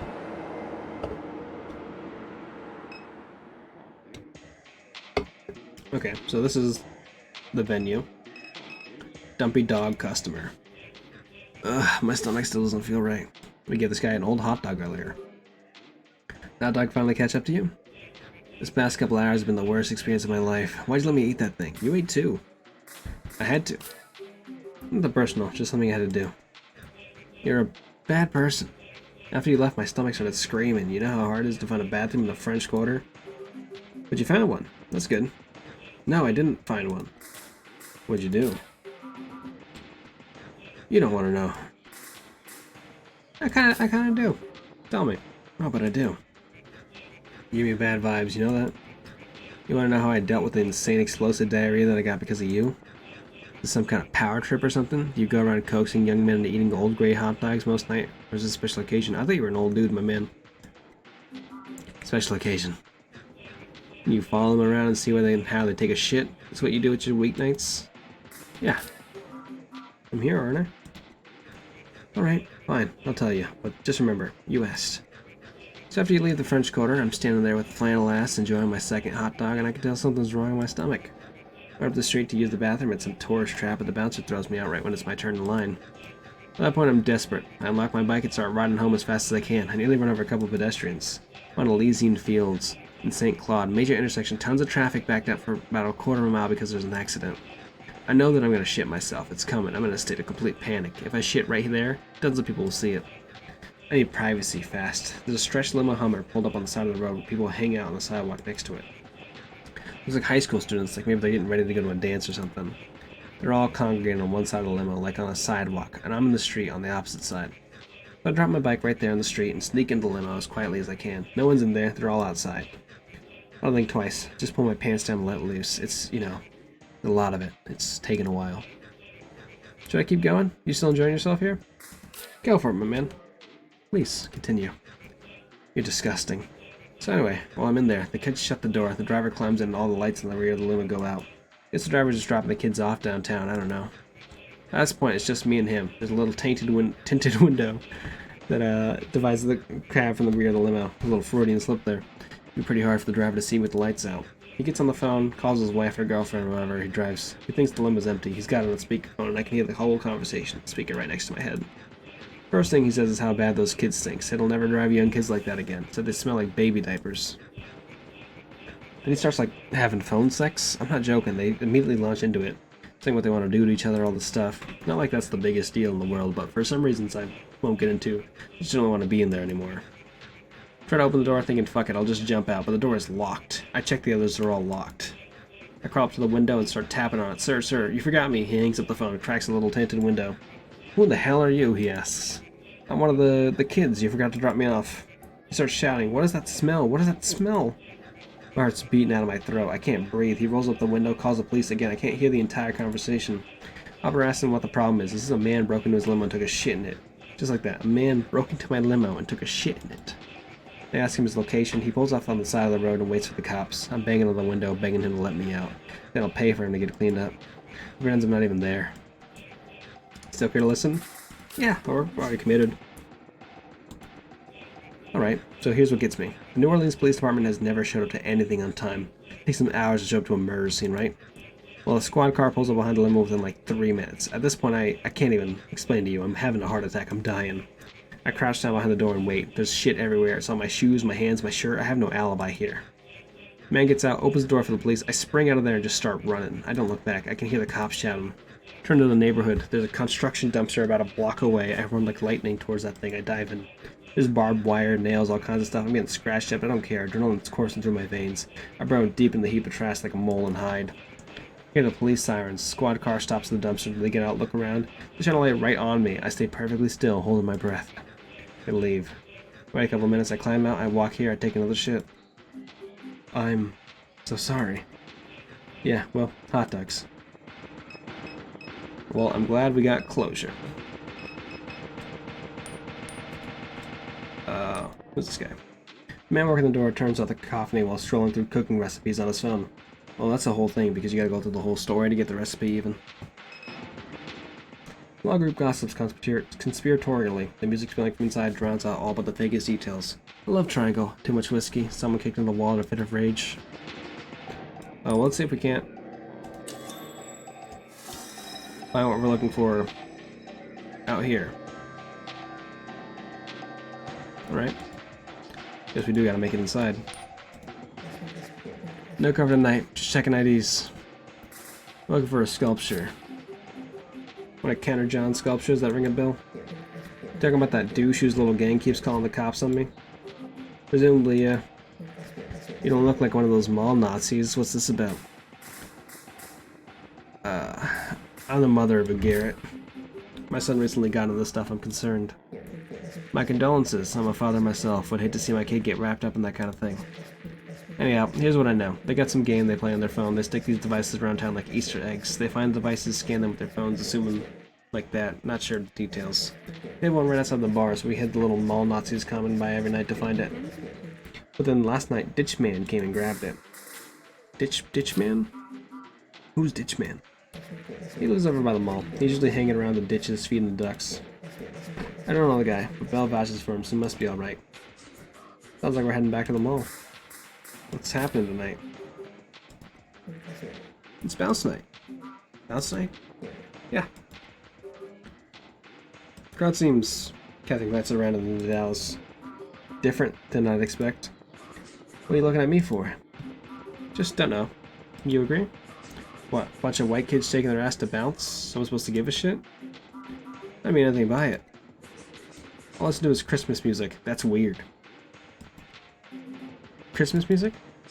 That's it. That's the only thing I listen to. Seriously? Oh, don't even start. Over here having bounce night for a bunch of white kids. Yours is a little weirder, man. I don't know what bounce music is. So now it's a problem all of a sudden because all you listen to is Christmas music? Yeah, now it's a problem. That's right. Where are you from, Stinky? Minneapolis. Enough said. Christmas music? Just kind of creepy? That's all you listen to? Creepy? I'm gonna listen to you about what's creepy? Whoa, okay. Christmas music is cozy, helps me relax. That's cool, man, that's fine. Goddamn. Why does John's gang call the cops on you? I don't know. They try to get on every show I book shut down because maybe they have nothing better to do. Why is Ditchman come around here? Ditchman lives all the way out in Kenner. What's he coming around here for? He buys stuff off the bill. What kind of stuff? Man glances down at Catherine's shoes. Why do you care? I'm just looking for a way into the mall. I'll say this. Ditchman gets stuff from here. He takes it to the mall. I think he's selling to those little Nazis. Alright. Ready to retire. Okay, so y'all are just... You're just a tips man. Be like, hey, here's what you gotta remember. Can we come in? Let's get a drink some other time. Sounds like what we're looking for is in Kenner now. Guess we're heading back to the mall. Oh well. I guess maybe we'll come back as our other characters and get to go to the fun club. Promenade Mall, Eagle Wholesale, downtown. Promenade Mall.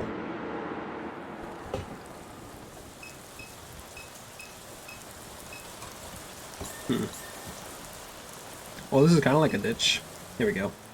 Wallplex lies on the bank of a drainage canal. We were here earlier. They just made us spend that money to do this anyway. Second reading from the Apocryphon of Kenner John. Leave the hospital and discover faith, that immaterial essence. Pray, Garrett. Pray in the closet during the football games. Post prayers as show forms, just to fuck with the scum. That's how the Garretts find you. One's named Garrett, so they're all named Garrett. Some kind of joke, doesn't matter. You're Garrett too, 27 Garretts in all. Garrett worked in the basement below the council chambers, so they had a closet full of old computers. Garrett plugged one in, to the server. That's how Garrett hosted sermons in the sky. We were just videos of a guy he found online, said he grew up in Kenner just like Garrett. Garrett began watching him too and told the other Garretts to subscribe. Soon all the Garretts were watching Kenner John. John summoned his flock to the ziggurat of Promenade Mall and taught them about Christ's hidden nature and other secrets of faith. He spoke of these things in the server beneath the council chambers.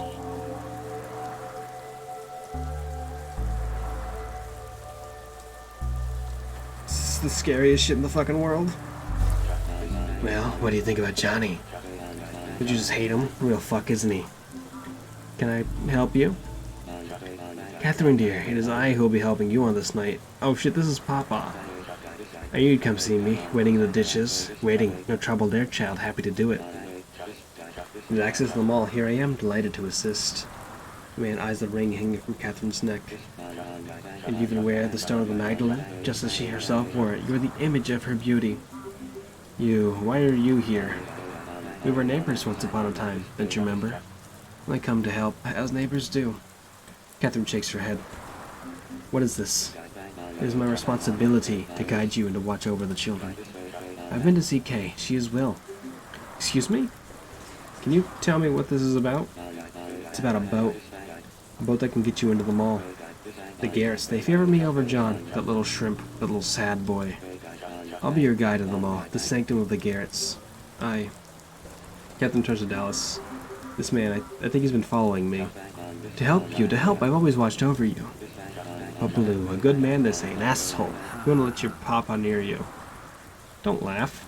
Shit. Here I am. I came to tell you, you needn't worry about Kay. Keep her name out of your mouth. Because she'll be home, perhaps too late for you, dying, they say, from becoming to being, the philosophers say. Where did you see my daughter? Walking through California, like it were Galilee, her robes frayed, splendid, divine, a child of Christ? No, getting in the ditch with this guy, fuck no. There's no one else in this place to help you. Do you see anyone else? Anyone who will help? I don't want your help, don't want to be anyone near you. Stay away from me and my family, are we clear? I have all the time in the world, Catherine, but you, dear, you do not. I'm not here to frighten you, to harm you, quite the opposite. Without my help, there will be no getting to the small. It is the virtue of your papa. I'm your only way in. Dallas leads Catherine from the canal. Let's go find this last sculpture. We don't need this help. I know him. The old man smiles and gives an enthusiastic wave as Dallas glances back towards the ditch. Sounds like a stalker. I just don't know.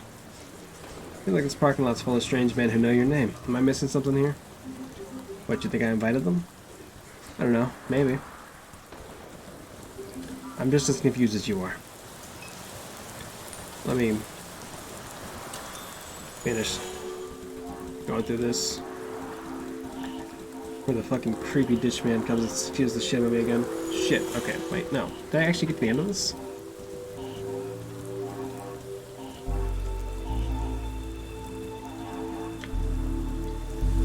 Okay. Weird.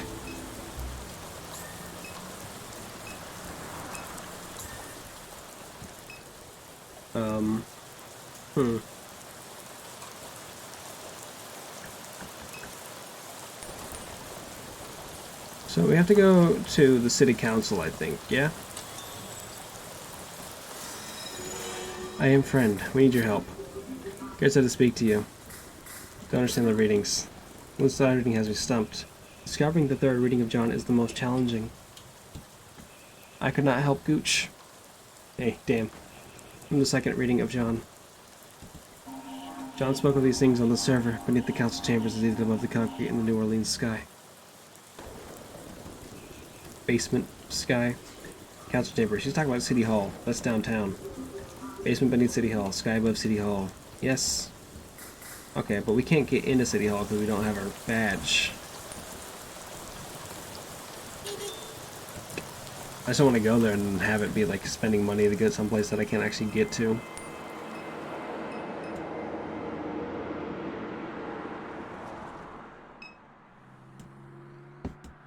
Okay.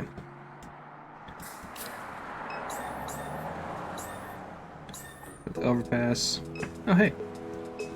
You all the people who were doing the puppet show? A woman with an exhausted expression sits in a bucket with a forgotten cigarette burning in her fingers. Are you one of those nerds that comes around here to play with puppets? No, not my scene. Good. I'm back here trying to live a quiet life. These people with their haircuts, they come around here playing with puppets, making a big production. The cops show up and give us a hard time. I got chased away from my last spot. Now I'm trying to deal with that again. What was your last spot? The mall in Kenner. I was one of the first after they condemned the building. A man lived in the closet. He was strange, but he kept to himself. No one bothered me in the place until the boys showed up. He chased us out, threatened to report us. Little bastards. That guy, John, their leader. He did die. I hope the closet man lives up to his word and kills him. There's a man in the closet? the null is gonna kill. Okay. I guess more power to you.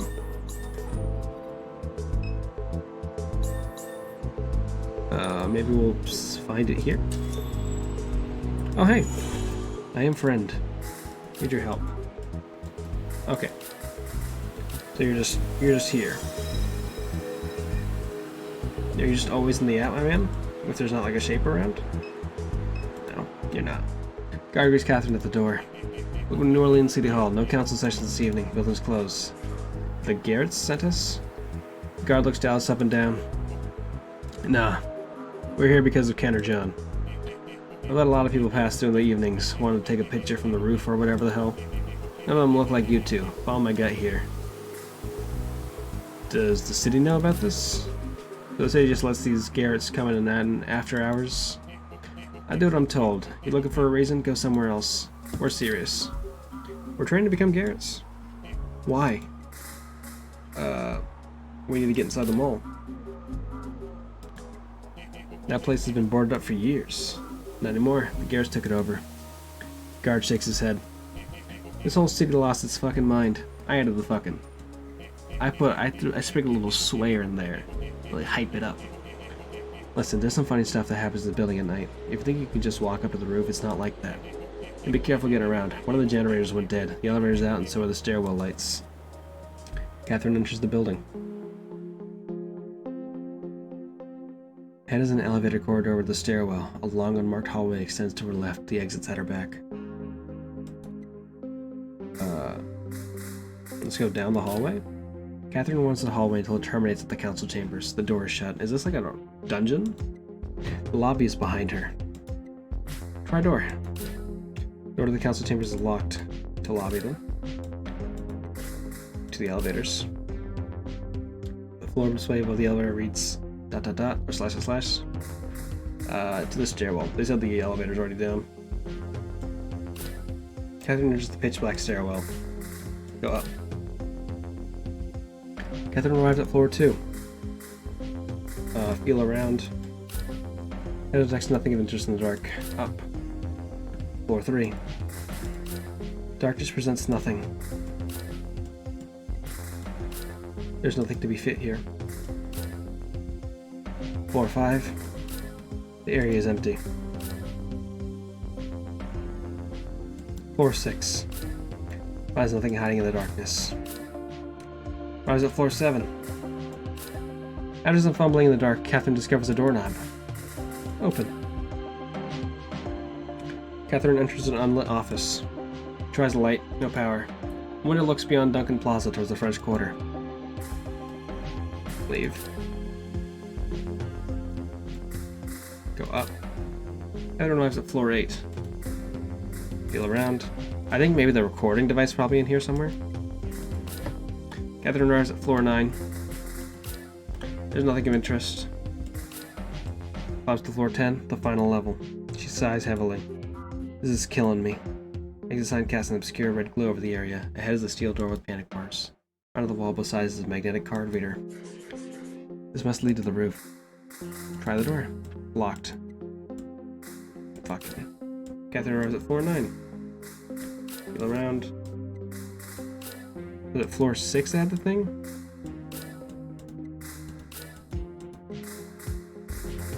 Enter the door. Floor 7. Window looks beyond. Okay. Turn to ground level. To the elevator. Oh wait, we can go down. To the stairwell. A fading fluorescent bulb strobes the hallway to her left. The stairwell is at her back. Go left. There's a man in here. Catherine turns the corner and immediately uses the stare of a man squatted on the ground at the stuttering light of the hallway. Oh, it's the little Jesus man. Hey. Wouldn't stick around too long. Why? What's that supposed to mean? The man's demeanor remains unchanged. He removes a receipt from his shirt pocket with a note scribbled on the back. He begins to read. On the 7th floor is a planner, but if you don't listen closely to the following, he'll hide. In the darkness are hands you must shake. Do so in the order I say. Any missteps in the elevator will clear the mistake. The first number in our sequence is the floor above the council chambers, the third most distant from the sky.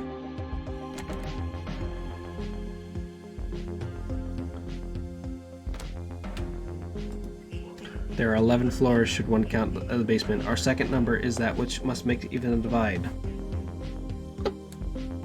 Makes an even divide. Hands you must shake to do so. Okay. First number in our sequence is the floor above the council chamber, so that's floor 2. But third most distant from the sky would be the third floor from the roof, which would be floor 8. That which makes an even divide. And then the third is just above it, 5th from the sky. 5th from the sky, so if there's 11 floors, it'd be floor 6 and floor 5. Or floor 7 and floor... He hands the receipt to Catherine. You need help, friend is inside the building. Open the app and he'll be there. Good luck. What? Where are you going with this? I'm lost. Like I said, I can help you if you need help. Then go outside, open the app, talk to friend. Okay. Go upstairs. Okay, go up. So we want to go... There's 3 places we need to go. We need to go 3rd from the sky. And then we need to go 6th from the sky. And then 5th from the sky.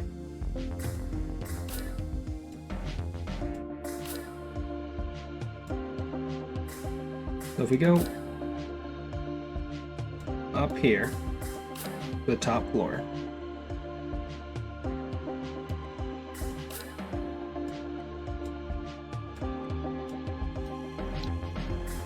let's go down. This is floor 9. Floor 8. Feel around. That was dark. Feels a distant touch of another's hand. Startled, she was drawing around. What is it? Someone is in here. Dallas speaks into the darkness. Hello? The stairwell is silent before the decaying echo of his voice. Okay. Right, show receipt. Listen too closely, the following he'll hide. In the darkness, our hands you must shake. To do so in order, any missteps in the elevator will kill the mistake. The first number in our sequence is the number above the council chambers and the third most distant from the sky.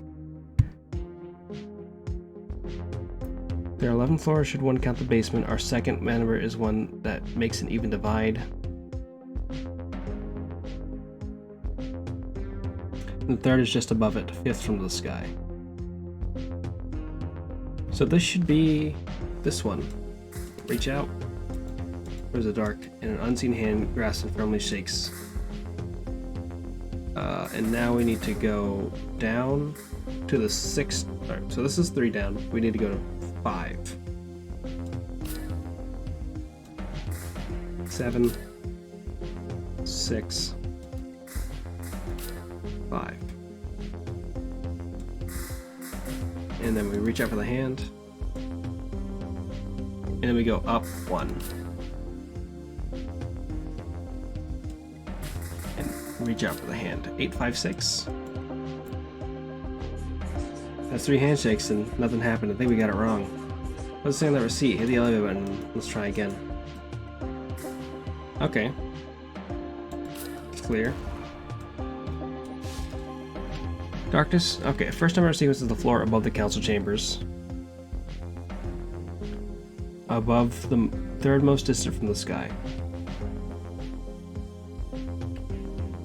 So maybe it'd be floor 9, because maybe there's a floor above. There are 11 floors should one count the basement. So we have floor 11, which is the closest to the sky. And then floor 10, and then floor 8. So that doesn't work out. Because 8 is the one we already tried.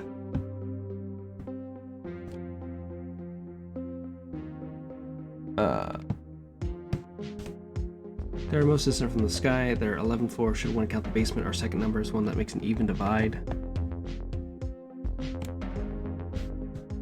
none of these make an even divide with 11. So it might be 8.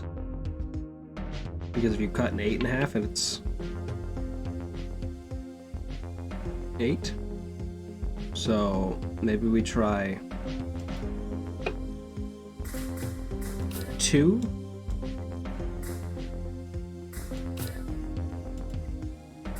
Reach out hand 2, 8, 9 maybe? Because if this is above, and maybe the sky is like a separate location.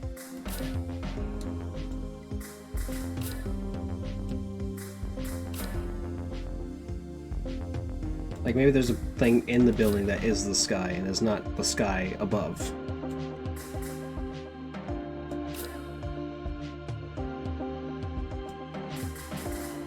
Reach out hand at floor 8.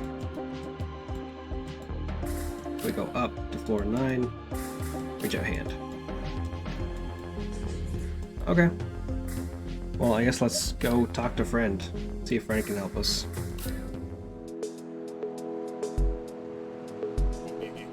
Done there? Not yet. They're coming out too much. People might notice. Well, make the puzzle easier then. I'm in. I am Friend. We need your help. The man in the basement spoke a riddle. Yes, it said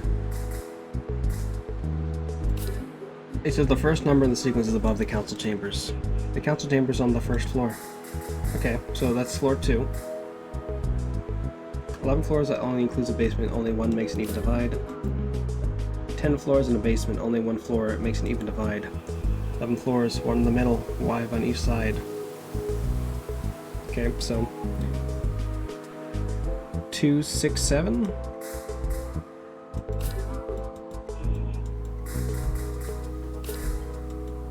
If it's not 2, 6, 7, it's 2, 5, 7. Or 2, 5, 6.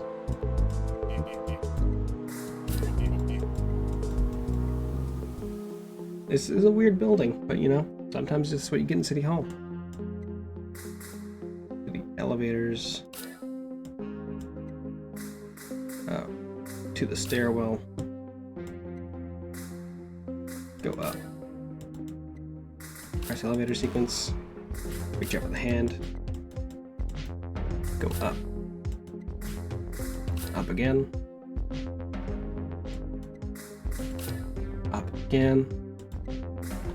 Up again. Shit. I hit the wrong button. I'm a fool.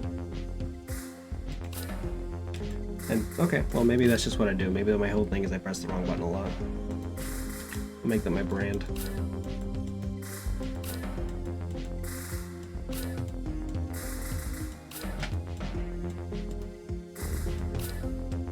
Up.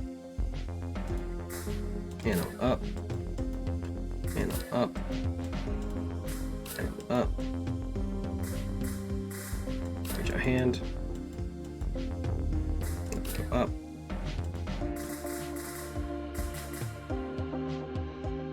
Enter door. Leave.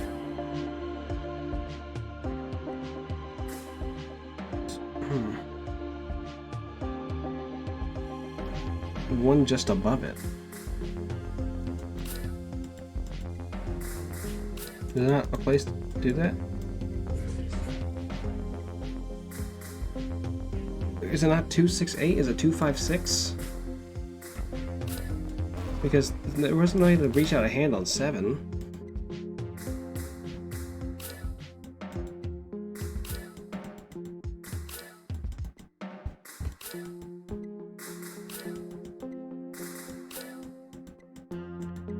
But 5 doesn't... I guess 5 does, technically, here, because 5 is... Because the basement is floor B1. So maybe that's why? And the fact that we can't reach out a hand on floor 7 should have been a clue.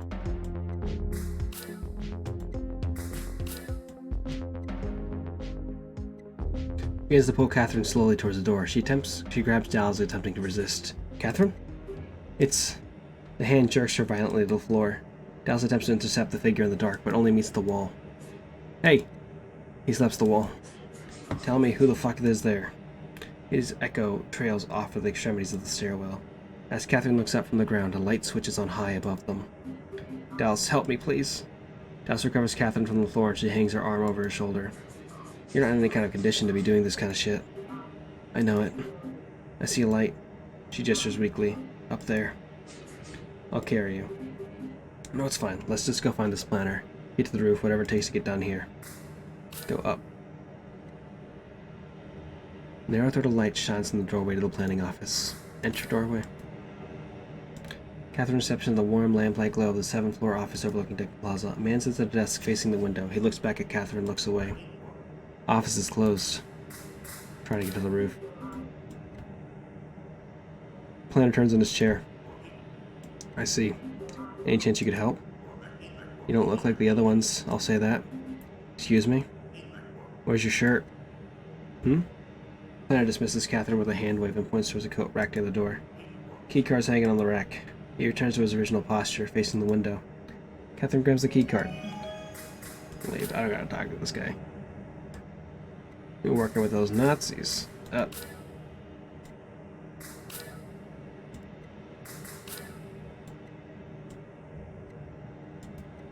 Try door.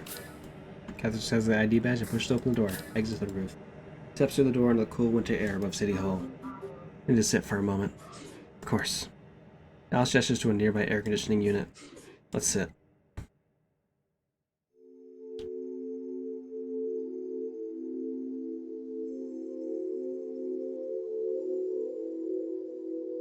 This is nice. This is peaceful.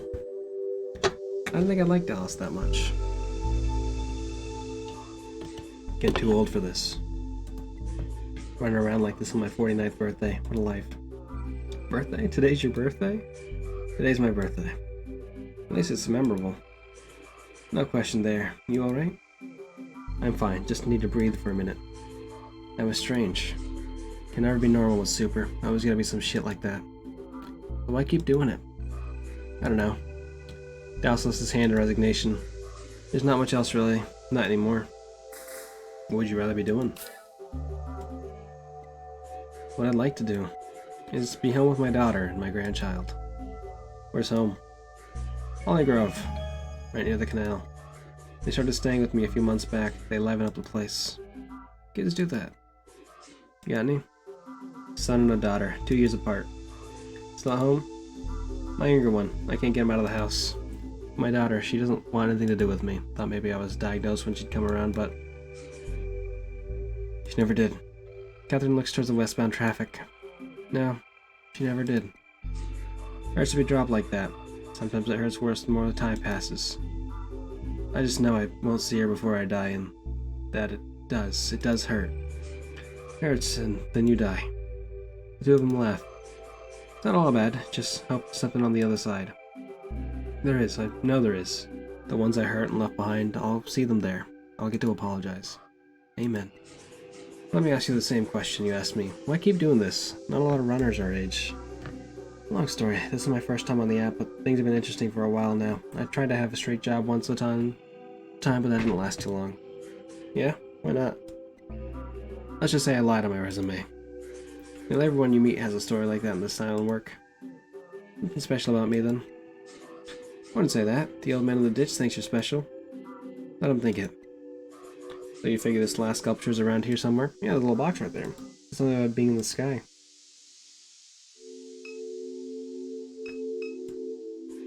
Silly Jimmy Superdome. That's an awful name.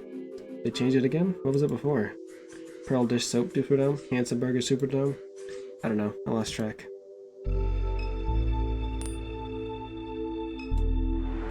Prison traffic glides across the Mississippi River along the Crescent City connection.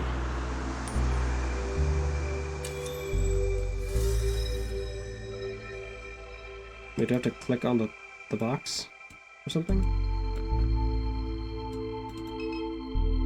Oh. I've got to look up.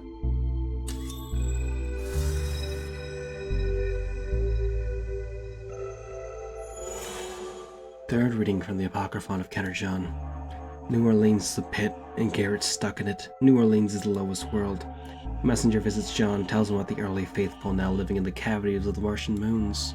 Tell them there's a way to commune with them, to the atomic language of angels and spellcasters and others who knows God's mind. There's a chrism, a fluid that John must imbibe. It's in the egg that floats in the sky. John is blessed with a plan to escape the low world's reach. The Gertz must build a spacefaring ark, a vessel from which to leave this earth. Having imbibed the chrism, John may ascend beyond the distortion of the low world and listen for the twilight language. Two Gertz work together at Stennis. John appoints them to oversee the task. They soon find another engineer sympathetic to the plan. The Gertz labor for 603 days, and in that time the ark is complete. All that remains is the egg, which holds the chrism to know God's mind. So, is that it? We found all three? Let's go ask the kids at the mall. Alright. Let's head over to the mall then. And then we'll probably call it there. Oh shit, I gotta fucking walk back out of here. Also, why is there no service on the roof? Would that not be where the best service is? I'm furious. Also, we can't travel again. We're out of money. Text is received. Catherine, we'll send you an advance on your wallet in order for you to complete mission. Please do not waste our time. Okay.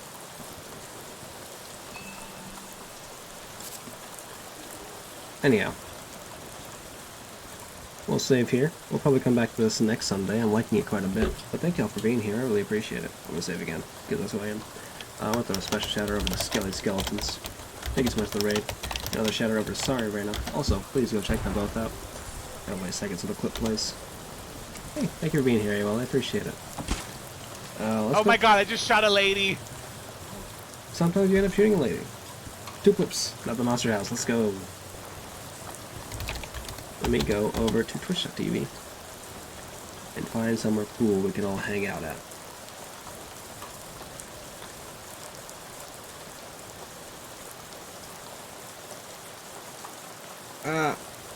We're gonna hang out with Marju, who's currently linked to Ghostwire Tokyo. Appreciate y'all coming by. Bye bye. I just have at Marju. I don't have raid at all there. Once again, thanks y'all for being here. Bye bye. You can't see me, but I'm waving. Know it. Know it in your heart of hearts. I'm here. Waving to you right now. Hey, thanks for coming by, Hollow. Appreciate it.